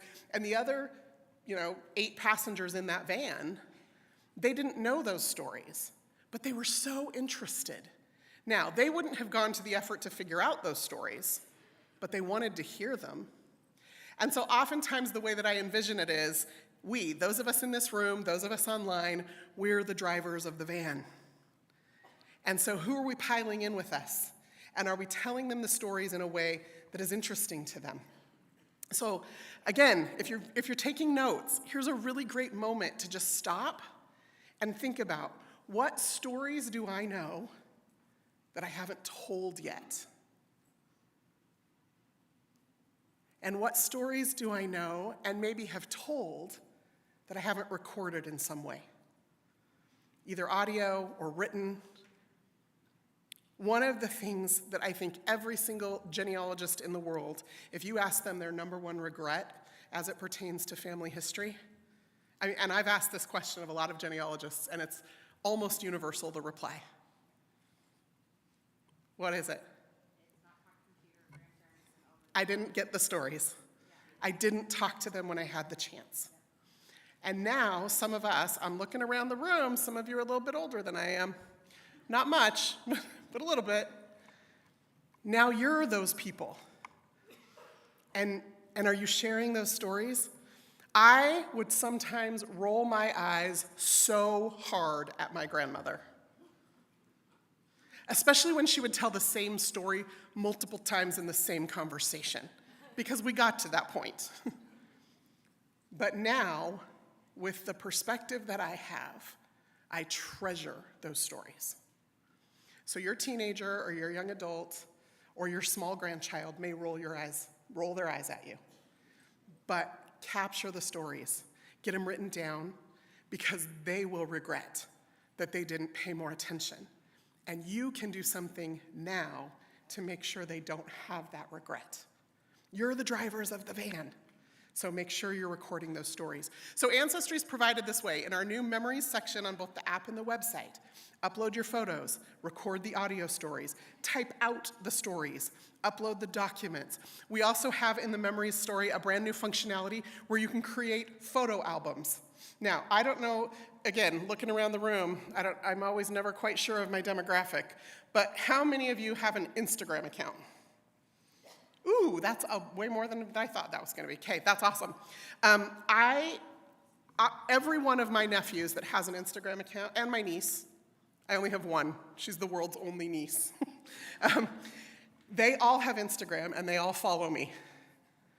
So guess what shows up in my Instagram stories every once in a while? Meet them where they are. And what I'm hoping is gonna happen, and we're working on this, right? And we've been working on this over the course of the last year, is that I'm gonna get them into the Ancestry app, and now instead of having to copy stuff over to Instagram, I can just push out a notification that says, hey, there's a new story. Hey, there's a new audio file. Hey, I asked Nana this question and here's how she answered it. Hey, you know that photo that's always hanging in my living room that you always ask about? Here's what I know about it. And as I start to push that information out and meet them where they are on the device that they're on, with the attention span that they have, right?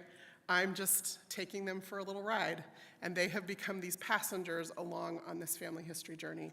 So that's one of the things that Ancestry has really focused on over the last year, is making these tools easier, more accessible, because we want you to bring your family along on this journey.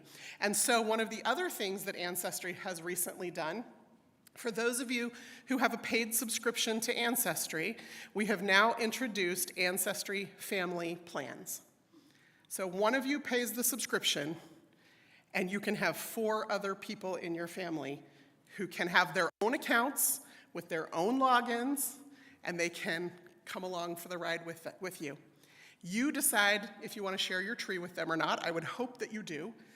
And you decide what level of permission you want to give them. Guests can just view. Collaborators can upload and contribute. And editors can do anything in your tree that you can do. But what I'm hoping is we'll start to find places of connection where we're collaborating and sharing that information and sharing those stories and making sure that they're not lost.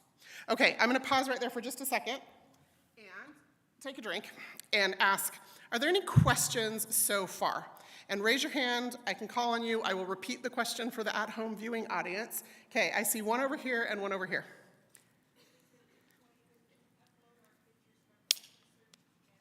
Okay, so her question was, if we've already uploaded the pictures to FamilySearch, can we also upload them to Ancestry? Yes, absolutely. If you've uploaded the photos to FamilySearch, I assume that means you have them on your computer, and then you can just also upload them to Ancestry. If there are photos on FamilySearch that you did not upload, you just want to make sure you have the rights and the permissions, right? So photos that are recent, more recent, those are probably still under copyright, and so you want to just make sure that you have the rights or the permission to download those and re-upload them. If they are older photos, most of those are out of copyright, but you're still going to want to make sure that you maintain the provenance if it was not your photo. So always put, in the description when you upload it, who originally uploaded it, where you got it from. And the reason we do that, right? I see lots of arguments online about this, so I'm just gonna squash them right now. It has nothing to do with getting credit. I always see people who complain about this and then they're like, well, I don't care who gets credit. No, like it's not about credit, it's about provenance. If I upload a photo of my grandmother, I know she's my grandmother. And I have stories and information about her that a lot of other people don't. And so I want my name to be maintained on that because I want people to come to me for that information. I also want to know that if it gets attached to a tree somewhere, that they've attached it to the right person. So we want to be really careful about how we use photos from other places, but if they're your photos, by all means, you can upload them anywhere you'd like. Okay, sir, I saw your hand over here.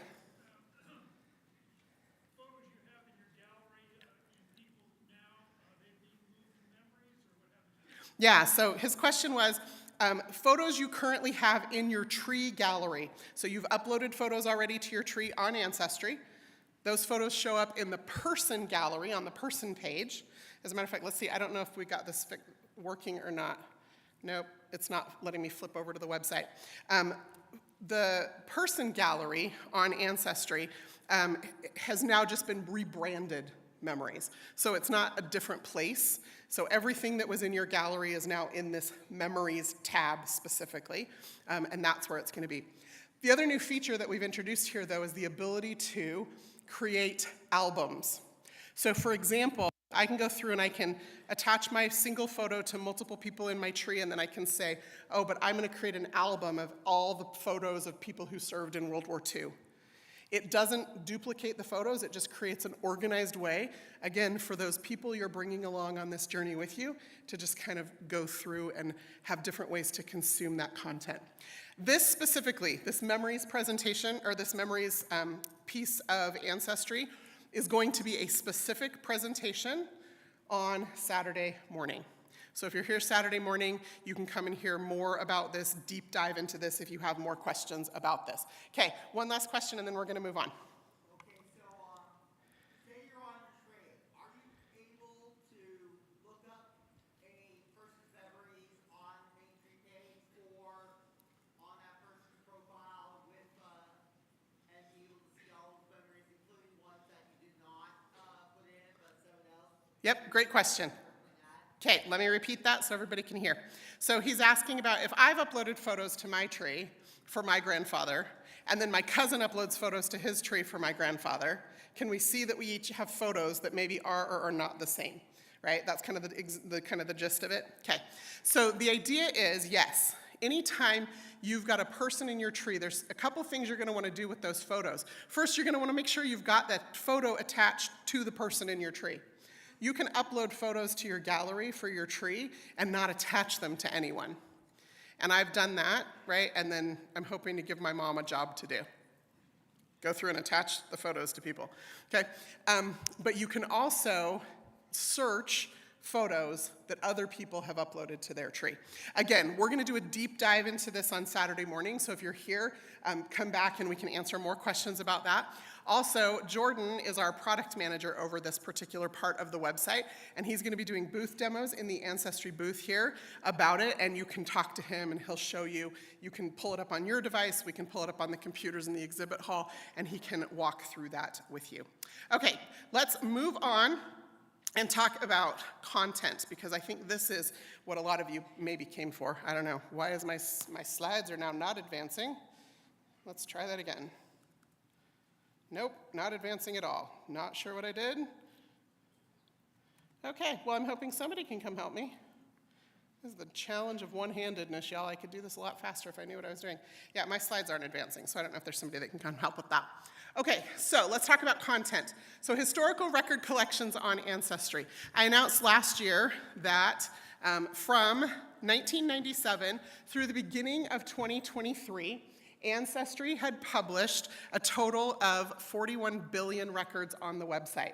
Now, keep in mind, I have been with the company this month 20 years. That's insane, right? That's like a whole lifetime.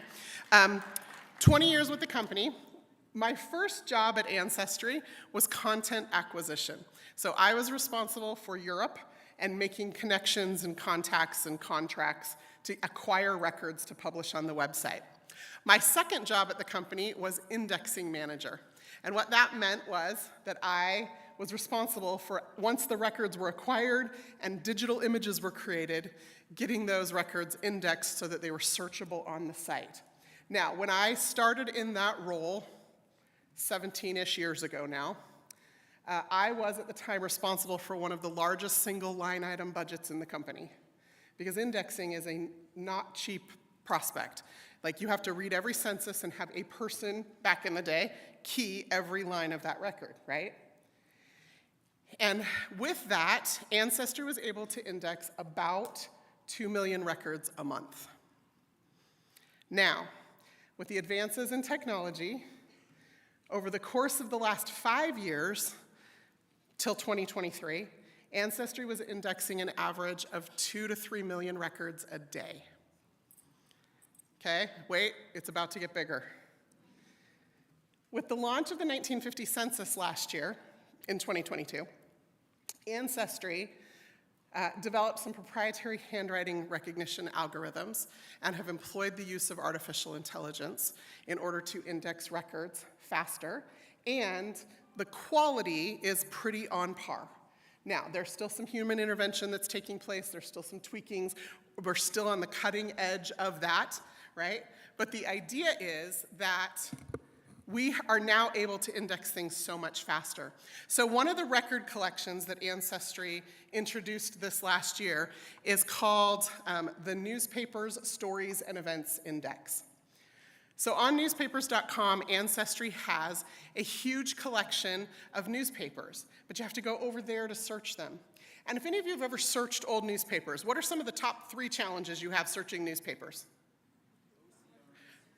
OCR, right? So the old way to index newspapers is what's called optical character recognition. And that has been a challenge, right? The challenge has been that that is old technology and it has some limitations. One of the limitations of optical character recognition is that it depends on the quality of the image. Now, have any of you ever looked at an old newspaper? Like, how is the quality of that image, right? And so the challenge has been that, that reading the images was difficult. That was number 1, OCR. Number 2, have you ever read a newspaper article and the woman isn't even mentioned by name? She's just Mrs. John Smith. That's awesome, okay? My own grandmother, so my grandfather died when my mom was 17, and when my parents got married a few years later, my grandmother put a wedding announcement in the newspaper, the local Long Beach, California newspaper. I think it's called the Long Beach Independent. And she called herself Mrs. O.V. Woodruff. Those are my grandfather's initials. They're not even her initials. Which brings us to the next problem, which is sometimes people aren't even mentioned by name, they're just mentioned by their initials, right? So researching newspapers has always been a little bit challenging, but one of the benefits of newspapers is that it fills in the gaps, right? There are places that did not start keeping birth records at a state level until the 1940s. And so how do you find a birth certificate when Grandpa was born in Florida in 1927? Or how do you find a marriage announcement when you're not quite sure whether they got married here or in the state that borders it or 2 states away because she was underage? It happens, okay? What about birth announcements, right? So there's lots of different ways that newspapers fill in the gaps for records. And when Ancestry started using artificial intelligence 3 years ago to go through our newspaper collection on newspapers.com, one of the things that we discovered is that there are tons of marriage announcements, marriage licenses, and obituaries. And so we created a collection of marriage license and obituaries and marriage announcements. And then we discovered there are also everyday stories. Just people going about their business, earning merit badges in Boy Scouts, having dinner at their daughter's house 2 doors over and playing cards all night, going on a vacation and coming home, going off to war and coming home, or not. And all of that information often makes it in the local newspaper. And so there's all these little snippets of stories and events.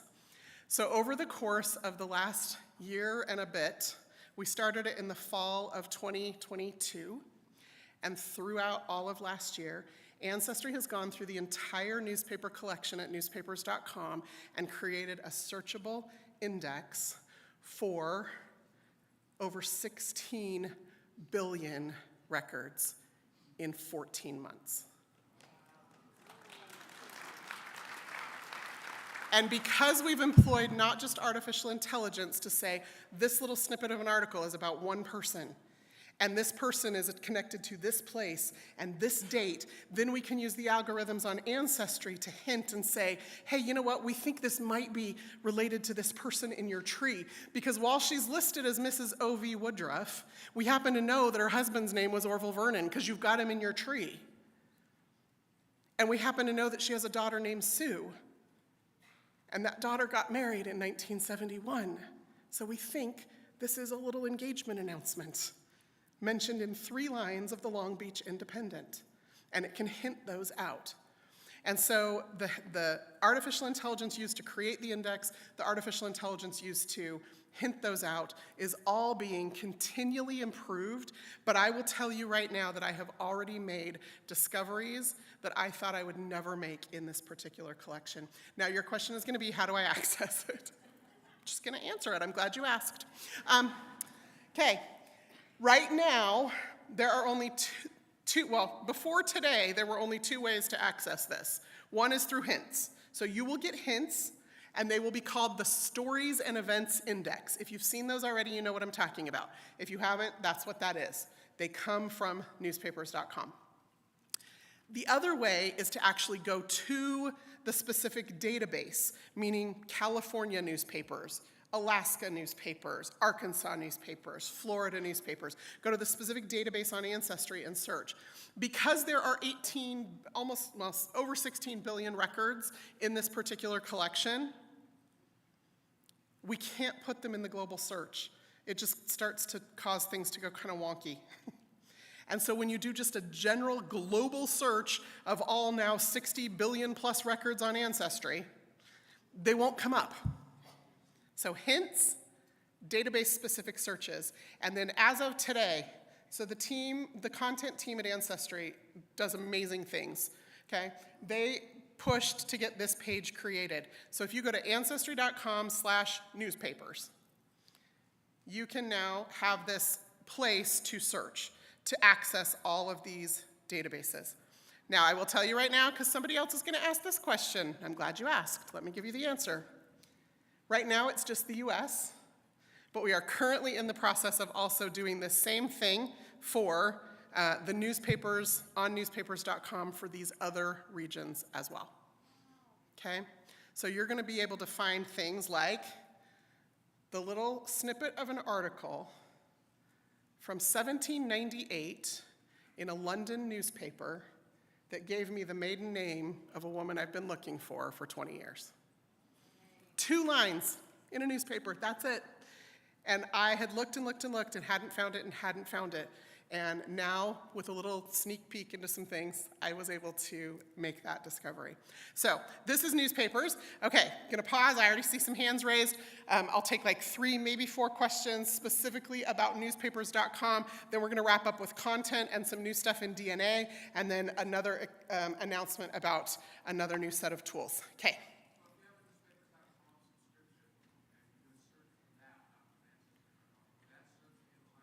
Okay, so his question was, if you have a subscription just to newspapers.com and you're searching on newspapers.com, is it getting you the same stuff, basically? And the answer is yes. The challenge is, when you're searching on newspapers.com, you're searching just the words on the page. And so you have to get really creative. If you've ever done a search, you know you're searching for Mrs. O.V. Woodruff, Jesse Woodruff, J. Woodruff, Mrs. J, like you're trying all the different combinations on newspapers.com, because there you have to get it just right. The benefit on Ancestry is that we've pulled in some of that additional metadata, and so we're able to serve that index up with a little bit of an easier process. Okay, so newspapers is still doing some incredible things, and you do have to have access, a newspaper subscription to access the images of the articles. They all live on newspapers.com. What Ancestry has created is the stories and events index to all of those newspaper articles. So it's a really great way to kind of see if it's going to be even of benefit to you. Because one of the questions I get asked again is, well, is it going to have what I need? Is it worth it to get a subscription? My answer will always be yes. But maybe not, right? It depends on where your family lived and if the newspapers exist for that place. So one of the things that you can do, and let me see if I can just demo this for you right now, because this is super fun. Let's come in here to Arkansas, because I always pick on my mom's family. Okay, we're gonna come in here to the Arkansas. Here's the Arkansas Stories and Events Index. One of the things that I can do is I can say, you know what? Was there ever a newspaper published in Green Forest, Carroll County, Arkansas? And maybe not even that specific town. Maybe let's just check the whole county and let's see what comes up. And so you can start to do searches, 700,000 search results for the newspaper in Green Forest. Okay, so there's a paper that exists. Does that paper exist in 1910, give or minus 10 years, right? So from 1900 to 1920, are there newspapers in Green Forest?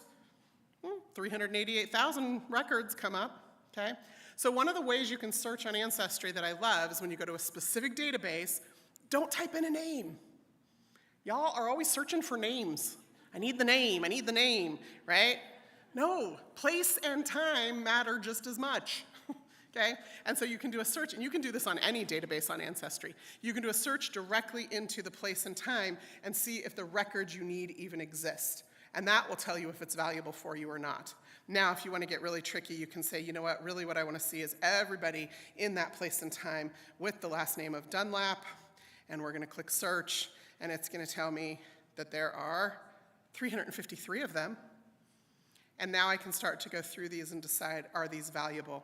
And you can see just from the search results that you're seeing on your screen there, look at how many of those are initials only, or husband's names, Mrs. So-and-so, right? Sometimes she gets her first name. But we'll also tell you what kind of an article it is. And this is a new thing that we're kind of playing with, is this idea of human interest. I found a San Fernando Valley, California newspaper snippet about when my dad earned a Boy Scout merit badge when he was like 14. That's cute, okay? So human interest. We also have clubs and associations. So if they spoke at their local Key Club or Lions Club, or they're a member of the VFW, or right, like there's sometimes snippets of things in the newspaper. This is the one you don't want to see, y'all. Law and justice.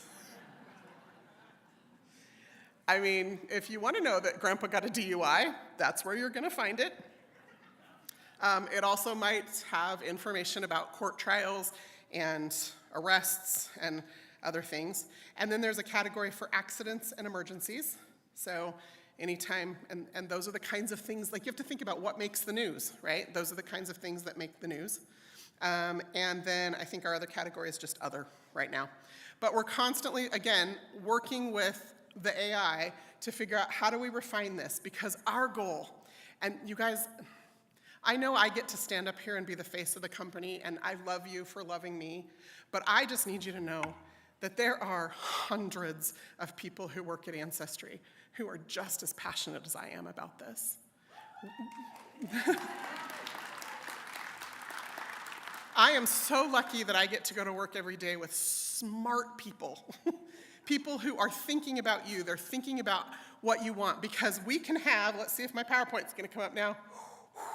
Skipping, back to where we were, okay? We can have 60 billion records on the site, but if we can't get you to the record you need, we haven't done our job. And so we are constantly thinking about that. How do we get you to the record that you need to make the discovery that you want to make? Now, along the way, I hope you find a whole bunch of other records that are happy accidents. Tell me, you know about the rabbit holes, right? Okay, just making sure you're still awake. It's after lunch, I get it, okay?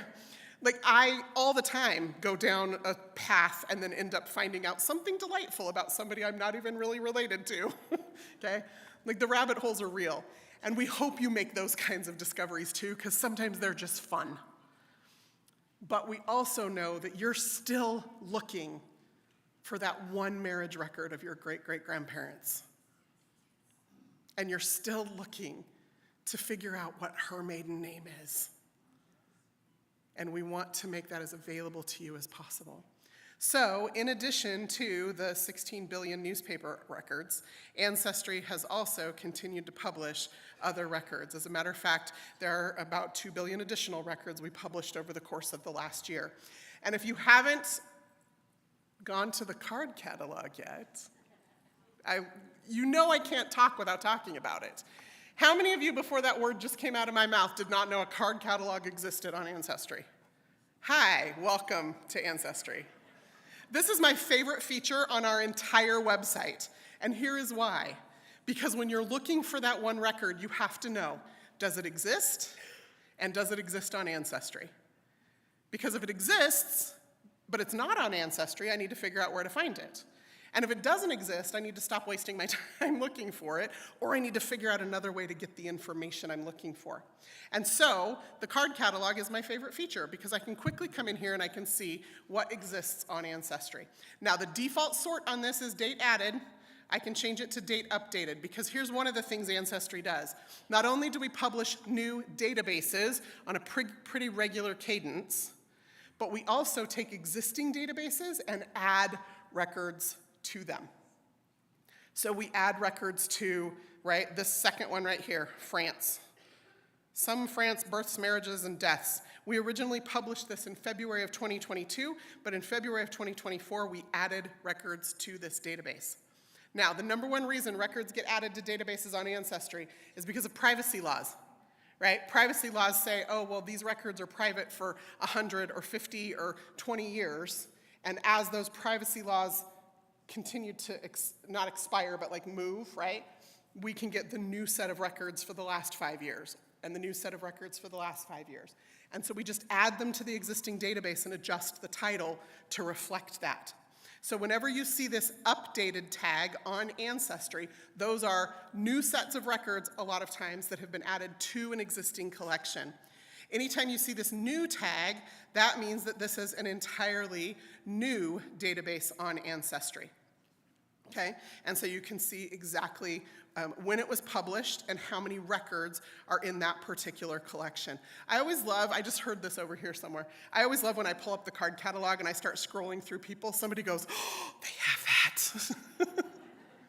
Yes, we do. Okay? Our content acquisition team, our content production team, this is what they do, and they're so very good at it. And so now, 60 billion records available on Ancestry.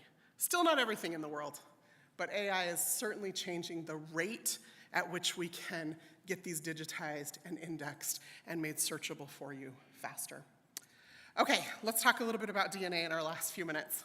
So Ancestry this last year announced that we have now crossed the threshold of 25 million people who have taken the Ancestry DNA test.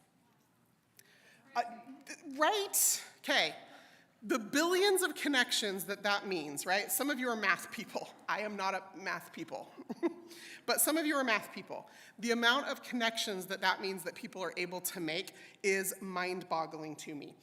Here's what else we're able to do. Ancestry has continued over the last 14 years 12 years since we launched Ancestry DNA to update and refine the ethnicity estimate algorithms every year. So we launched a new update to the ethnicity estimates in the fall. So if you haven't checked your DNA results since then, get out your phone now. It's fine. You can do that, okay? Look at it. What happens is, as more people are added to the reference panel, we're able to refine those results. We're able to break out regions. So where we started 12 years ago with just 8, 10, 12 regions, we now have 88 different ethnicity regions around the world that we can give you percentages from. In addition to that, because Ancestry has 120 million family trees and 25 million people who've taken the Ancestry DNA test, our science team, another brilliant group of people, and our data scientists have been able to use all of that data to start to find what we call DNA communities. So your ethnicity estimate is showing you where in the world your DNA was 500 to 1,000 years ago. And I don't know about you, but my tree does not go back that far. Like maybe on one line, but most of my tree does not go back that far. So the ethnicity estimate is super interesting, and it's a great way to get people to take the test. But the DNA communities, that is showing you, based on your genetic network of people you're related to, where you have family who have lived within the last 200 years. And Ancestry now has more than 2,500 of those communities. We have introduced this last year new communities, 203 of them in Ireland. It's a tiny little island, but 203 communities in Ireland that we can say you belong to. Guess where my brick wall is? And my mom's DNA now tells us that her great-grandfather that we have not been able to find, we know exactly what county he's from because of these DNA matches. And with a name like John O'Brien, makes my eye twitch. I have to know where he's from in order to make any progress, and now we do. This last year, we also introduced 413 African American communities in the southern United States and the Caribbean. So we're able to connect people with specific communities, and some of those communities go down to a 10-mile radius. You don't know where your family was enslaved. You don't know who they were connected to. DNA communities are going to start to narrow in on a specific place where you can go looking for records. And looking at a 10-mile radius in a county or two is going to be a lot more fruitful than trolling through an entire state's worth of census records trying to figure out who the enslaver family was. So that's been incredible. We've also introduced 352 Mexico communities over the last year. This coming year, we will also be releasing more. And I suspect what you'll see is more communities will be released about every 3 to 4 months-ish, so kind of keep an eye out for that. Because new communities are created as more people test, and the scientists are able to determine why that network of people exist, what they all have in common, where they're all from, okay? That's one way that communities are created, new. And then as more people test, your connection to that community, an existing community, may strengthen. So while we only release or launch new communities every 3 or 4 months or so, you can be pulled into an existing community at any time if just the right people have tested. So that's something you always want to be checking. Just check it out. It's in the same place as your ethnicity estimate. Just scroll down a smidge. Okay. Now, last year we also introduced this new technology called Side View, where we're able to look at your DNA, and the short version is each of us inherited 2 chromosomes at each place. So chromosomes 1 through 22 are your autosomes. You got one of the pair from mom, one from dad. The problem is the DNA doesn't come labeled in your body, mom's side, dad's side. But we have been able to, with the massive amount of data we have, tease it apart so that we can at least tell this is one half of chromosome 1, this is the other half, and we can present it to you in what we call parent 1 and parent 2. Again, we don't know if parent 1 is your dad or your mom, but we're hoping you do. We're hoping you can look at your match list and say, oh, parent 1 is my uncle, that's my dad's brother, so parent 1 must be my dad. Or parent 1 says I'm from Mexico in my ethnicity estimate, and my dad is Mexican. So that must be that side. So you can, and once you figure it out, you can label it and it cascades through the whole system. So last year we introduced ethnicity, parents by ethnicity, and we also introduced matches. This year what we have introduced now is traits by parent and communities by parent. So even without having a parent tested, you can go in and say, oh, I got this from mom and I got this from dad. Now, for me, I've tested both my parents. It was just a check. Ancestry got it right, so that's the good news, okay? My dad, his mom had tested before she passed. And so it was easy to tell. But my mom, both her parents passed before she died. Let me try that again. Both her parents passed before she tested. And she was able to look at that by-parent split and see what she got from her dad and what she got from her mom. And that's been really fascinating and gave us further evidence that this Irish community connected to her dad's side of the family is for his grandfather. So we're gonna catch John O'Brien yet, y'all. Okay. There are a lot of other things happening at Ancestry, but I just want you to think about for a minute before I give you your final new announcement, is about who you're bringing along on that journey with you. I think that that's really an important concept because we're not gonna be around forever. And as much as we'd like to think that, and as young as some of us are or feel, we need to be thinking about what's next for our family history. Becoming good ancestors is an interesting perspective. Thinking about what I want to leave behind or how I want to pass that information on is best done for me when I do it in retrospect. So I think about, for example, the letters that were written by the younger sister of my 3 times great-grandfather.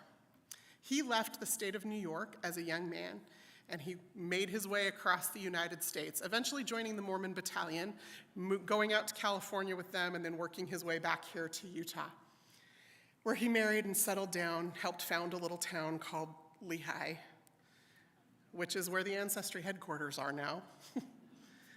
And the connection that I feel to that community because of the stories I have heard about him and his wife my whole life was really great.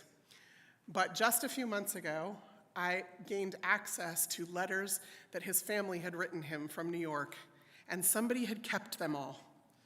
And then somebody had digitized them, and somebody put them online. And I found them. And one night, instead of doing DNA on our Sunday night call, because that's what we usually do, I read those letters to my dad like a bedtime story. And I have learned to love this ancestor even more, and his family, and my new Aunt Polly, because that's what I call his little sister, who died without ever having children of her own. But now I know her and I love her. And so while I do not have children of my own, I think about that. What do I want my nibblings and their kids and their grandkids to know and discover about me? Which means I need to be making decisions right now about how I preserve and share that information. So I hope you are thinking about those same things. One of the final things that I just want to share with you that Ancestry has done over the course of the last year is we've started introducing some new tools. We're calling them Pro Tools, but they're not really for professionals only, okay? What they are some new ways to view your family history. Because one of the things that happens, especially to a lot of us in an audience like this, is we've been doing family history for a while. I saw a lot of your hands go up. Or we have somebody in our family who's been doing family history for a while, and we're not quite sure what we can do. So one of the new things, and again, this is brand new just within the last couple of weeks, you're gonna see over here is a little Pro Tools Shortcuts widget on your homepage. And it's gonna give you a new way to get into some of the different ways to view your tree. Reports, charts, looking for errors, doing some advanced filters. There's a fan chart, there's a map. We love a good map, okay? But the idea is we want you to continue to engage in a way that shares this information, preserves this information, makes it available to others in your family. So, we'll be doing another presentation on Saturday afternoon. I think I'm one of the last hours of the conference. They stick me in that anchor spot, I think, because they think you'll stick around if you want to come hear me. But that last Saturday presentation hour, I'll be talking with Ann Mitchell a little bit more about our Pro Tools. Or again, you can come visit us in the Ancestry booth to hear from the product managers directly, to ask your questions, to get on the computer, to find out. Because again, I work with brilliant people, and I want you to get to know them just as much as you get to know me, because I think we've got a lot that we can offer to your family history journey. Thank you.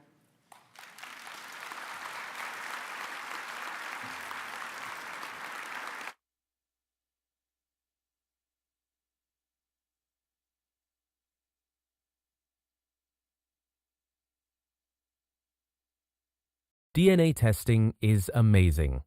Every time I identify a match, it feels like my ancestors are raising their hands and greeting me.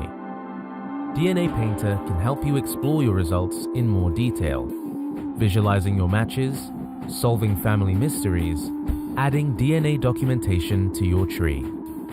Genealogists from all over the world use DNA Painter to help them investigate their matches. DNApainter.com. Have you or someone you know had an unexpected discovery after taking an at-home DNA test? Perhaps you are adopted or a donor-conceived person? DNA Angels is founded on the principle that it is a fundamental human right to know who our biological parents are. Our mission is to promote family connections by providing support, guidance, and expertise to individuals facing the complexities of non-paternal events, donor conception, or adoption.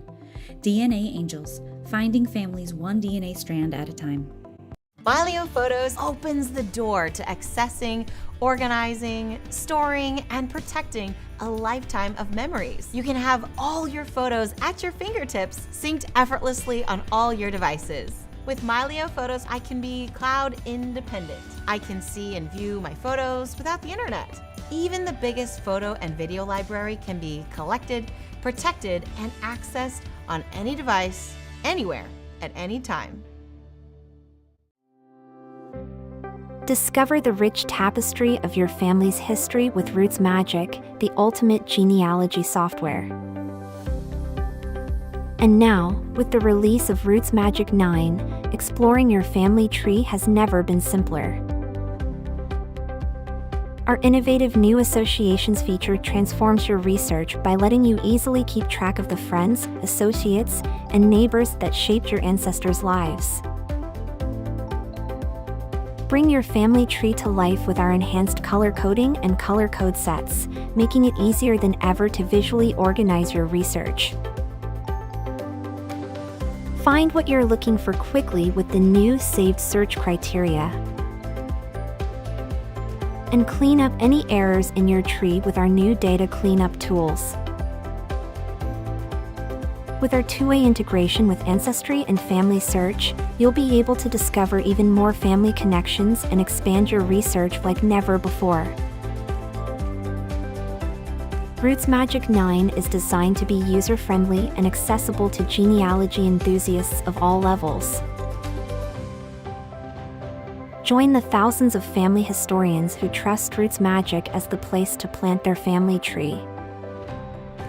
And for a limited time, Rootstech attendees can enjoy our new version 9 and save up to 50% off the regular price.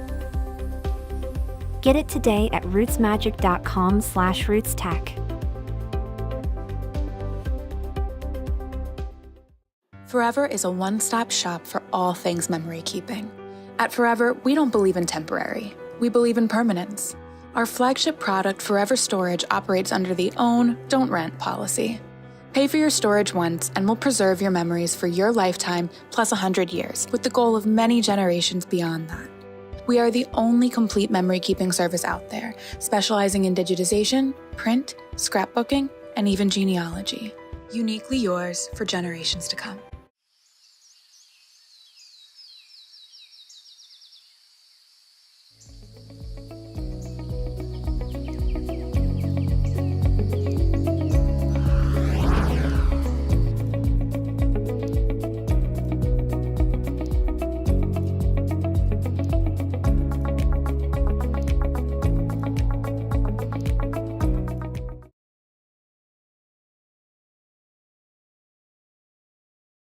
Records.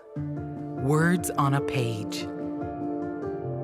Images once captured, stored up, sometimes buried. Like a treasure waiting to be rediscovered.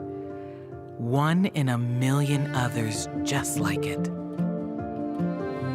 But imagine what we could learn. Imagine what we could understand. Who we could become if we could simply remember. Within each record is a story from another time, a story of strength, resilience, and sacrifice. A story of celebration, loss, and new dreams. But to someone, a simple record could be that long searched for answer, that clue to who they are, or that undeniable hope for healing. And record by record, a story can mean something. Its power can do something. Because that story, that record, is 1 in a million.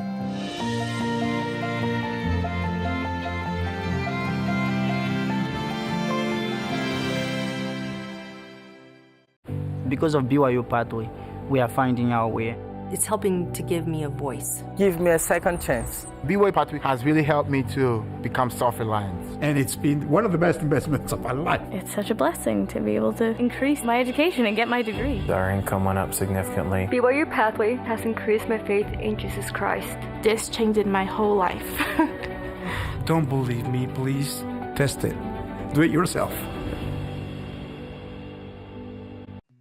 Hey there. If you came here today looking for a safe way to store your memories in your files, look no further than Forever. We're not just a memory keeping service. We are the only complete memory keeping service and digital home for your content for your lifetime plus 100 years. So what is Forever?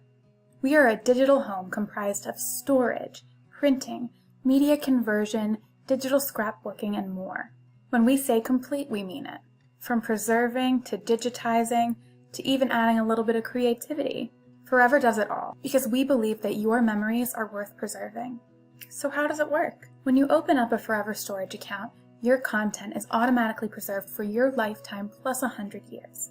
That's our guarantee. We do this with something called the Guarantee Fund. A large portion of the price you pay for storage goes into the Guarantee Fund. That money is then invested, so it pays for the maintenance and preservation of your memories. Because of this, we're also able to migrate your photos to new file types over time. Your memories will never be obsolete.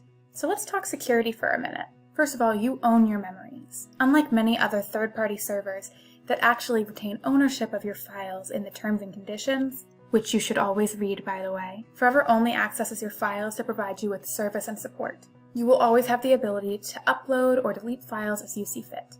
Our service is designed to secure your content from unwanted access. The Guarantee Fund helps make sure it's preserved through natural disasters, wars, terrorism, economic depressions. We're here for you. Forever will also preserve the integrity of your memories. Yes, of course you have the option to compress them to save storage. But if you choose, we will preserve the original integrity of your memories, rather than sacrificing quality. And we're not just backed up, double backed up, triple backed up. We're beyond that.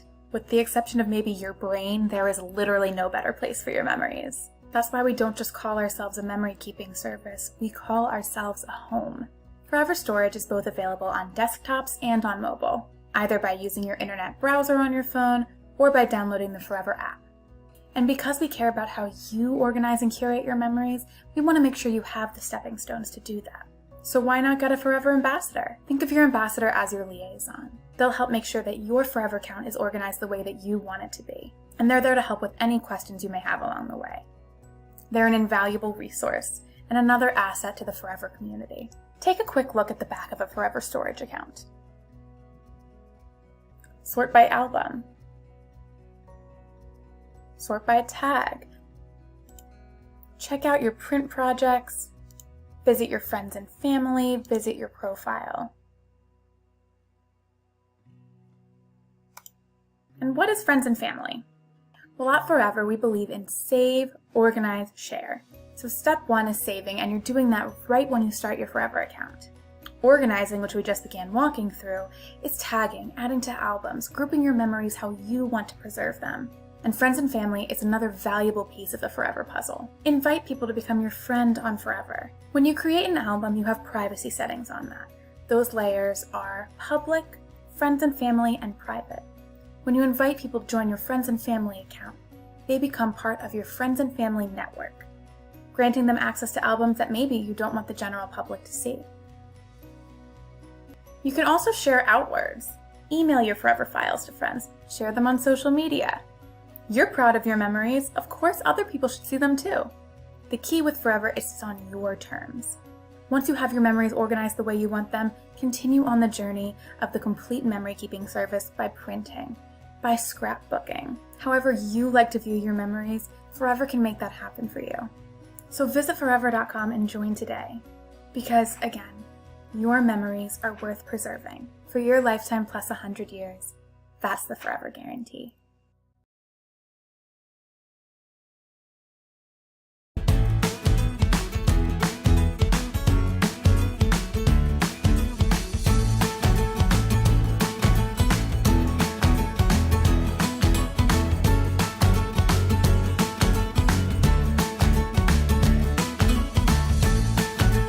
This is Rick's aunt.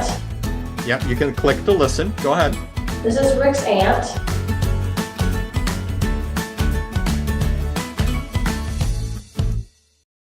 That just rotates. That's okay. I like the twist right through that. It was going to move and on the end, will it take that in? I need to straight. Oh, that's what that thing is for. Look at that.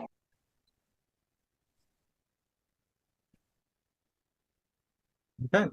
Let's throw one photo and one document underneath the image stabilizer.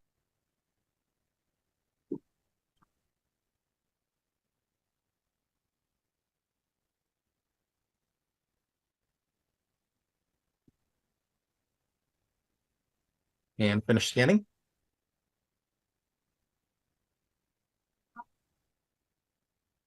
And now click restore.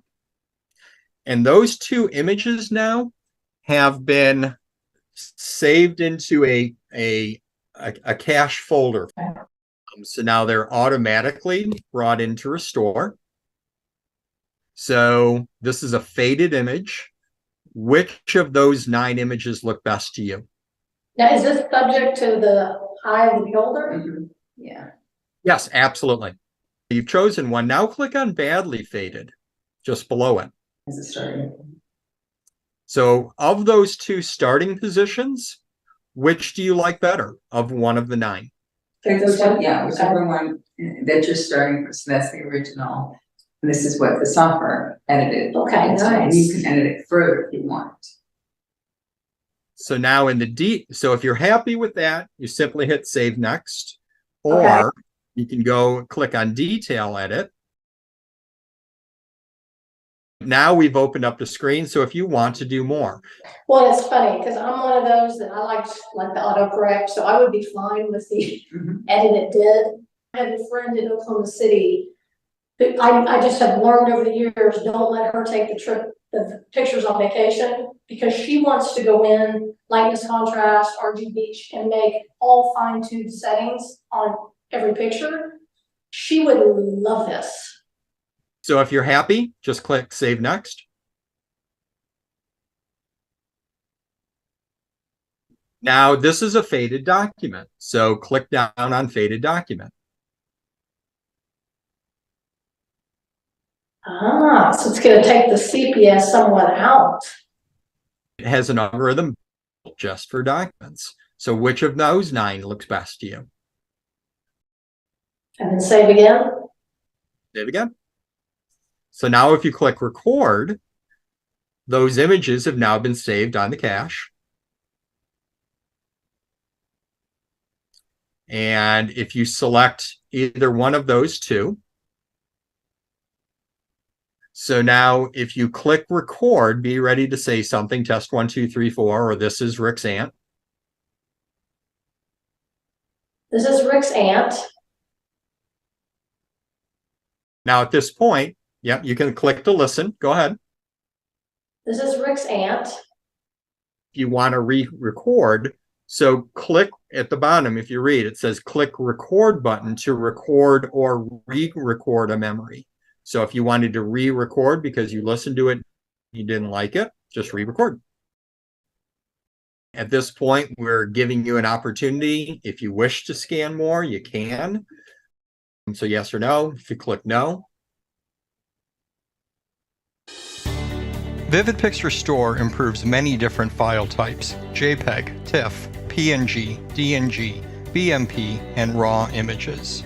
With scanned and digital photos, we improve color, black and white, sepia, tintypes, prints, slides, negatives if they're inverted to positives, downloads. And with scanned documents, records, letters, newspapers, magazines, downloads, microfilm, microfiche, and a host of different items.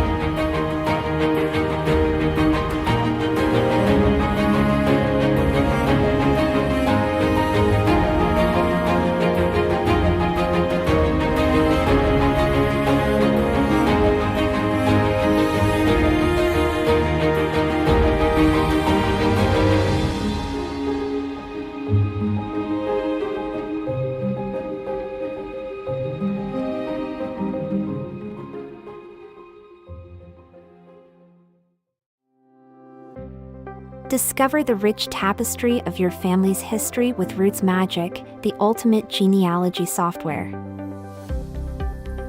And now, with the release of Roots Magic 9, exploring your family tree has never been simpler. Our innovative new associations feature transforms your research by letting you easily keep track of the friends, associates, and neighbors that shaped your ancestors' lives. Bring your family tree to life with our enhanced color coding and color code sets, making it easier than ever to visually organize your research. Find what you're looking for quickly with the new saved search criteria. And clean up any errors in your tree with our new data cleanup tools. With our two-way integration with Ancestry and FamilySearch, you'll be able to discover even more family connections and expand your research like never before. Roots Magic 9 is designed to be user-friendly and accessible to genealogy enthusiasts of all levels. Join the thousands of family historians who trust Roots Magic as the place to plant their family tree. And for a limited time, Rootstech attendees can enjoy our new version 9 and save up to 50% off the regular price. Get it today at rootsmagic.com/rootstech.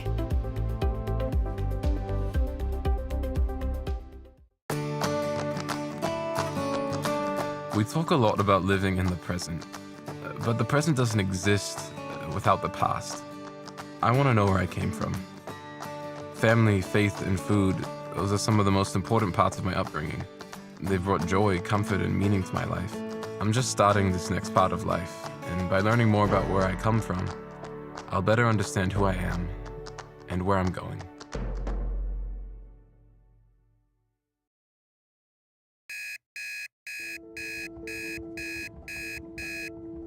Well, I want to better understand my culture because that is where a lot of times we get our identity.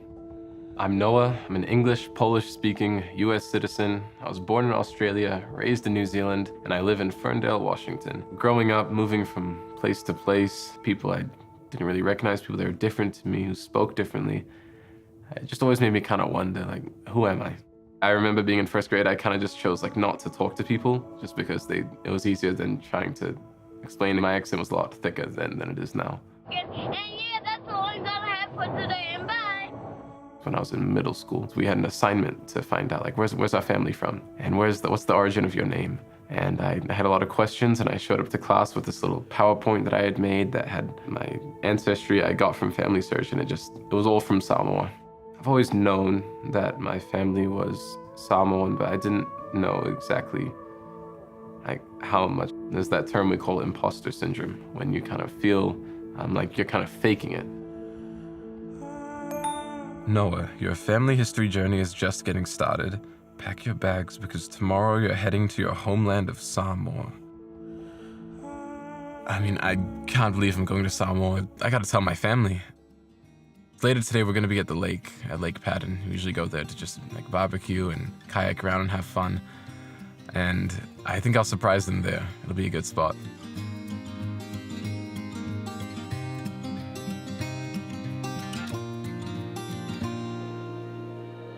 Noah, your family history journey is just getting started. Pack your bags because tomorrow you're heading to your homeland of Samoa. Congratulations. That's so awesome. Gosh. I'm excited to walk where my ancestors walked, be where they lived, to, I don't know, eat what they ate, and to see these villages and these towns that I've only heard the names of, only seen in photos. I can't imagine what it will mean to me.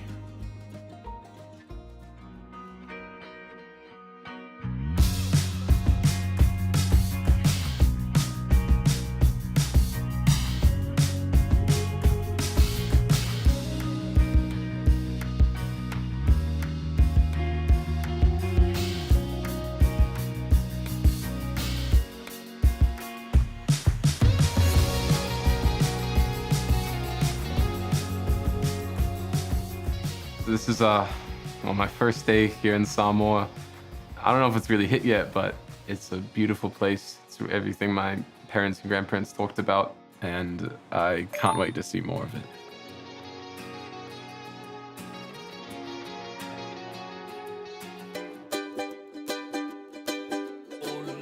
Getting to the Samoan culture village, we started right away preparing a ma'ilo, which is a traditional woven plate. And then we started with an ava ceremony, which is a traditional welcoming ceremony in Samoa. And it was kind of my welcome to the island, I guess. So it was really cool to do on day one. And even though it was more catered to tourists and visitors, it still felt special to me because I was able to be a part of it and to help out and to make the umu and to prepare the food and just to be a part of my culture. Being in Samoa, pictures do not do it justice. You cannot comprehend how amazing it is. I finally got to go to the Tosua Ocean Trench, and then to jump in that water for the first time and swim around, it just felt right. It was an amazing experience. I think I figured out why I love the water so much, or like why I love just nature and land. I mean, you look at this, it's kind of like, what are you gonna say? This is amazing, it's beautiful. I'm from Samoa, I went there, I walked where my ancestors walked, and it's my land too. And it's a land that I can share with my family, I can share with my friends, I can share with everyone.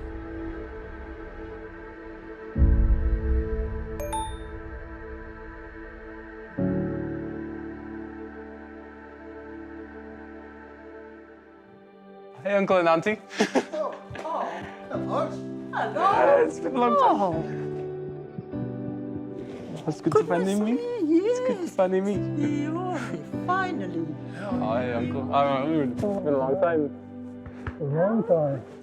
I finally made it back home.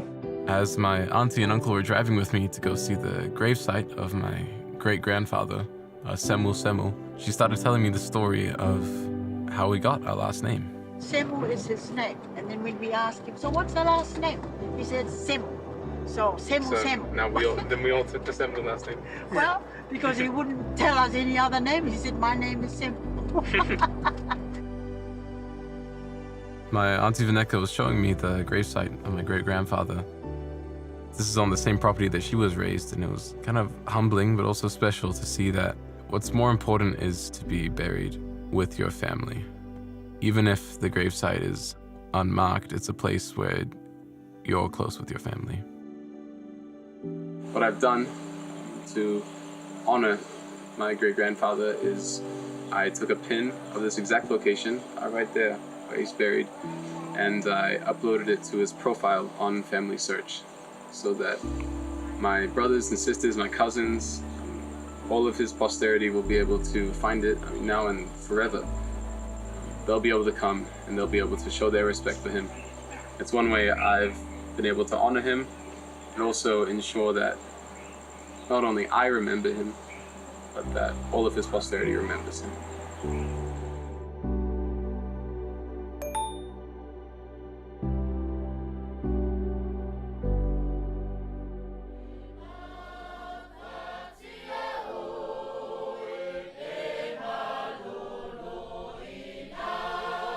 Walking into church, the first thing I was overwhelmed by was the music. I mean, it feels like everyone's in a choir, they're singing with their full soul. I don't speak Samoan.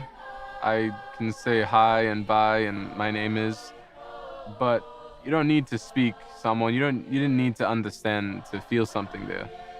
To feel that we're here, we're worshiping together, we're experiencing this together.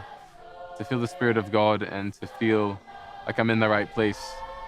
That's a feeling that goes beyond words, beyond understanding.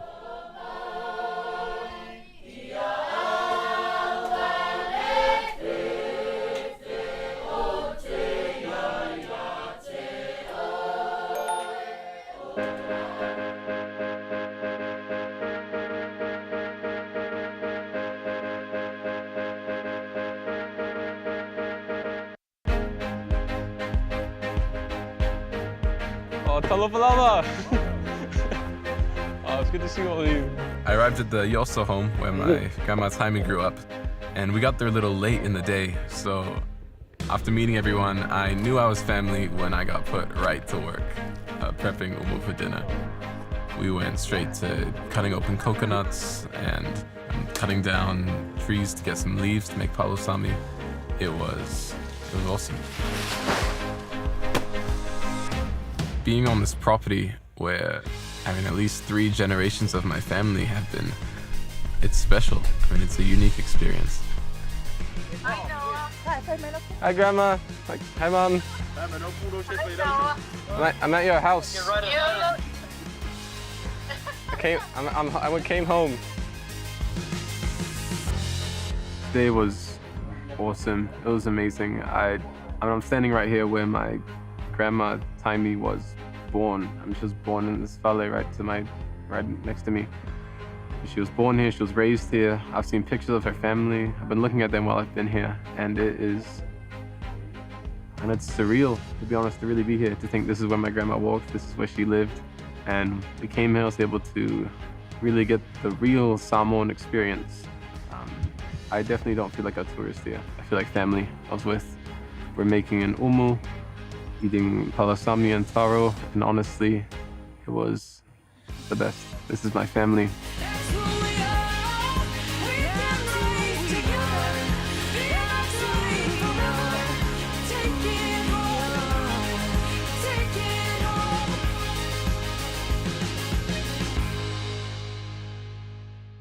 Before I came to Samoa, I didn't really know where I came from. I've been in a lot of places. I was born in one country, raised in the next, and I've kind of traveled the world, but I never had that strong foundation in one place to say confidently, this is where I'm from. Now I know. I'm confident about it. I'm Samoan. FamilySearch provided me connections with my family that I didn't even know about. I saw houses and places that I'd never heard of, but were so vital to my story and to my ancestors' stories. I was raised with faith as an integral part. I was raised as family. You always love your family, you always serve your family. And I was raised with a love for food, for making it, for sharing it. These values, these traditions, these core beliefs are rooted in generations and generations back to the people who first came to this island, to the ones who voyaged across the seas following starlight. It's deeply rooted in them, and now I can say without a doubt that it is deeply rooted in me.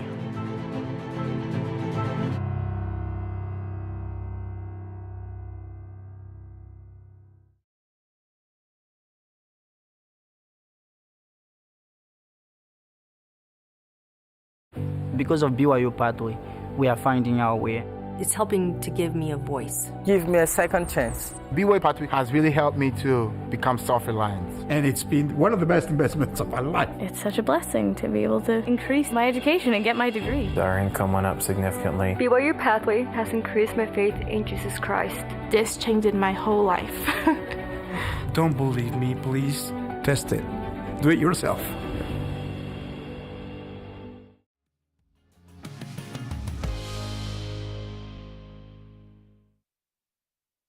Ladies and gentlemen, Please give a warm welcome to the Rootstech 2024 MC, Kirby Hayborn. Hello, everybody.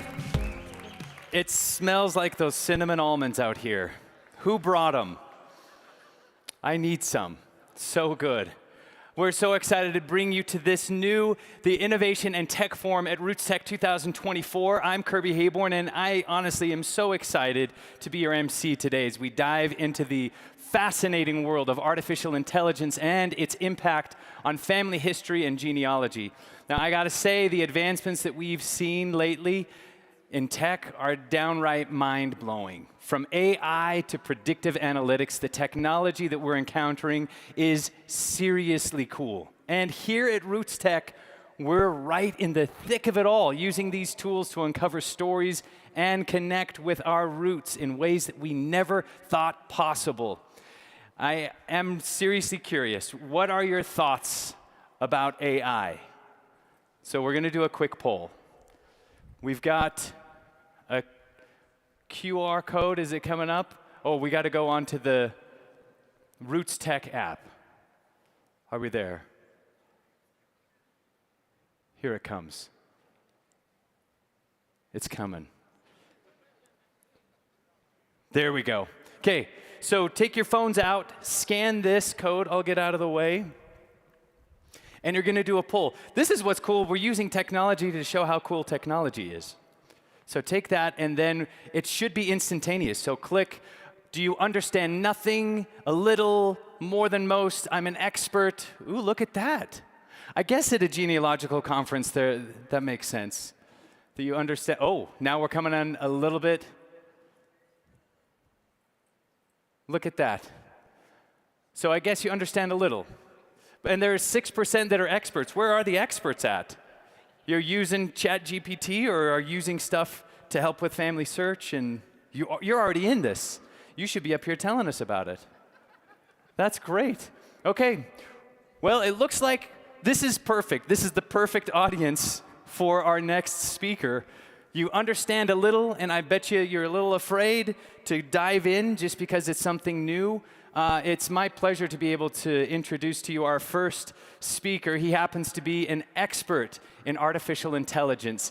Get ready to be blown away because we have the honor of hearing from Jared Spataro. He's Microsoft's Corporate Vice President of AI at Work. Now, Jared is going to be sharing some insights into the future of the work and the incredible potential of artificial intelligence. Following Jared's presentation, we have a series of captivating demos lined up from 6 of the top AI innovations in our industry. So, without further ado, please join me in welcoming to the stage the amazing Jared Spataro.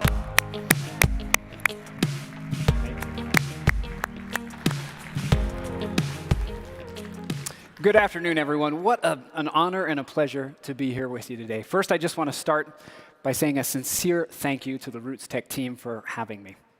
Now, for the next 15 minutes, I would like to dive into a topic that I spend most of my days now thinking about, artificial intelligence, or AI, as you just heard. Of course, AI is my day job at Microsoft, but I'm also very deeply involved in my church, something that at work, at least, I call my second job. And I'm finding that AI is increasingly playing an important part in the conversations that I'm having when I'm out in the community serving. So let's get right to it. Regardless of who I'm meeting with, whether it's someone at the grocery store or the CEO of a global company, I always begin those conversations in the same place. What exactly is AI, and how does it work? Just like the folks in this room, I found that everyone has different levels of familiarity and experience with the technology itself. So for that reason, this afternoon, I would like to start back at the beginning. For many of us, the first time we had a chance to really be exposed to generative AI was when we saw ChatGPT in November of 2022. Think back to the first time that you saw ChatGPT in action, saw what it could do. Perhaps it was a party trick at a holiday table. ChatGPT really was the first time that generative artificial intelligence was given directly to millions of people around the world. And what they found was that this AI tool could create compelling original content on demand. But what exactly is it and how does it work? Well, it all starts with you. You direct AI to create content by typing a question or instructions into a chat box. And this is called a prompt. You don't need to know any technical language because generative AI works using just your own words. The basic model involves three things: your prompt, an AI orchestrator, and an LLM. Your prompt tells the orchestrator to pull relevant information from that LLM, or what we call a large language model. Now, if you're not very exposed to this, you may be wondering, what in the world is the LLM? In essence, an LLM is something that's captured a wide range of human knowledge through the written word. It's pulled from millions of sources of publicly available information. The LLM has taken that written word, processed it, and used it to create literally a conceptual understanding of the world. Because LLMs are based on a tremendous amount of information, they're versed in just about any topic you or I could think of, including elephants, which means they can give you accurate responses to questions or prompts. So let's see this in action. Today, first starting with ChatGPT as the orchestrator. I'll ask it to help me learn more about family history. Now, to be clear, this LLM was never trained on explicitly understanding how to research your family history. We just gave it a lot of different materials, and it turns out that family history was in there. And as you can see, it knows quite a bit about the subject. It offers some pretty practical tips, like talk to relatives, create a family tree, explore some online resources, and maybe even tapping into resources at a local library.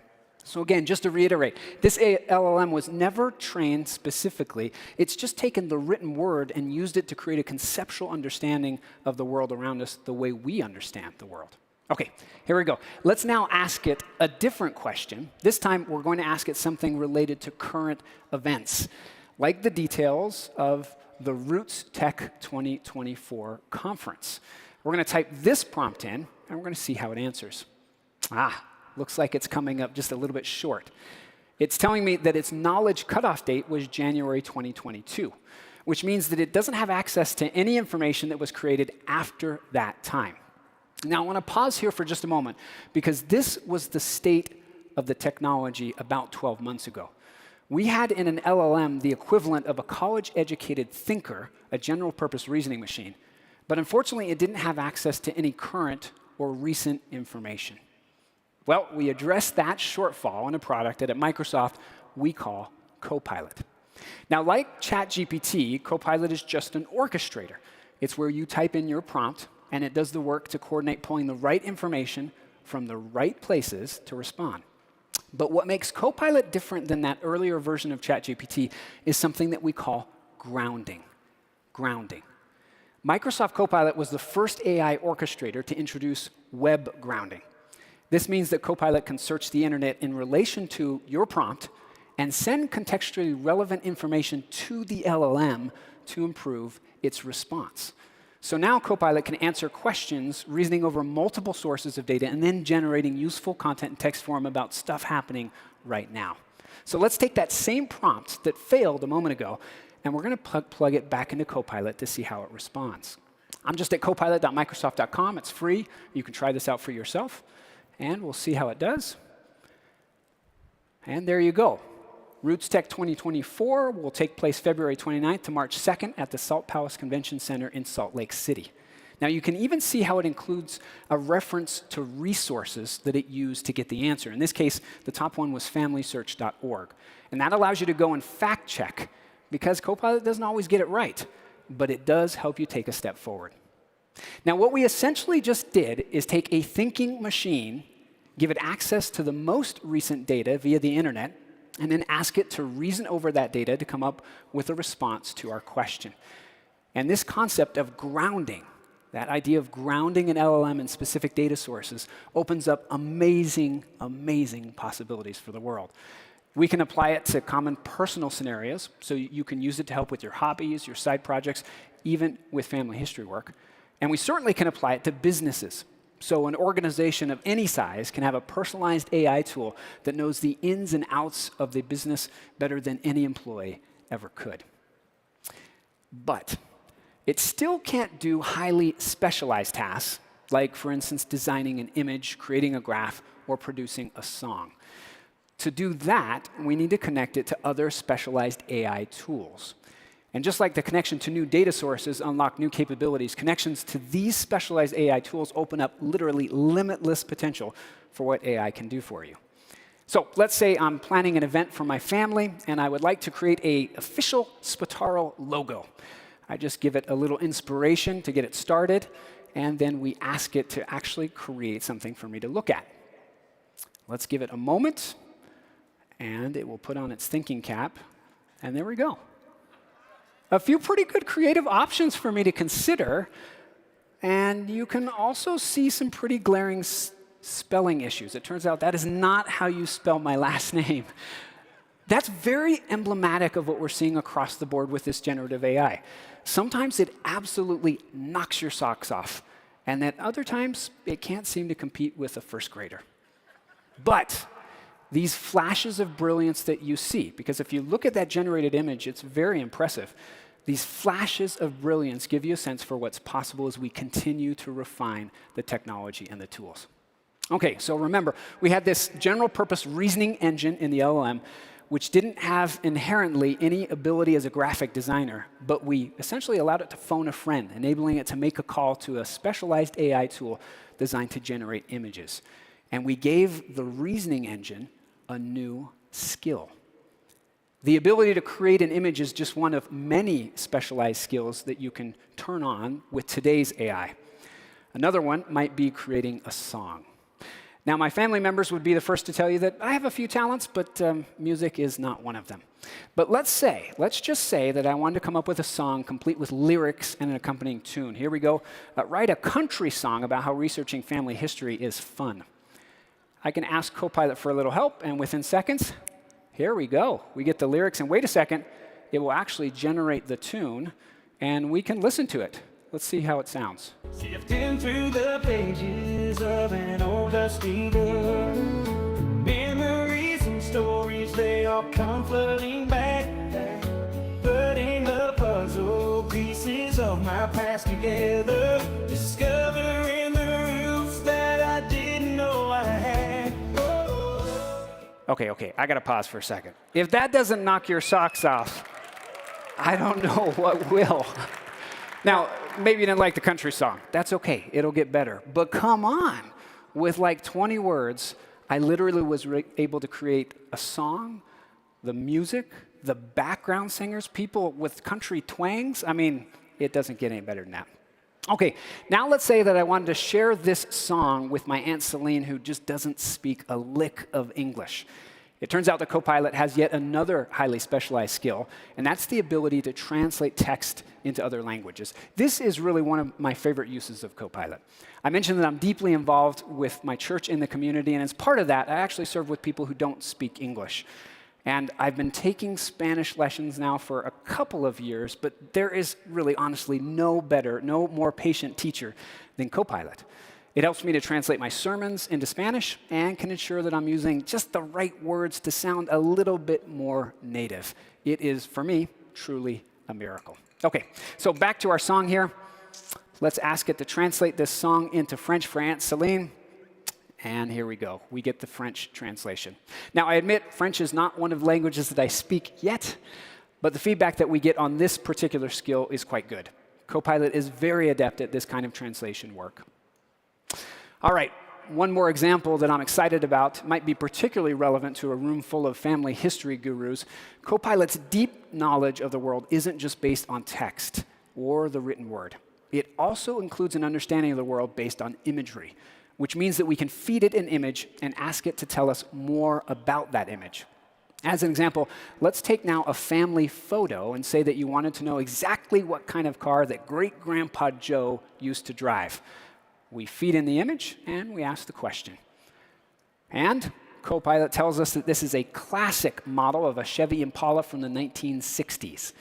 That same concept works for notable city skylines, scenic vistas. You can upload just about any image, and Copilot can tell you more about what's in the photo. It is truly amazing. Now, let's just pause for a moment. At this point, you can see that we've made a tremendous amount of progress over the last 12 months. We've discovered that we have a general purpose reasoning engine, and then with this idea of grounding, we can apply that thinking of the reasoning engine over any source of data, including the internet. And now we can augment it with brand new skills like the ability to generate images or even country songs. Wow, all of a sudden you have a tool that can do some pretty amazing things. Now, earlier, I mentioned how you could apply this in a business or even in a personal setting. So let's dive into that by heading over to Copilot from Microsoft 365. Here we took all of what you just saw, the foundational capabilities of AI, and the ability to ground it in a specific data set. In this particular case, that will be the Microsoft data, that's your emails, your chats, your files, your documents. And we've integrated all of that into the apps that literally millions of people already use every day: Outlook, Word, Excel, and PowerPoint. Let's start and show you what that looks like in Word. When you create a new document, you'll see the Copilot box, as you have here. You can simply tell Copilot what you'd like to create. And one thing that we're finding is that the more context and detail that you give it, the better the output is that you'll receive. So in this case, let's ask it specifically to create a 1,500-word document explaining how to get started with testing your DNA and researching your family history. Please include at least 3 sections and give detailed steps for each one. We'll ask it to generate and give it just a moment. Now just watch as it does its magic. This actually is sped up slightly because it can take a minute or two to generate all 1,500 words, but it's an actual recording of the product in action. Not only is this thing a time saver, it can also help improve the quality of the work.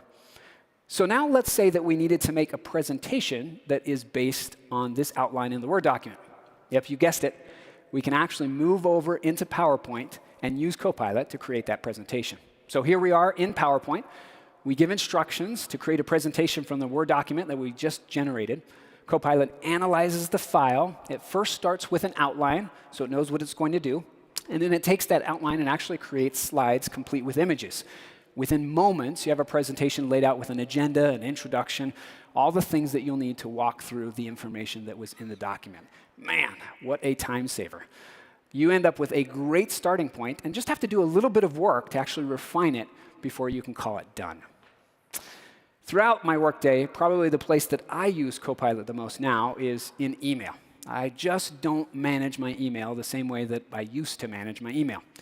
Copilot can take care, for instance, of summarizing a long email chain, flagging when there's something that needs my attention, and it can even write my emails for me. Here we'll start a new email, and we use, in this particular case, a small prompt, and then we have it write for us. There's even a feature here called Sounds Like Me that takes all your previously sent email to understand your style and tone, and then adjusts Copilot so that it writes just like you. I'm not kidding. And just like in the PowerPoint, you're always in control, so you can still edit or refine before clicking send. Now, it's worth repeating that Copilot doesn't always get it right. It does sometimes make mistakes. After all, it is not autopilot. It is your Copilot. But sometimes it just completely blows your mind. There is no denying that the promise is very real. Based on the feedback from early users, we're already seeing the ways it can make us more productive, more creative, and ultimately help us spend more of our time on the things that matter most to us, the things that are most rewarding and engaging. And I think that that's something to get very excited about. Now, we as a company are excited to get it into your hands to see what you do with it, so please feel free to give it a try. You can go to copilot.microsoft.com for free or download the app in the iOS or Android app stores. Thank you very much.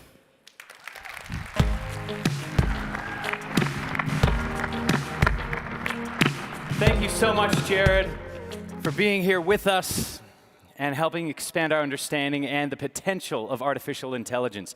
Now we have the opportunity to hear from 6 organizations within the family history industry as they showcase their AI innovations. First up, FamilySearch will take the stage, followed directly by Living History, then Storied, then Emulate Me, Story, and finally Ancestry. Are you all ready to get started? All right, well then let's give it up for FamilySearch.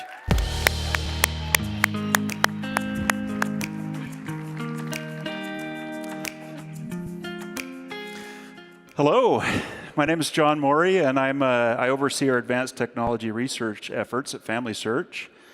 And my team's job is to identify like game-changing technology that make family history easier and more rewarding. As Jared was saying, artificial intelligence is a term that we often hear, but what does it really mean? Well, in essence, AI programs are programs that learn to accomplish tasks through examples and patterns.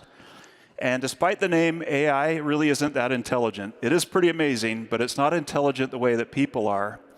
However, AI can mimic human intelligence in some very useful ways. And we just saw an example of ChatGPT. That was a great example, which is a language model developed by OpenAI, which can produce and understand text. So I asked ChatGPT, and I promise I didn't coordinate this with Jared, but I asked it to write me the lyrics to a country song about Rootstech. And here's what it came up with. Frankly, I like Jared's better. Well, I don't see this topping any charts. It is still pretty amazing. And by the way, we call this generative AI because it generated something new, in this case, lyrics. And so from here on, when you hear me say AI, I'm really talking about generative AI in this talk. And it's not just about lyrics or text. As we've seen, AI applications can generate images, audio, and even video. So for another example, I asked another AI application to draw a picture of a Tyrannosaurus Rex giving a talk at Rootstech. Now that would be a pretty memorable keynote. So what does this have to do with family history? I promise it has something to do with it. Hopefully Jared's talk got your imagination going about what is possible. And here are just three other areas where I believe that AI is fundamentally going to change family history. And first, as we'll see in a minute, I believe AI will allow us to create user interfaces that are more natural for people to use. And AI in particular is really good at understanding what we mean instead of what we say. Second, I believe that AI will bring family history to a broader audience. For example, imagine somebody who can't read or write doing family history on a smartphone. And third, AI is already accelerating the pace at which developers can write and test the applications that you use. And so just to illustrate this, I created a simple application in just a few hours using Microsoft's AI services and ChatGPT to help me write the code. And I'm going to show you a recording of an actual session of my wife using my app to upload a family photo. And using voice technology, the app will help her identify people and tell the story behind her photo. And then using that information, the AI will create a caption, written narrative, and even a pedigree chart from this. And so this was entirely unscripted. In fact, my wife kicked me out of the room when she did it. But I've clipped out portions of the video just to keep it brief, but this is not fake. The AI is actually coming up with its own questions about the photo.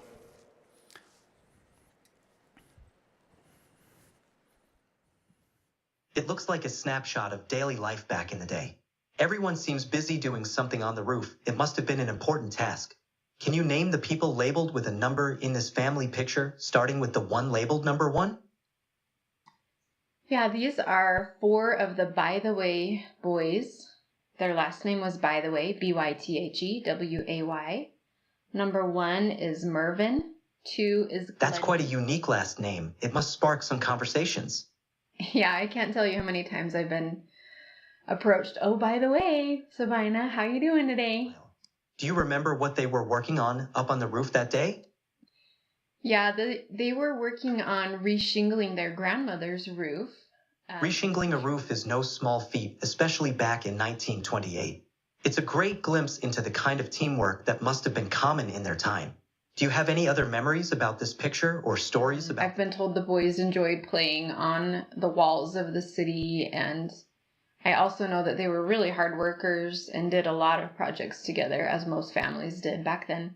It's impressive to think about the camaraderie and close bonds formed through shared labor back then. How are you related to the Bytheway boys? Quentin, by the way, in number 4 is my grandfather. My name is Sabina, by the way. My father is Gilbert, by the way, and Quentin was his father. How did your father, Gilbert, describe his dad and uncles? Did he... Caption for that photo out of that conversation she just had, and then creates a longer story in her own voice. And just to prove that it understood this, had to create a tree as well. That's pretty amazing, isn't it? especially just for a quick prototype like that. Thank you.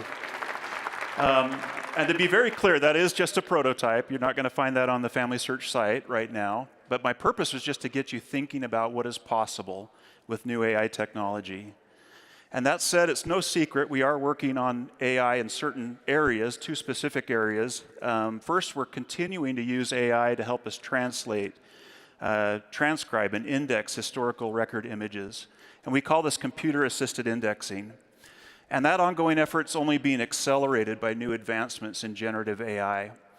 And also, as you've seen earlier in the technology forum, we're greatly improving our help using AI and generative AI. And we call this FamilySearch Helper. And those are just a couple areas where we're currently, we're working on AI, and we expect great things in the coming months, but stay tuned. Thank you.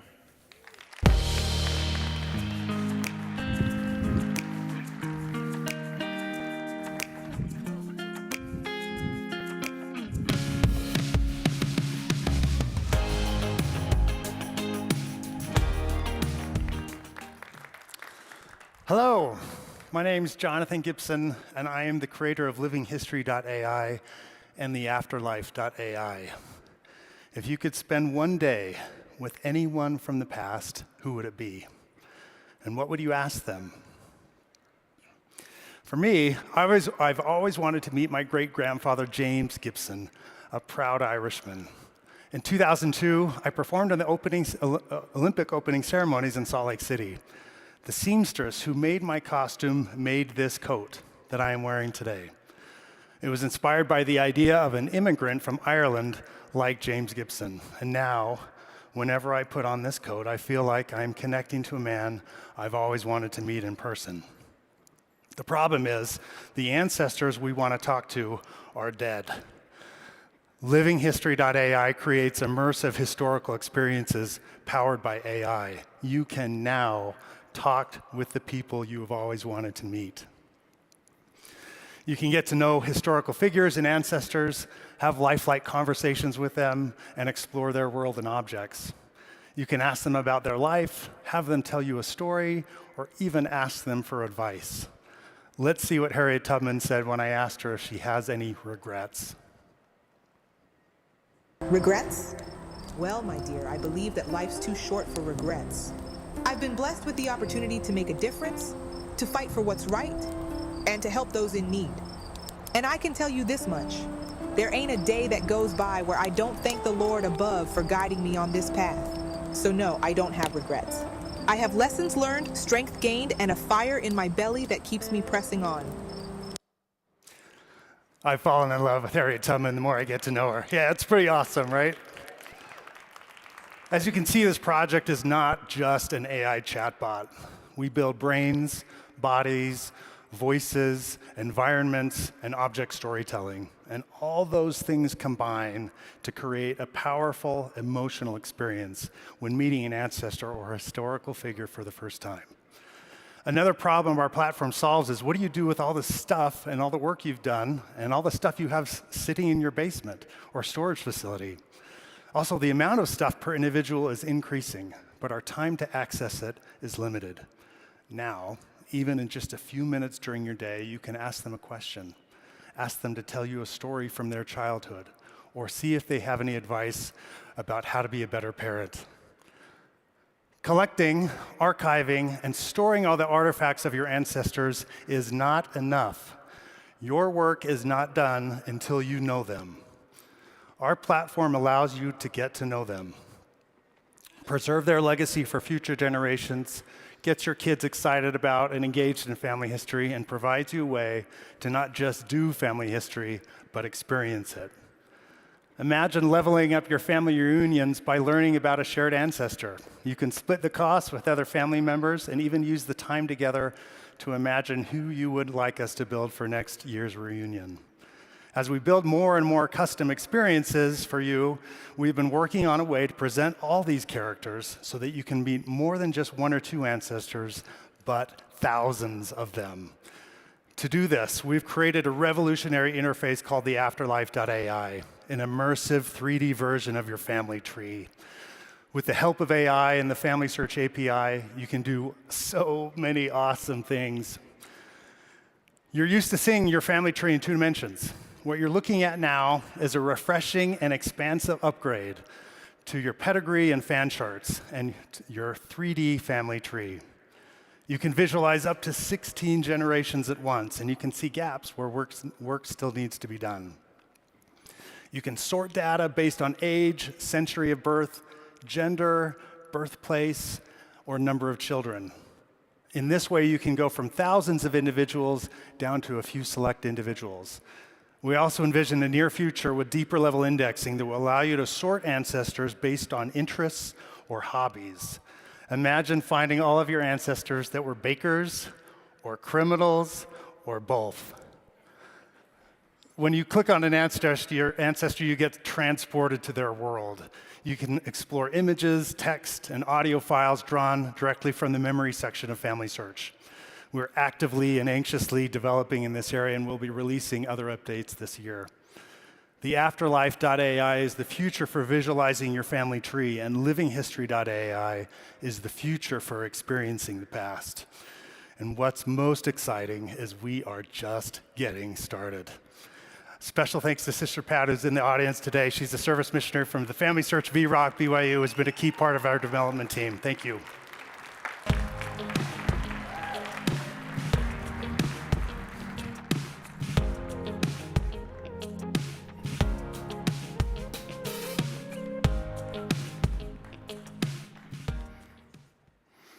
Hi.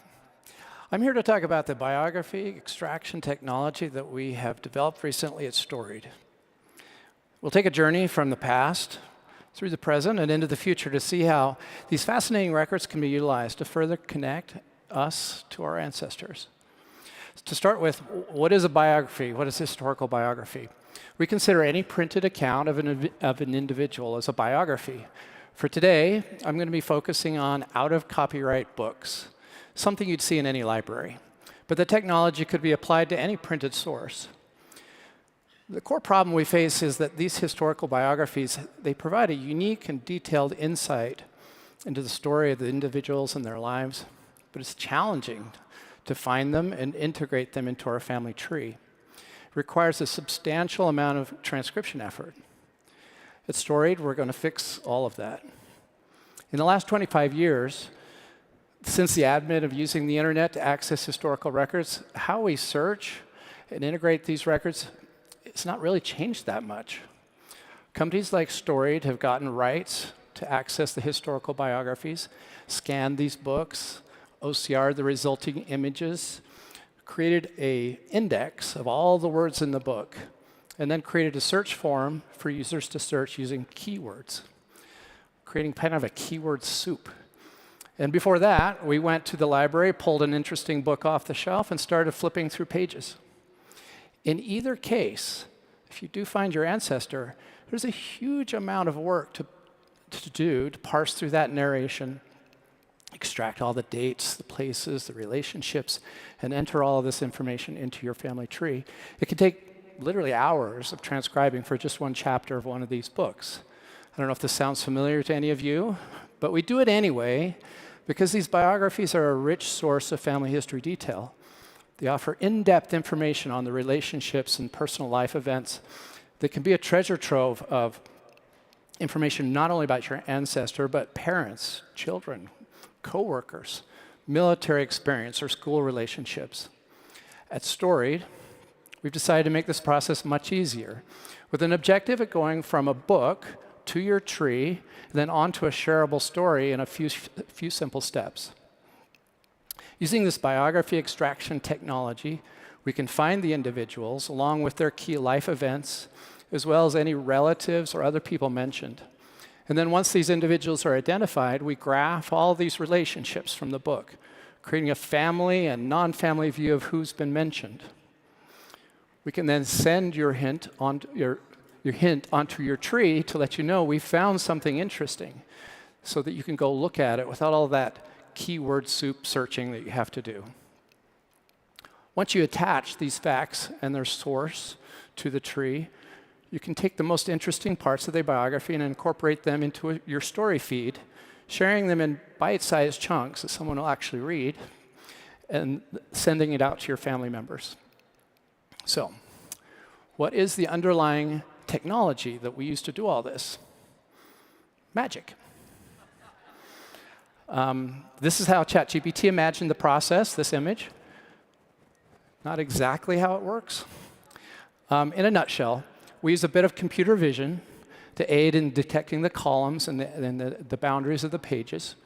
We use a large language model that was discussed earlier to help us to find and isolate the individuals from the text, and then pull out their life events. We use a thing called retrieval augmented generation to keep the large language model from losing its memory and losing track of who's who.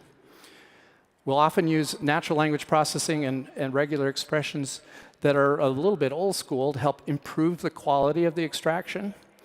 Then we send all of this to our proprietary normalization process, where humans go through and look at the dates, look at the places, and correct them, make sure that they are spelled right and they're standardized. Then we enter this into our graph database. This is a database that it's a little bit of an improvement on GEDCOM, where we can add people that are not related to your connectedness, to your graph. And anyone mentioned in the article or the biography can be given the equal standing with the bloodline members. What are the results? We're seeing really good results. We tested on 1,000 books as a proof of concept, ran it through and ran it at scale, and the accuracy, what we call the precision and recall, are within the tolerances we would expect. And we're in the process of scaling this up so we can do tens of thousands of books. What makes this all especially challenging, of course, is the underlying technology, the large language models and the AI, is literally changing every week. And so we have to be able to swap out things as that improves over time. To summarize, Storey has developed a completely revolutionary approach to incorporating the people found in historical biographies and getting them into your tree. And more importantly, a way to take those stories that have been locked up in these old books and share them with your family. Thank you.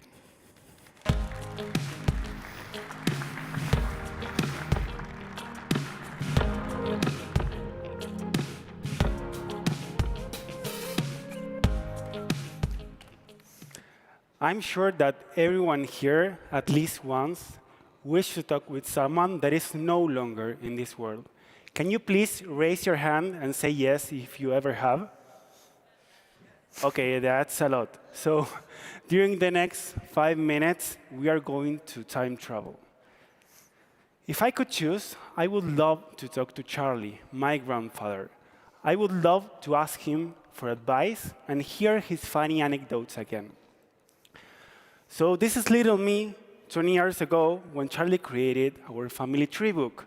He organized a family reunion, gave us printed copies of the book, and explained to us the importance of knowing about our family history. And 3 years ago, I finally got curious about my roots, so I went back to Charlie's work, and I found lots of information. But did I really know my ancestors beyond names and dates? I wanted to discover more about my family. I wanted to chat with my ancestors. So genealogy is evolving, and thanks to all the genealogists like you here and great tech genealogy companies, our generation has access to databases and digitized documents that help us to understand who we are. And today, as we enter the era of AI, we have now a big opportunity. We can now create experiences that make the interaction with the information available more exciting and attractive to the new generations. As we agreed before, we envisioned many times, not only in our dreams, but in movies like Superman, to chat with our ancestors, and that was impossible, that was fiction, until today. Emulate Me is a platform that enables conversations with your ancestors. I know it might sound a bit crazy, but we're on the Tech and Innovation Forum, right? So let's see how it works. Emulate Me empowers you to create a lifelike digital version of your ancestors. They will look, sound, and respond just like them. Hello there. It's wonderful to be here and a pleasure to meet you. Let's ask Virtual Grandpa something. What do you enjoy in life? I enjoy collecting antiques, reading old personal histories and journals, and spending time outdoors. Our powerful technology processes the data and our AI engine learns from it to bring the emulation to life. Invite your family members to ask questions and be amazed by the smart avatar you've created. EmulateMe is easy to use and compatible with FamilySearch. You can import data from your family tree, such as pictures, voice clips, documents, and facts. Or you could upload them directly from your computer. Then, powered by AI, you will create emulations of your ancestors in just a few steps and start conversations with them. But wait, that's not all. Let me introduce our latest feature. You can not only chat, but also call an ancestor. Wait, Matt, what? A phone call? Do you want to try it with Grandpa Charlie? Okay, let's try. Hey, Grandpa, is that you? Yes, my dear, it's me, Grandpa Charlie. How can I help you today? Okay, so I'm here at Rootstech presenting EmulateMe to many people. Can you give me advice? Oh, that's fantastic. Here's my advice. Focus on the incredible stories EmulateMe can unlock. Share your passion, make it personal, and let them see how it brings family history to life. Good luck. Thank you very much, Grandpa. You're welcome, my dear. Always here for you. This technology is available today on your phones and computer. Now picture this on a Sunday with your family asking your grandparents for advice and anecdotes. EmulateMe redefines the way we connect with our roots. EmulateMe is a fresh new experience for everyone, even those less familiar with genealogy. I'm Ariel. And I'm Max, and this is our American-Argentinian team. We are ready to integrate with other genealogy platforms, biography books, and to create interactive experiences in museums, universities, and libraries. We invite you all to join us at our booth, where you can try this experience by chatting and calling the avatars of Brandy Siever, Hugh Nibley, and Da Vinci. And of course, you can create the emulations of your ancestor there, and we will help you. Bring your family trees to life. Thank you for listening.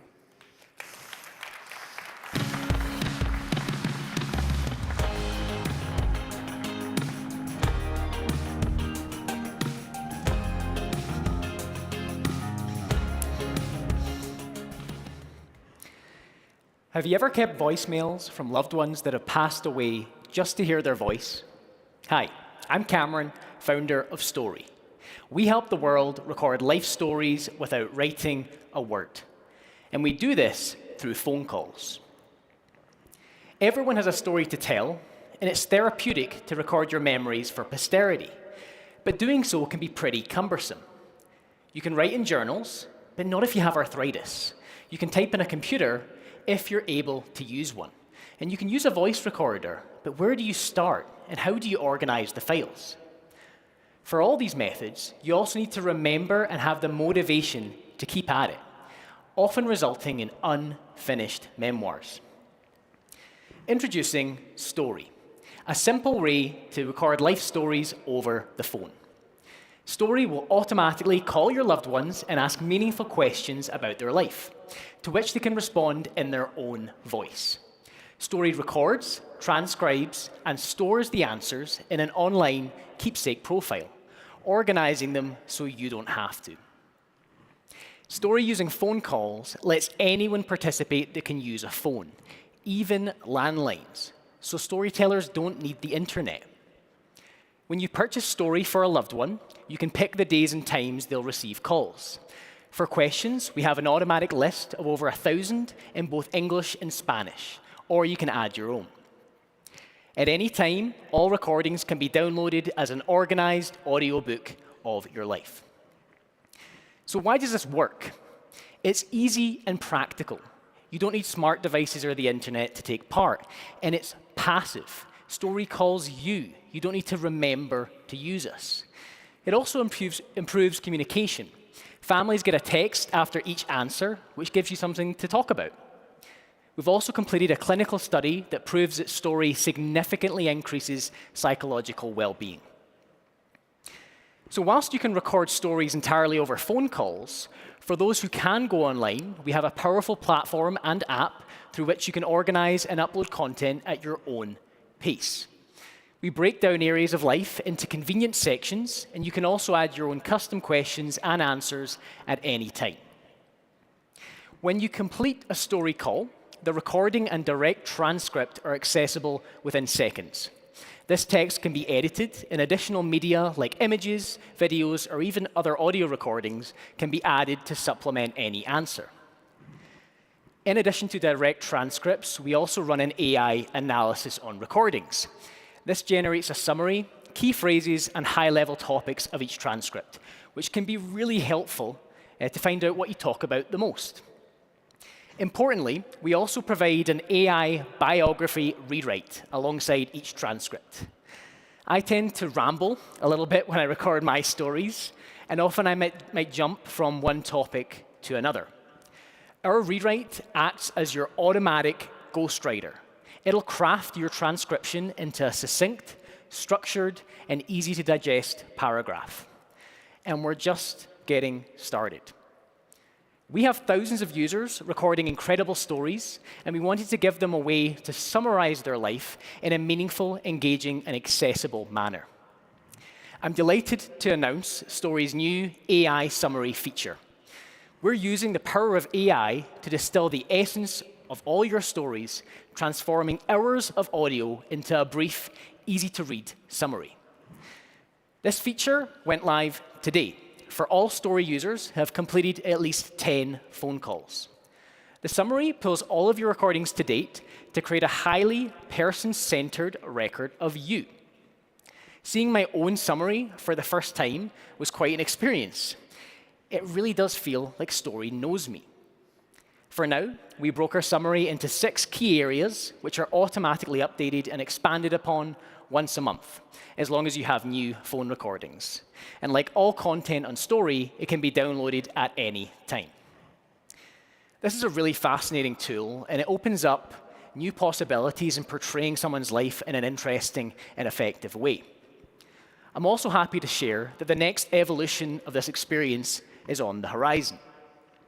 We will soon be releasing the ability to generate AI-driven videos to accompany your summaries, adding a whole new dimension to Story. So keep an eye on our updates for this. You can get Story as an online subscription, but we also offer a physical gift box, which is perfect to gift your loved ones. Inside are 3 cards explaining Story with setup instructions. It's super simple, gives you 12 months of calls, and all you need is a phone line. Story is growing fast, and for most of our users, it's the largest or only audio store they will ever complete in their life. We come from a team that's built electronic health records for senior care, from which we saw tech working well, and in some cases, not working at all. This inspired us to create a really simple solution that didn't require something new to learn, no matter your age. Thank you so much for listening. Please check us out at story.com, and we look forward to you recording stories for generations to come. Thank you.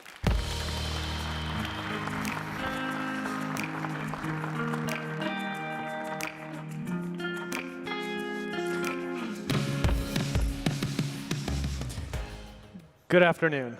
I'm Hunter Cannon, a product manager at Ancestry, and I'm thrilled to be here today to discuss how Ancestry has been at the forefront of leveraging cutting-edge technology for the last 40 years to empower our customers' discoveries. For more than a decade, Ancestry has applied artificial intelligence, machine learning technology to billions of historical records, such as census collections, newspapers, to deliver unique discoveries to our customers about their family history. Through investments in AI-powered handwriting recognition, content mapping, and hint generation, we have been able to rapidly expand the world of content that we deliver to our customers, creating the largest collection of online family history records in the world. Through AI, we have tripled the rate of our content growth, allowing us to go from 0.8 billion in 2021 to a milestone 5.2 billion new records in 2022 to an industry high of 18.6 billion new records in 2023.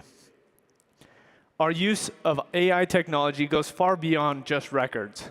Here are just a few ways that Ancestry has implemented AI technology into our product that our customers interact with every day.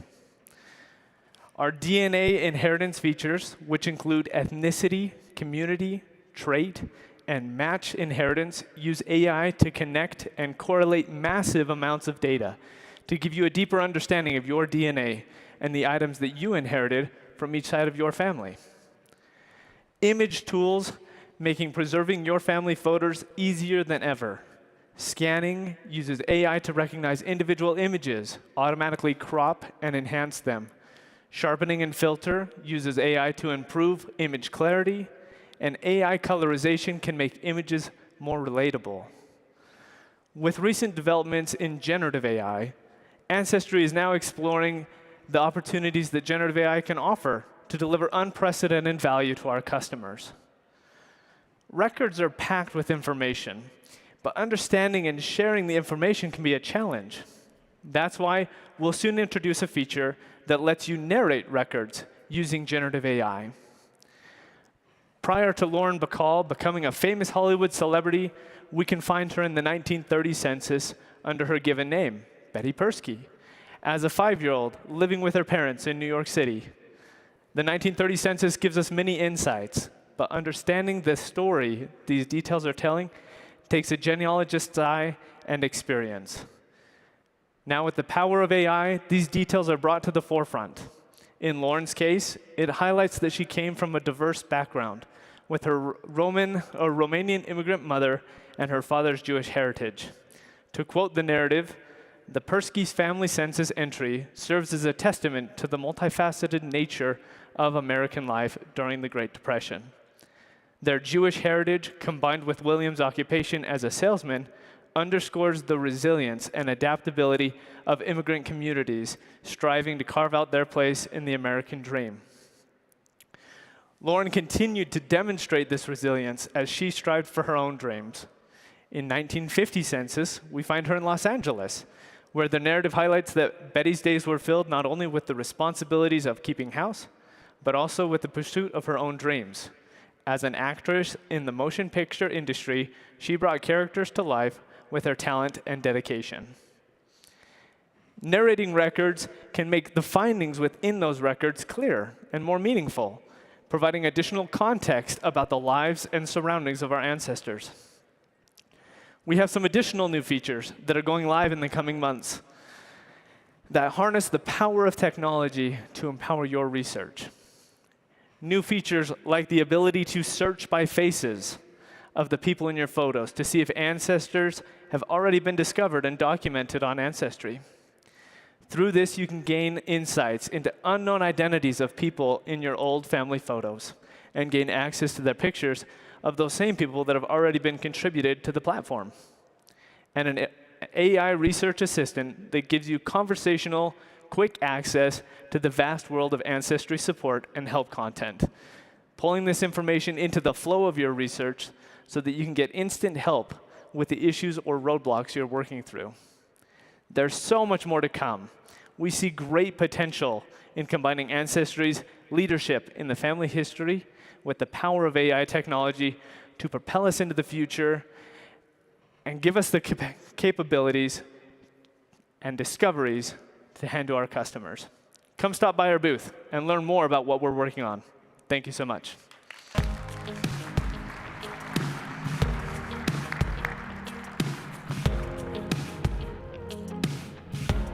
Holy smokes.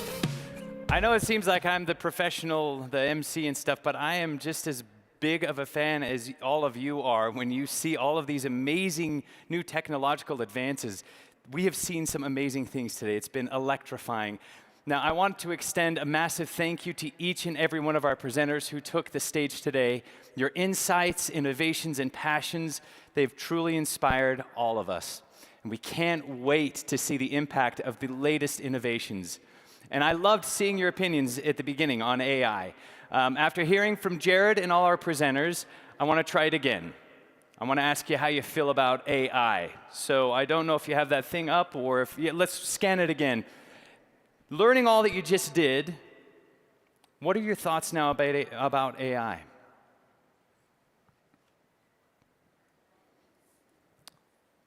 For me, it's a little less intimidating. Look at that. Either they're really good presenters or you actually assimilated some of the information. I agree. Isn't it amazing? And we can use these tools to connect even more. That's what's so beautiful, is that these tools are given to us so that we can connect and record our stories and lift each other up. For everyone joining online and here at the Saul Palace, don't forget to scan this QR code for an exclusive NFT. There's one coming up. There it is. And I wish I knew what an NFT was. All the kids know all about them. It's a non-fungible token, something like that. You can't get fungus, I guess, because it's digital. And we've got even more excitement. We've got more excitement lined up for tomorrow. So mark your calendars, set those alarms, and join us bright and early at 9:30 a.m. for the Impact Forum featuring Robin Fivish. She's a distinguished researcher from Emory University. And thank you so much for joining us on this journey of exploration, innovation, and connection. And guess what? We will see you tomorrow. Thank you so much.